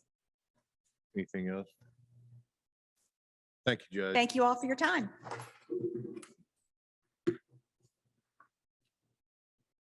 Next up, emergency management, Lance.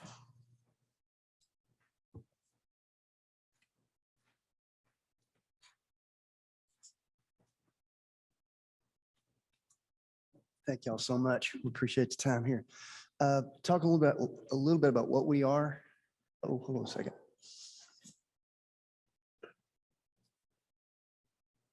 Okay, what we do, we work with law enforcement, fire and rescue for planning, write grants to communications, work with the school systems, the utilities, the municipalities, and the National Weather Service.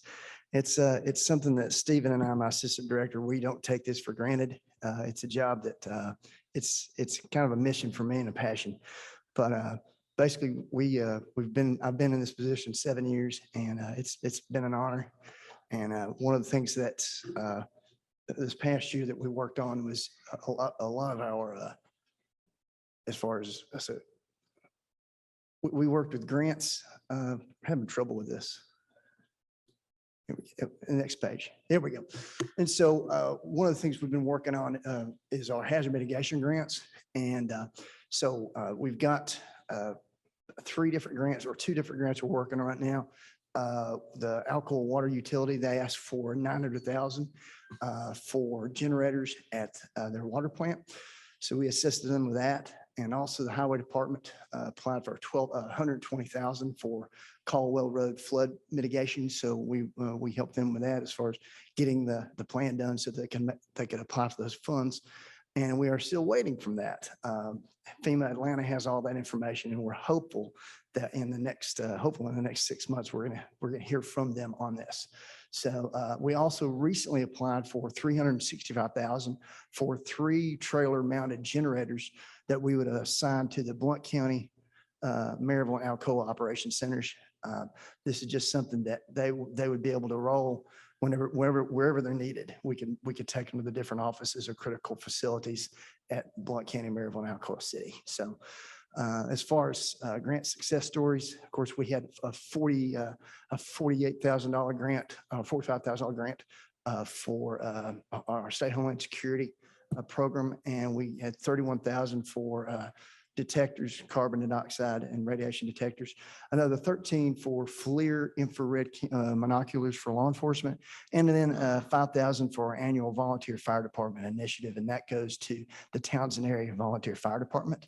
That's something that we started 2 years ago. Friendsville Volunteer Fire Department got the first $5,000 stipend for equipment, and then Townsend's going to get it this year, and then the next year, we got 4 volunteer fire departments in the county. And so each year, the mayor draws a name out of a hat, and then that department gets that money for equipment. And then the next year it drops down to 2 and 1, and then it starts over.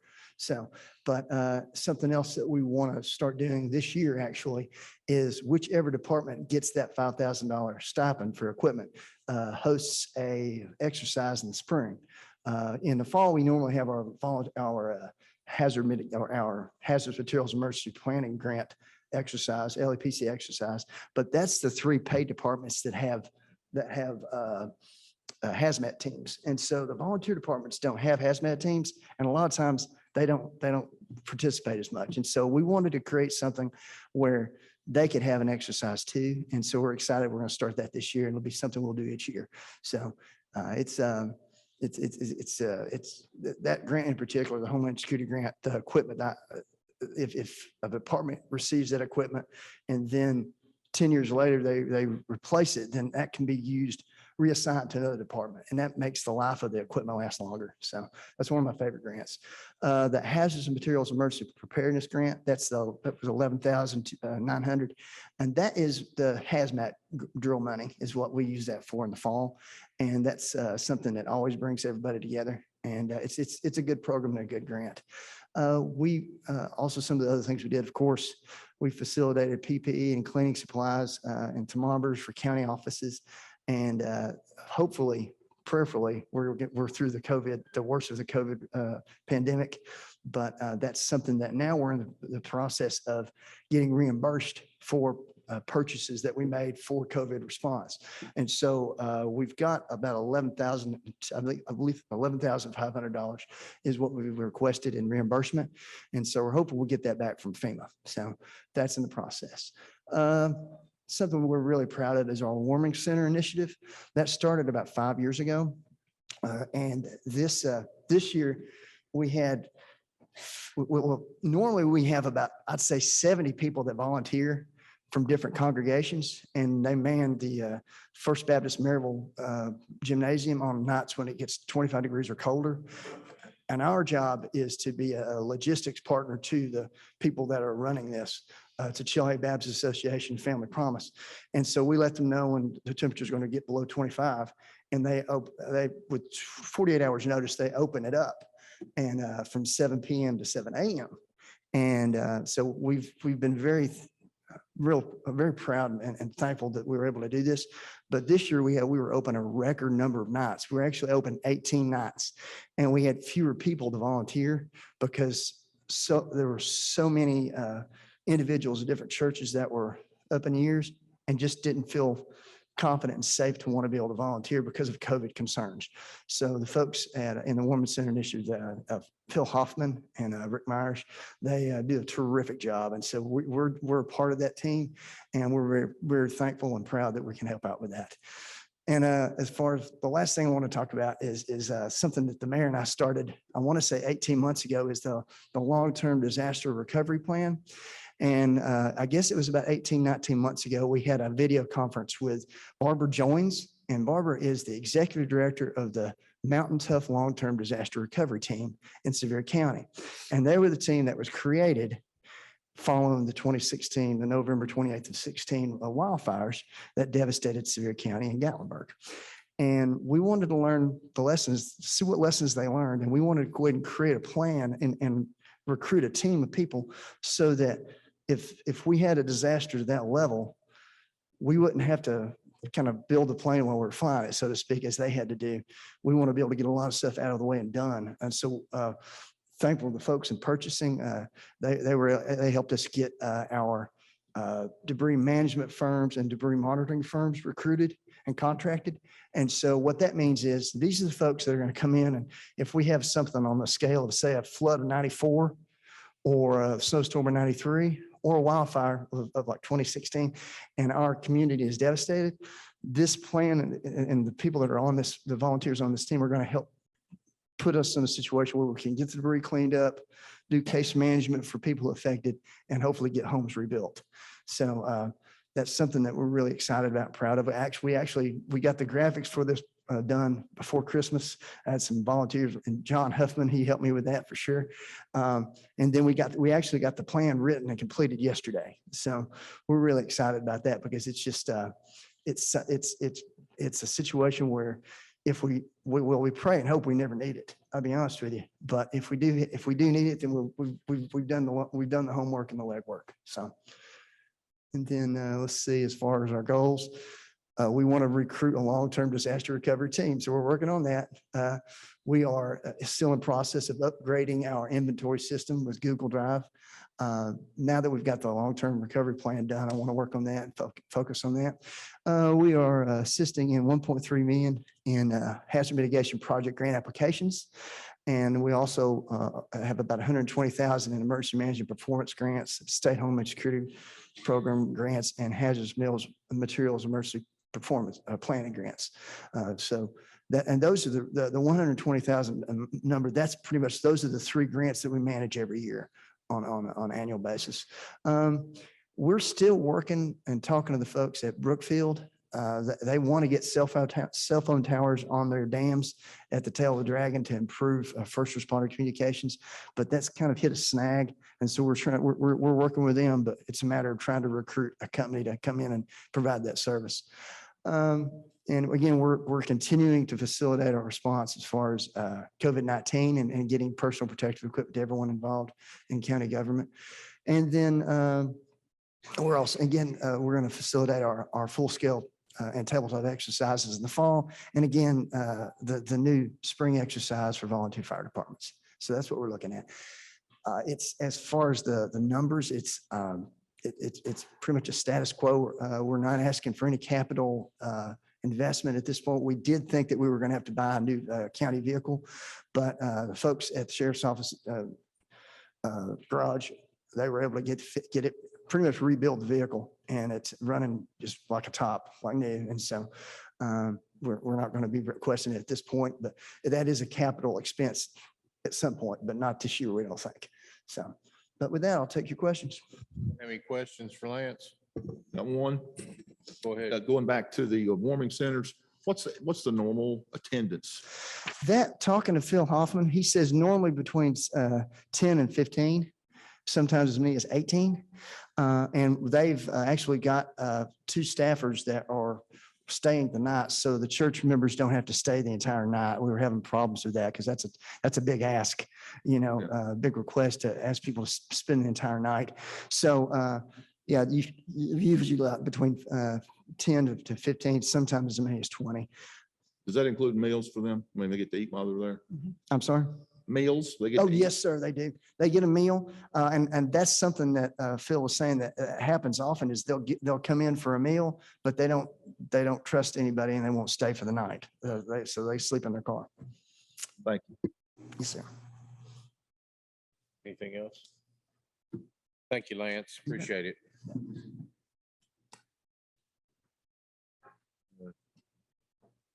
Judge Brewer?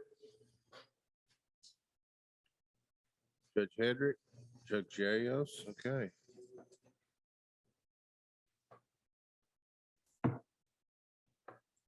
Good afternoon. Good afternoon.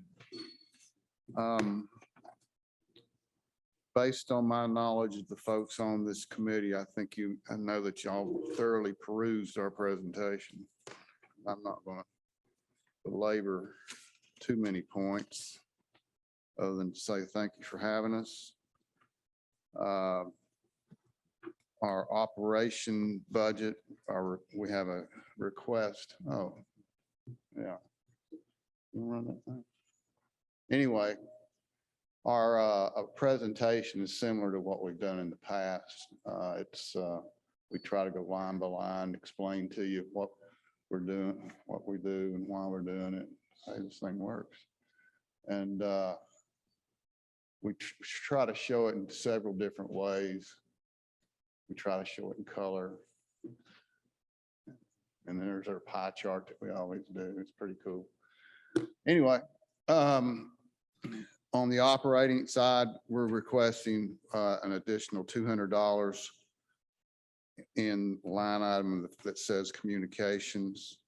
We were told that, and that's called the mailbox things. I'm not sure how that, it's an IT thing, and they said it was going to go up $200. So we're requesting that. That's the only increase that we're requesting on the operations side. And as far as salaries and benefits, of course, the accounting folks plugged in the requested 2.5 increase for our judicial assistants who are here, by the way. I'd like for you to meet them. They answer the phone and figure out who to send who. Sharon Hunt's back there, raise your hand. That's Judge Gallegos, Cora Ramsey. There's Cora, raise your hand, Cora. There you go. Judge Hedrick's judicial assistant, Becky Spotsina is mine, and we're fortunate to have all them. And the salary and benefits increase in the budget is what's we were told to plug in for them. And then, of course, there's an increase in the judge's salary line item. And I'll remind you, as I do every year, that our salary is set by the state legislature. The Constitution of the state of Tennessee prohibits during our term of office for our salary to be raised or lowered, except for a cost of living increase. And that's the amount of that we're requesting. And again, that's established by the state legislature as to what the increase is. And it's actually tied to the change in the consumer price index for the prior calendar year. So whatever that is year to year, that's what the legislature says that we're entitled to as far as the cost of living. This past year, the amount of change was 4.6%. You have anything else you want to add?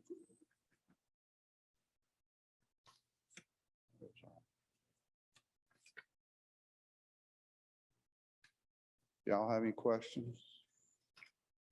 If courts remain open, by the way, we never closed during COVID. I think I told y'all that last year. We were limited as to what we could do and how we could do it. And as of February, all restrictions are lifted. So we're back to what we were doing before. We're not doing it the same way, but courts are now operating as we were pre-COVID. The big thing we're not doing is we're instead of bringing the inmates up, we're still doing them by Zoom, which is a great benefit to everyone involved. So. You want to get any questions for the judge?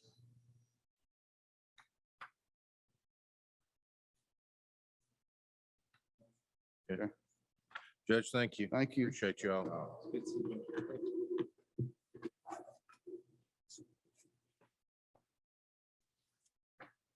Next up, judicial commissioners. Judge, you can continue on.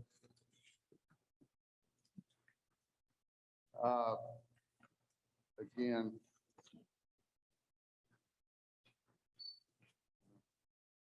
this is Eric Hinkle. He is the supervising judicial commissioner. He's been that position for quite a while, and we're blessed to have him. Of course, I'll remind you and the others and you already know that office is open 24 hours a day, 365 days a year.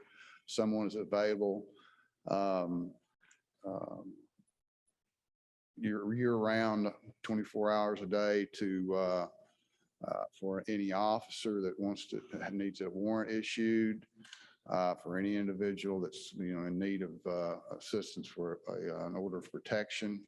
We're there 24 hours a day. And again, our president, let's see, it's similar presentation. We've got numbers there we can give you. Again, they're there. Y'all can read them. There's our pie chart for that one. It's neat too. We serve every agency, law enforcement agency in Blount County. We've made only net we were asking for an additional $200 for our operating budget, again, because we were told that the thing called mailboxes, which I guess is the email and that kind of thing, and the cost of that's gone up $200. So that's the additional amount, in addition to the amount that hopefully the commission will pass for raises or whatever your salary increase. We have 3 full-time employees that work Monday through Friday, 8-hour shifts, or what is it, 8.5-hour shifts. So they overlap. And then on the weekends and holidays, we have part-time folks that work 12-hour shifts. That's the makeup of the office. And they're all approved by the county commission. You commissioners approve them. So you're their, I guess, boss, but you kindly let me help. So any questions? Got any questions for the judge? Thank you, Judge. Thank you, Jimmy.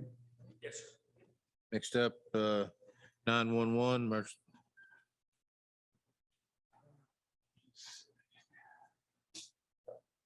I'm going to introduce this by reminding the committee that the 911 is a quasi-governmental agency that was created by an agreement, or actually created by the state legislature. Then in the current iteration, it was created in July 1, 1999, when an interlocal governmental agreement was signed by the county and the 2 cities. As far as concerning this committee, funding is 3 sources of funding. When you get your cell phone bill, you'll see it's what, $1.16 now, Jimmy? $1.50. Yeah, that's right. You pay, everybody that's got a phone pays $1.50 it's collected by the carrier. That's then eventually makes its way back to us, less some kind of little service charge. The state provides funds for us also, and then the local governments provide funds. And the way that the agreement is made is that county basically provides 50%, the 2 cities provide 25%. So counties and the cities have to agree on a funding amount for that year. If somebody says, no, we're not doing it, then if 2 says, yeah, I want to increase funds, one says, no, we don't, then we don't get any extra monies. This year, and I'm gonna let Jimmy elaborate about it, we're requesting from the county $75,000 addition. And then obviously from the 2 cities, we're asking that they split the additional 75,000. And he's gonna tell you why that's necessary. Thank you, Your Honor. You're welcome. Good afternoon. As the judge has said in his earlier presentation, I won't go into all of our numbers and stuff. I've provided some of that for you, and I'm sure you've reviewed that. I won't take up your time with that, but our our numbers are not going down, they're going up. And there's negligible changes from year to year. COVID affected us as well. But all the things that you've heard from the law enforcement and fire and all the other folks out in the public safety realm, we're the starting point for all of it. We are maintaining over 200,000 calls coming and going every year, over 150,000 CAD entries, which are actually calls for service to different places in the community. And I've got a staff of 24 positions, and I'm 7 people short right now. I've got 2 on extended medical leave. So everybody's been working overtime. We are kind of, what I want to explain is our justification for the extra funding this year is to increase our pay scale so that we are more appealing to the job market in Blount County. I've struggled to recruit new dispatchers. And part of our problem is the changing climate right now, as everybody's experiencing. But an additional problem is this. If you noticed our ad we put in the paper to hire new personnel, it says you have to be able to type at least 25 words a minute, have a clean background, do a background check, psychological, physical, and be able to comprehend what's written and what you hear on the phone and type it in, those kind of things. That's kind of deceiving because that's just to be eligible to be hired. Once you're courted and interviewed and we want to hire you, then you have to take a test we have, which is a multi-attention test or multitasking test called Critical. And it's all computerized, and you have to listen and type and answer the radio like they do in real life in there all at the same time. You have to have a passing score of 80 on that. Once you get to that point, then we start the process of our 800-hour, 20-week training program, of which you have to make passing scores on academic as well as practical on-the-job training and be competent in each of 4 areas and obtain a certification in each of those 4 areas. Currently, our failure rate is 60%. So out of every 10 I hire, I get 4 people. And that's killing us. So the reason for this is so that we can try to recruit capable people and retain them for longer periods of time. And we feel like that our starting pay is currently $15.68 an hour. And we feel like if we could raise that to an amount more palatable to the type of people we're trying to recruit, that we may be able to get some good employees, keep them for long periods of time. So that's our concern. And this job is just getting more and more complex all the time with new technologies added. Most all of you have been there and seen the operation. You're familiar with what we do. But when you add school security cameras, when you add different technologies that law enforcement has and the needs of our fire service, all that has to happen simultaneously while we're on the phone giving CPR instructions, which we did almost, if I recall the numbers, we did about 259 times in 2021 here in Blount County. Over 50 times, average 50 times a month, we give CPR instructions to someone who's not breathing, over someone who's with that person over the phone. And that happens simultaneously with all the traffic stops, structure fires, and 911 calls because their dog's lost. We take it and handle it all. And I've just got to have some way to recruit and retain capable people that can, not to make fun, it's kind of a good analogy, I think, tap their foot, rub their stomach, and pat their head at the same time.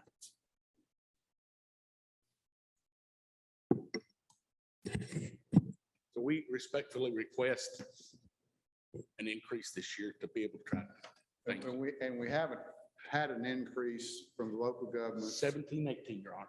Since year 17, 18, or fiscal year 17, 18. So we're looking at 5 years. It's my first year at 911. Commissioner Taylor, you got a comment? Yes, I do. I'm going to say I serve on the board of directors for the 911 center, so I understand where Chief Long or Director Long is coming from. We have to have this money. This is not something that we just pulled a number out of the air. There was a lot of thought process went into it. This is a legitimate number, and like Judge Brewer said, if one entity chooses not to fund it, then we lose the whole thing. It's important. I'm speaking from prior knowledge of my full-time profession. I've seen the comm center grow from a broom closet underneath the fire station in the Maryville Police Department with 2 or 3 people in it. I'm serious. To a multi-million-dollar facility that I'm proud to say is paid for. And we paid it off years and years in advance. I tell you that this is my business. I've dealt with talking to dispatchers for nearly 34 years. We got it going on. I would put Blount County 911 Center up against any in the state of Tennessee. There may be some bigger. I know there's lots of bigger, but they ain't no better. And the money that I say we, because I'm included in it, because I voted to request the additional funds, will not be put to waste. I can assure you, when you lay your head down tonight, you won't have to worry about $75,000 being wasted at the 911 center, because it ain't going to be. And I want to commend, I still call you Chief. I'm sorry. It's just a habit. I'll answer anything. Okay. He's done a phenomenal job. I'm being selfish here on the fire service side. Typically, and I understand this, I've lived in the world for a long time in the public safety world. Law enforcement typically is the tip of the spear when it comes to communications, and that's just the way it is. They have more call volume. Just a whole lot more emphasis has always been put on law enforcement. At first that bothered me. I've gotten used to that. That's fine. I perfectly understand, what makes the system work. But I want to comment and commend Judge Brewer as well as Chief Long. They have really brought the fire side of dispatching in Blount County up to a really, really good level. We don't have to wait on anything. I know when I push that button, somebody's going to answer me, and I know they're going to listen to me, and what I'm asking for, I'm going to get. And they're not only handling calls for the sheriff's department, but all the agencies in this county. It's not like they're sitting there waiting on somebody to call, because they're not only answering the phone, but they're having to dispatch sheriff's deputies, Maryville officers, Alcoa Fire Department, Maryville Fire Department, Maryville Police Department. Let me tell you something. I've sit and watch those dispatchers. I couldn't more than do that job. I couldn't do that job at all. The multitasking that is involved in doing dispatching correctly is worth a heck of a lot more than $15.18 an hour. So anyway, I think you know where I stand on the $75,000 increase request. Thank you. Thank you. Commissioner Anderson. Thank you, Mayor. So you're at 1568 an hour now. What's this money going to allow you to go up to? Well, my board of directors is going to commission me to do a study, I'm sure. Don't want to speak for them, but that's in conversation now. What we're trying to do is raise it a percentage for the lower end. And like I say, not speaking for my board, but what we're discussing is maybe raise it a percentage for the lower end while also giving the tire scale a little bit of a raise, but to help my starting pay for sure. And how we'll do that and how we'll take the pay scale apart, put it back together, that'll have to be a decision that they come to an agreement on. Okay. What's the high end of the start of the, not the starting, what's the high end of the scale right now for your senior people? For a dispatcher, I'm working from memory here, Commissioner. For our dispatcher, it's about at $24.69, I think, an hour they top out at. And for the supervisor scale, which I've got 2 supervisors, actually there's 3 counting the special position I've got that is a supervisor level, but it's at 27 and some change an hour, I believe. Okay, thank you. That's a 19-step scale, so it takes 19 years to get there. Yeah. So we're looking at revamping that as the board would decide and approve of course. Okay, thank you. Jimmy, we have it budgeted for the county to do a compensation study for this year. Would it be beneficial for you all just to come in to the counties? It's not going to be evergreen. We're actually looking at another company to do that. Would it be something that you would want to join? You're talking about going out and hiring a company to do a comp study. Is that correct? No, sir, I don't think, well, and again, I don't want to speak for the board, Mr. Mayor, but my understanding was that we were going to try to come up with a little group to kind of decide that, to bring back to our board of directors. And to look at what other agencies around the area are paying. And try to pay more than they do. Because, and to follow up on what Commissioner Keller, you know, and we are accredited by CALIA. And I don't know if law enforcement's talked with you about that, that we are also accredited. When we made that determination back when local law enforcement and fire decided we want to be the best of the best. We decided if they are going to be that way, we're the starting point with them, we're going to do that too. And at the time that we did this back 12 years ago, better, we were only the 4th dispatch center in the entire state that met those standards. So I'm biased, but we are one of the best out there. Mr. Long, Yes, sir. I would like to make sure that this committee knows that I've got a friend who came and spoke with you and talked and was all excited about that job Yes, sir. until he found out that it was $15 an hour. And he said, I'll go flip hamburgers before I go through all of that.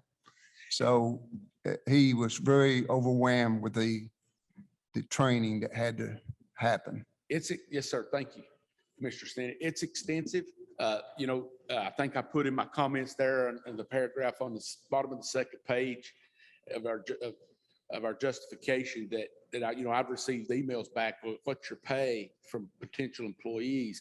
I tell them, well, that job's too stressful. You work 12 hours a shift, and all the stress, never mind.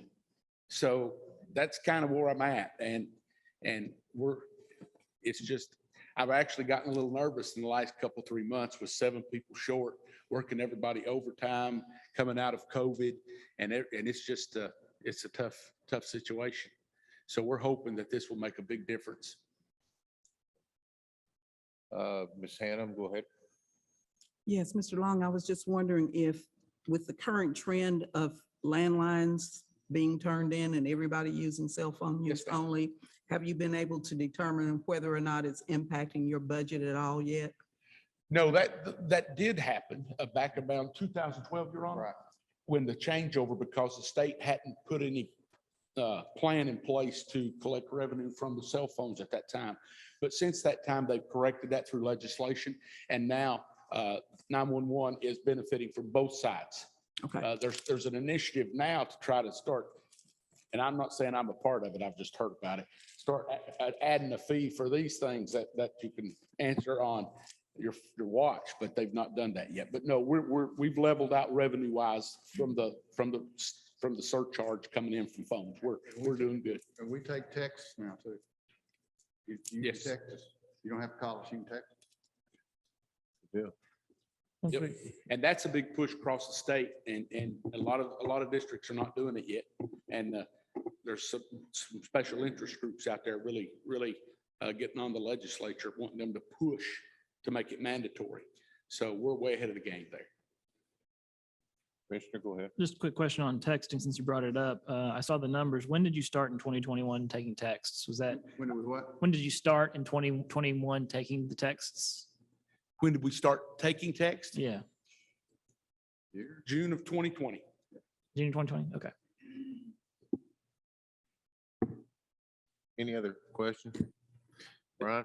Thank you. Just a quick question. Thank you for the packet and all the information. I want to make sure we have a couple years of history and then a projected year in the data here. Are those all budgeted? Are any of those actuals? Are those what? No, I'm sorry, the packet that you supplied that looks like this? Oh, The, our budget. yeah. That's our budget proposal. Okay, so each of the, so prior year is budget, current year is budget, proposed year is budget. Right. They're all budgets. Okay. Yes, yeah. Year before, now, and what we want next year. So does that mean there's no actuals in that? Is that? That's what I think so these aren't, doesn't include actuals here. Actual spending per year. No, there's no actual. Yeah, figure. That's a copy of our budget proposal from the previous 2 years and for this year. Yeah. Thank you very much. You're welcome. I can suggest to you about dollar. Yeah. And if I need to change that next year, please let me know and I can do the way I submitted, I mean. Is there any other questions? Thank you all very much. Thank you. Thank Chief. you all for your time. Have a Appreciate good it. afternoon.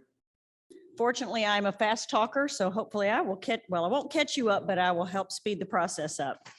As you all know, I'm the Administrator of Elections, and we are in the beginning of an election year that is hopping as usual. So what we do, we execute all elections in Blount County for local, statewide, and federal elections.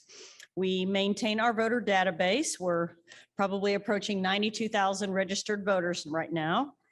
We recruit, appoint, and train poll workers for each election, which is quite a daunting task. I think we're up to 270 some odd poll workers for this upcoming election. We promote the electoral process through high school supplemental voter registrations, as well as assist or help out groups that would like to do their own supplemental voter registration drives. We ensure that we are following all the current election laws and keep the election process following all laws that we are tasked to do. And I say assist, we assisted with redistricting, but we do that as needed. Actually, redistricting on a local level is a we don't redistrict, but we working with our GIS system database, that kind of thing. That was my page 2. Somehow I overwrote it with our first little chart here. I like graphs, I like numbers, I like to see these kinds of things. So what this represents is from March election in 2016 to November of 2020, with the bottom line being absentee ballots. The next line up, which is blue, is early voting, which you'll notice in November elections, it totally outdoes the election day voting. The election day voting is the red line with total voting on the top line. So we love early voting. It's very convenient for voters, and as you can see, it's really catching on. The next one, it shows the new registrations from the last redistricting. So from the year 2011, January 1 of 2011, and through the end of the year, we had 1,451 new registrations and so on. So 12, 13, 14, with obviously 2020 being a record year of 11,732 new registrations. 2021, this is probably a month and a half old. Where we were at 4,761, I believe we're over 6,000 now. So I just thought that was kind of an interesting chart to see. Then with our next page, we have voting by age group in 2020. We have age group 18 to 35 is our smallest age group. That is mostly our transitional students, the folks that haven't gotten into that process yet, and they aren't baby boomers and older, so they don't understand as much as we do. Age 36 to 65, this is our highest, well, not our highest, but in, well, you can see it is a very popular age group for our voters. 66 and plus is second only on for the November election, but our biggest age group is the working age group.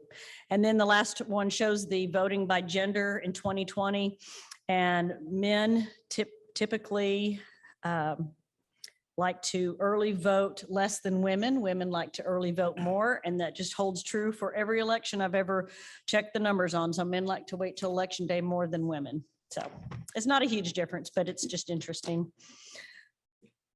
No questions, I'll go ahead and move on for our 2020, 21, 22 accomplishments.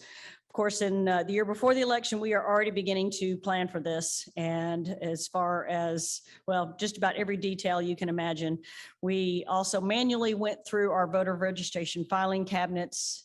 We have a paper copy, an original copy of all voter registrations, and we went through and re-alphabetized because in an election year, things get a little messy. So we like to take care of that in non-election years. We also identify through the National Change of Address report the voters that have moved, and we mail them a forwardable postcard. If we get that information, we make those voters inactive, and then If the card comes back, then we make address changes or purge them if they have moved out of state. We assisted and served on the redistricting committee. I have my staff, 2 of my staff team members got a lot of experience in developing maps for this. So this was something new added to their plate, but it was a great thing for them a great tool to do and a great thing for them to learn. They're already using the mapping system daily, making sure that a new registration that comes in, that they are correctly precincted, and if it's a new road or annexed in, that those are all taken care of that way. The Election Commission has developed a committee to study convenience voting centers, and we're gonna see what about moving that direction. Once again, we will be hopefully reaching out to groups to educate folks on how this really works, and reach out to those who are a little concerned that it does not make voting accessible. And so we're working on that committee, and hopefully we can have something after the August election to sit down with the new county commission members or board members when that happens. And since April 1 of 2020, which was Census Day, like I said, this is a little bit old, we had 14,769 new voters registered out of, at that time, 90,921. That's 16% of our total. So, but it grows daily. All right, our goals for this year. We would like to problem-free successfully execute 3 elections. We have the May 3rd county primary, Rockford City election. August 4th is the federal and state primary, county general, and the Friendsville and Louisville City election. November 8th is the federal and state general, Alcoa, Louisville, and Maryville City. You all are probably aware that our school boards, both county and cities, have all become a partisan election. So they have 2 elections, just like the county commissioners do. The city councils do not have a partisan election, so they will only run in the general municipal elections. We would sure love to relocate our headquarters. If you haven't been in the election office lately, you should come down and visit. We are getting smaller and smaller by the size. Things have shifted back into our office, and it's okay, but we really need some new space. And we did try this past year, but with the cost of building materials, we were not able to fund that. The county commission did not allocate money in case that COVID supplies were much more expensive. So we certainly would like to be able to move into a new facility that would have a multi-use plan where there could be rooms for other community meetings or, county commission events where we could also be there as well. And just have a place to store our equipment, keep all our stuff together, and possibly have early voting as well. And we hope to have record turnout at the polls for this November election. Any questions so far? I have not gone there through any any of questions? these. I am so sorry. Okay, somebody's been moving for me. Thank you. Here we go. Do you want to talk about the additional budget request worksheet first? Continue. I didn't see any lights, so just keep talking. Okay, all right. There are 2 staff members, one that I would like to raise to a chief deputy, and another I would just like to get him paid better than what you can get paid at a fast food restaurant. So those salary increases are in the additional requests. And the Election Commission would like to increase the number of full-time staff. We need a new office for that, for sure. All right, as far as additional operating requests, we did ask for, we have a shortage every year for our poll workers. We have 191,000. That does not cover fully 2 elections worth of poll workers. It's approximately $110,000 per election just for labor. So we're asking for an increase there of 29,000. If we change to voting centers, election day labor would be decreased by 68%. So that would be a huge cost savings, machine-wise, maintenance costs, everything. Anyway, so just putting that little seed out there. Advertising costs have gone up, so we just made sure we have enough in our budget to include for all 3 elections. We closed down the maintenance agreements and put it all into licensing. So it basically, we increased it by $2,000 because we kept going under. And so I don't like to have to shift money around to take care of deficits all the time. Our rental fee for Foothills Mall, it's $750. We get it for the full month. We're utilizing it for election day and early voting training. And then we will have early voting there. It proved highly successful in November of 2020. And we hope that folks will remember that and come back and early vote at the mall where we have 5,000 or 6,000 square feet, plenty of room. It was perfect in the middle of COVID, but hopefully people will remember that.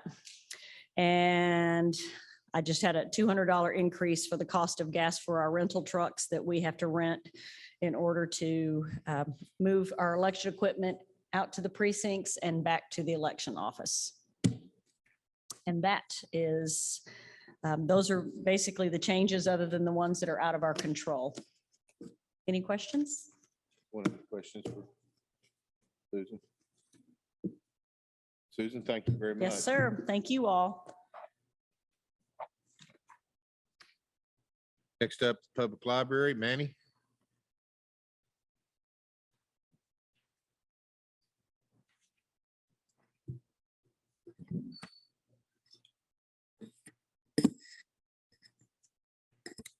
Good afternoon. Can you hear me okay? Good, okay. I just want to say I've been here for nearly 2 months now. And I am so grateful and so happy to be working here in Blount County, specifically the library. First, the staff is absolutely tremendous, and we have some here today showing their support. The guidance from the Board of Trustees, and then working with the terrific group of dedicated volunteers, of Friends of the Library, as well as the foundation. And I look forward to working with the mayor and fellow department heads and the commissioners in the local cities and towns that encompass Blount County. So, okay, so we have our mission statement there, but what I'd like to do is just explain some of the resources and services that we offer at the library. Now, we only have a few up there because we would be here all day just talking about all the services that we provide. First one, computers and internet. There are many patrons that attend our library that don't have a computer and don't have Wi-Fi, and they find the library as a resource, as they should. A place to come, to have free internet, free Wi-Fi, use all our services. Programming, we're going to be ramping up programming, especially at the start of fiscal year 23. And we couldn't do that without the support from the Friends of the Library. Our youth services has a outstanding summer reading program in store, as well as our adult programming as well. And we're also bringing back our popular Hot Summer Nights concert series. Professional development. In order to have tremendous customer service and a terrific staff needs to attend workshops and go to conferences. Practice makes perfect, including myself. I am a strong supporter of that, and the entire staff continue to do that just to brush in and sharpen their skills. Our vetted resources, our database galore that we offer at the library, again, free of charge with a valid library card. Our meeting spaces, we have 2 terrific rooms, large enough rooms, and used to have the budget hearings there, apparently. We have that. We have a wonderful boardroom as well as a learning lab, and they're constantly being booked. It's very popular in the county. The library is a community gathering space. I've always said this, that the library is actually the hub of the community. It's the one public municipal building that all ages can come and get something out of it, whether they'd be a young child to an adult. They can always find something at the library. And oh, by the way, we still have books, but we still have that. But we have such a plethora of resources and services that we provide. some of our accomplishments, I'd like to point out Sky-Fi tables. Now, they have been installed at the Martin Luther King Junior Center, and that was in partnership with the local Kiwanis Club, County IT, especially Justin with IT, and Parks and Recreation. And this was funded through our Carnick grant. And we just show our gratitude to the bodies that helped make this happen. We were ranked 3rd in the state. So there is a service called Tennessee Reads, and that's where you patrons can check out ebooks and download audiobooks. And in 2021, Blount County was ranked number 3 in the entire state. The only 2 libraries ahead of us were up in Nashville. So it's something to really be proud of. We completed our Eileen Kelly Teen Room. And this is something that's actually very, I find very, how can I put it?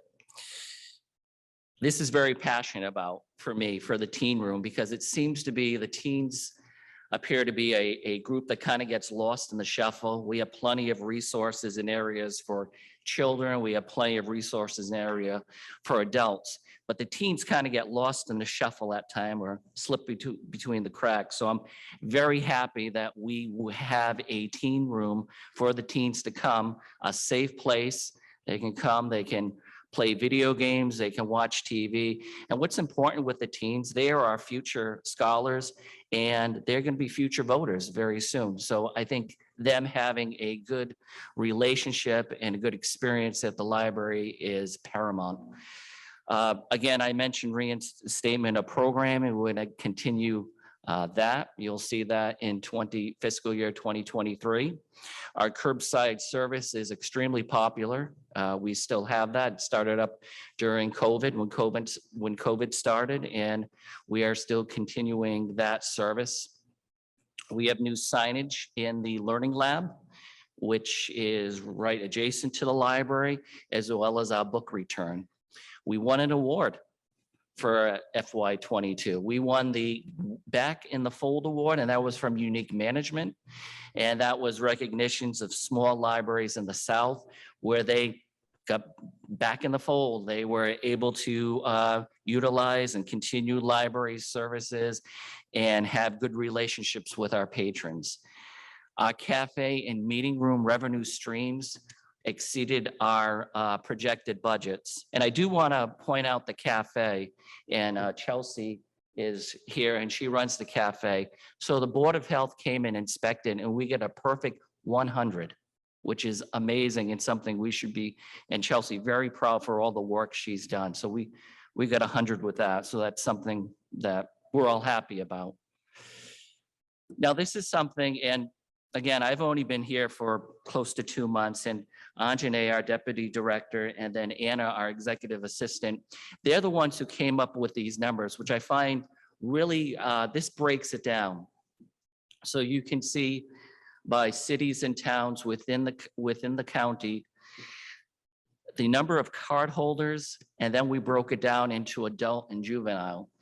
And then you see a town like Townsend. Now, according to the 2020 census, the population is 550. And if you round up, 92% of the population in Townsend has a library card, which, you know, that's a great figure. But you look at a city like Maryville, 40%. So we're almost at 50% of the city that has a library card. There's also library card holders from outside the county, if they're from Knox, Anderson, Sevier, and whatnot. We have that as well. So our goals for FY23. We're currently at 52 hours, and we intend to increase that back to 63.5 hours. Majority of libraries in the state of Tennessee have reverted back to their hours. The only issue that we're going to have is when we were at 69.5 hours, we had 52 staff, and we're going to begin July 1st at 69.5 hours with 34 staff. So there's a difference there. It's not in the cards for this current fiscal year for more staff. It wasn't working and wouldn't compute But I just want to put it on your radar for next year that, I'll be coming back here asking for additional part-time staff. I'll have 9 months of data to back me up as well. Automation of the library. So we're doing that this week. The library is actually closed. And we are essentially tagging all our materials with these RFID codes, radio frequency identification codes. Now, why are we doing that? Because we want to improve our services and the transactions with our patrons. So now patrons down the line will be able to check their materials out using self-checkout machines, like you see at Kroger or at Home Depot. There are some patrons that are in a hurry, or they're there with one of their children and they're acting up, they want to get out really quick. They can go to our self-checkout and check their materials out. We'll still have staff at our circulation desk, still giving 100% when it comes to customer service. But this is just another service that we can offer to the residents, and it makes everything go quicker. The transactions will be quicker. This is something that I had in my previous library, and it does make a big difference. The other goal that we have, and we are going to be doing this, is working more with county departments. Starting in FY23, our entire IT will be handled by Justin, include the maintenance as well as the personnel. And also our general services, our maintenance will now be handled by Don Stallions. He'll be handling the maintenance as well as the personnel. Again, this is another way of working together. And again, I came from something like this. And when more departments work together, the more things get done. And so now it'll save myself and Anjane and Anna time instead of dealing with plumbing issues and electrical issues, nothing we went to library school about, and we can hand it off to individuals that handle this all the time. So now we can focus more on new resources and working on the library services. So here is our budget request. So our staffing allocation is at $1,310,097.22. Our benefits allocations at $437,306. Our operation allocation, our expenses, $876,785.95. Capital allocations at $0. So the total appropriation is $2,597,432.80. Now that is an increase of $34,000, but please understand that with that increase, $28,618 is going right to state retirement. So the majority of that, it's really, you're looking at $5,300 as far as an increase for the library's budget. Now, we will meet our maintenance of effort, which was set at $2,461,732. And we do thank the three bodies that work with us with the maintenance of effort, which is the Blount County government, City of Alcoa, and the City of Maryville. We're looking at estimated generated revenues. Again, this comes from the cafe and it also comes from the meeting rooms. We're estimating $135,700. Now, we think we will accomplish this because again, we're going to be open 69.5 hours. So there is going to be an increase in hours. With that being said, there will be more meeting room usage. So the total funding would come out to $2,597,432.80. So that is the proposed budget for FY23 for Blount County Public Library. And I'll take any questions that you may have. Go ahead, Commissioner. Manny, I wanted to say welcome. Thank you. Our first budget hearing. We usually, for the new guy, we cut his budget in half, but you so nailed the pronunciation when you said Merville that I think we're gonna let it slide this time. I've had a lot of help with that, and I try not to let my accent out. I just wanted to say that I really liked to hear about your comments about working with Don's office and Justin. I think that's going to be a good relationship for the library. My question is on the capital requests that are coming up, can you talk to us a little bit about the condition of the building envelope and what that entails? Because it does look like a significant expense coming up in a couple of fiscal years. Okay.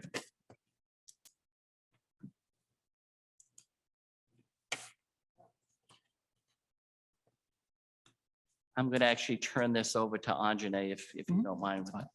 And I'm probably going to redirect it to Rand. Yeah, this These- has been the gift that keeps on giving right here. Yes. This has been something we've been dealing with. And Anjane, go ahead. You know as much, you and Randy, and we've been, So correct. we've me been if- working on this for 10 years, I guess, 8 years anyway, it seems like. So, but go in- ahead. In fiscal year 20, $66,000 was moved into a capital fund from our special library fund to cover is it project management for the library needs a new roof. And so we are working towards getting a roof, and the 66,000 was taken out to cover the project management, the drawings, all the steps that come with that. So what you're seeing is that being carried over from every year, but that process started in 2020. Okay. Fiscal year 20.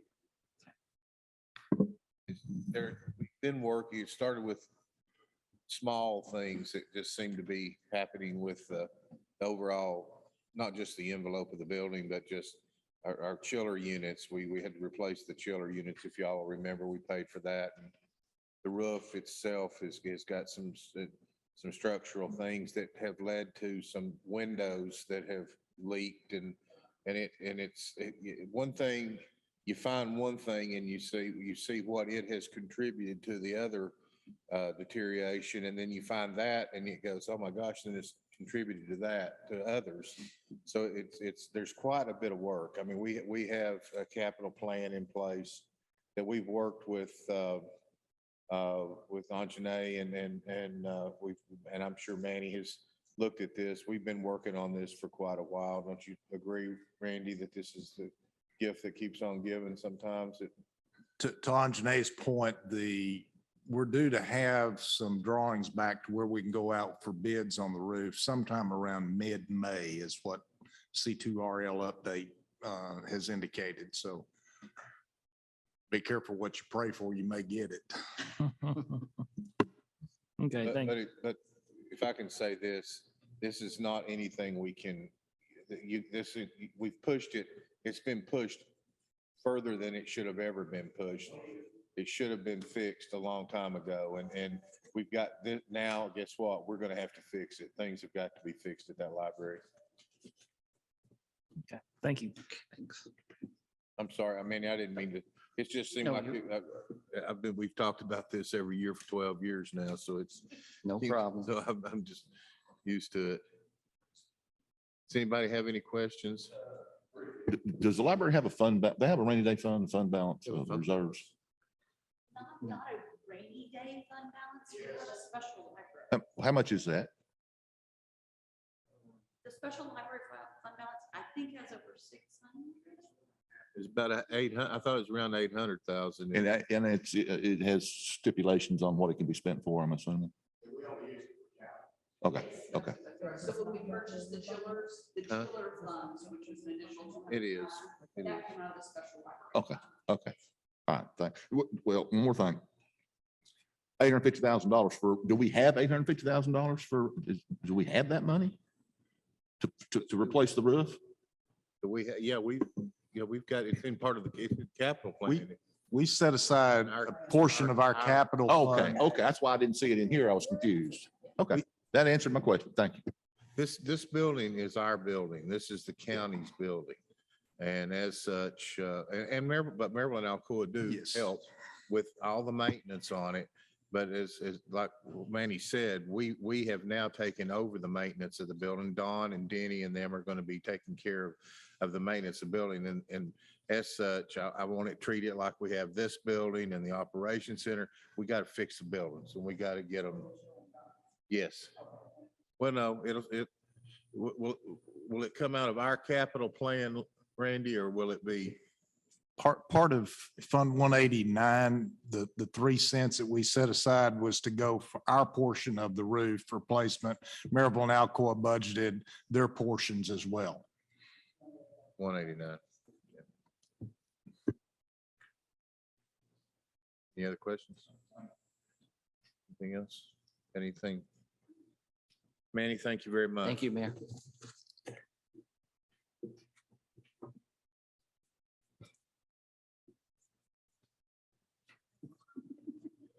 That'll come out of your number 185. Okay, are we done for the day? Yeah. Okay, thank y'all. We appreciate everybody being here. Just say yes and I'll leave. Oh, I'm pretty easy. to are we please. through? Okay, thank you. Am I last? Aren't you always? Aren't you always? Not much of a crowd. Yeah, I am usually. Well, Go ahead. Parks and Rec for our budget request this year. I mean, a little bit about Parks and Rec real quick. And I'm going to run through these slides real quick because I know like Commissioner Stinnett and Kelly was telling me earlier, so we know everything we need. We know about you. Just how much do you want? Kind of what you want about that. But I'm going to give you a little backdrop anyway, just so a little background so you understand. You know, we currently have 21 full-time employees, 9 of those maintenance, 5 at our rec centers, and we have 7 that are administrative office. We also have, right now, we really have a little over about 8 or 9 year-round part-time employees. But our seasonal employees, we have at least 180 seasonal employees a year that we utilize. You know, during our peak time, during the summer, our payroll will have 190 to 200 people on it. So we do, although there's only 21 full-time employees, our budget includes a whole lot more than just the full-time employees. Our facilities, we maintain over 200 acres, includes 2 outdoor pools, 3 rec centers, a senior center, disc golf course, dog park. We got 16 parks in our system, 14 pavilions, 2 lake parks, 1 Louisville Point, 1 Singleton Park, which are both county parks, both very popular. Many of you are familiar with a lot of the events we have during the year, you know, we have the hometown Christmas, the 3 governments, hometown Christmas, including the one here at the courthouse, the mayor. Of course, our big Smoky Mountain Classic every year. We also have although we don't run a tournament, we have another senior Smoky Mountain Classic tournament that comes in every year now. It's for ages 50 and over, goes all the way up to 75 and over. And we'll have throughout East Tennessee, there's about 200 teams that play in that. So they'll be playing at our parks for like 10 days straight. So, you know, our estimate, all these special events generate between $2 and $3 million a year. You know, the Smoky Mountain Classic alone will generate economic impact of $1 million for the weekend. So it's our estimation of all of our events and things like that will bring in an estimated economic impact of about $2 to $3 million a year. Programming. Numerous programs, youth athletics, adult athletics, camps, fitness, arts, aquatics, outdoor recreation. That's just a small sampling of it. We had over 5,700 people just register for programs that we take registration for. They don't include the number of people that come to the pools, the number of people that come to the rec centers, the number of people that come to the parks and that kind of thing. So that's just the people who register on our register for programs. We've really seen a big uptick post-COVID for program registration, especially youth. I think parents are ready to get their kids out of the house. So it's showing, you know, we started seeing that last summer and it's continued this spring. So we're seeing a big uptick in our programming. Our budget request, which we'll get to it here, the operating budget, $793.47. That gets more than that, Joe. Do what? You said $793.47. 793,047. Did I say 700? I'd like to go on record. I'm sorry. I didn't want Amy Beth to print that you only wanted $793 this year. The increase compared to last year, majority of that is for, like everybody else here today, it's people. We updated our compensation classification plan this past year. And the result was an increase, especially in introductory pay for some of our lower end, but it also, as most people have done the plans around here, when you increase one, it's an uptick as you go on up the scale. So it did involve an increase in full-time. But what the big increase, I'm not saying it's bigger, but a large increase in this is our seasonal employees. You know, high school kids are not accepting minimum wage for pay. We're just, it's a different world now where we used to pay minimum wage to work in concession stands or work day camps. You know, those days are gone. We're competing with the fast foods. I've heard the 3 or 4 presentations here before me, kind of the same thing. So we've had to increase our seasonal employees a little bit too. And when you got 180 to 190 seasonal employees working, you know, our lifeguards are having to go from $8.50 to $10.50 an hour, you know, an increase like that. So those are the kind of things we're looking at. So a lot of that increase this year is personnel. And then some of it also is, you know, Parks and Rec, we're a lot about programming and providing programs, but we're also kind of like a public works department too in what we do in the parks. Things like gasoline, supplies, fertilizer, seed, that stuff is doubled. Any department that's in public works that's using any kind of fertilizers or seeding or anything like that, those products have doubled since last year. Gasoline, the gas bill I've got the last few months is double what we paid this time last year. So we're seeing a big increase and it trickles on down to supplies, garbage can liners, everything. I think we all realize everything has gone up, and that kind of, when it comes to taking care of parks, that has really affected us quite a bit. So that's our increase. That's a reason for the increase this year. The capital budget for this coming year is the Everett Senior Center. It's been discussed. I heard you talk about the library. The Senior Center has been discussed for a couple of years too, and we're hoping to get that project going. And met with Chris Oro week before last. His plans are still to get it ready and bid and hopefully start the project in early June is what he's saying. So that's what they're telling me. So that's what we're hoping. And you can see the county's portion of that, 420,000, that's an estimate. That's kind of when we got our estimates from the mayor, and I know Randy was involved in those conversations, what he estimated this project would cost. We kind of upped that a little bit because it's been about a year and a half ago. So we got 300,000 from the state. The remaining balance of what that project will cost, 60% of it's the responsibility of the county, 30% City of Maryville, 10% Alcoa is how it was divided up. So we're estimating the county's portion will be $420,000.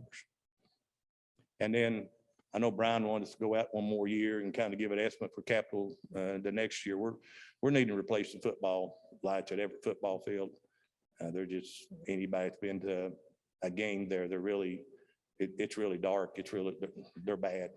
Let me just put it that way. So, we're looking at wanting to update those. We just put in new athletic field lights at St. Springs Park with LEDs, and it's amazing. Of course, you guys have seen some of that too in some other fields. But it's amazing what it does, and it's a whole lot cheaper to operate too. So we estimated that cost for not this coming budget, but for the next to help you plan $220,000 for that. Anybody have any questions for Mr. Huff? Anyone? Joseph? Thank you. Great, appreciate it.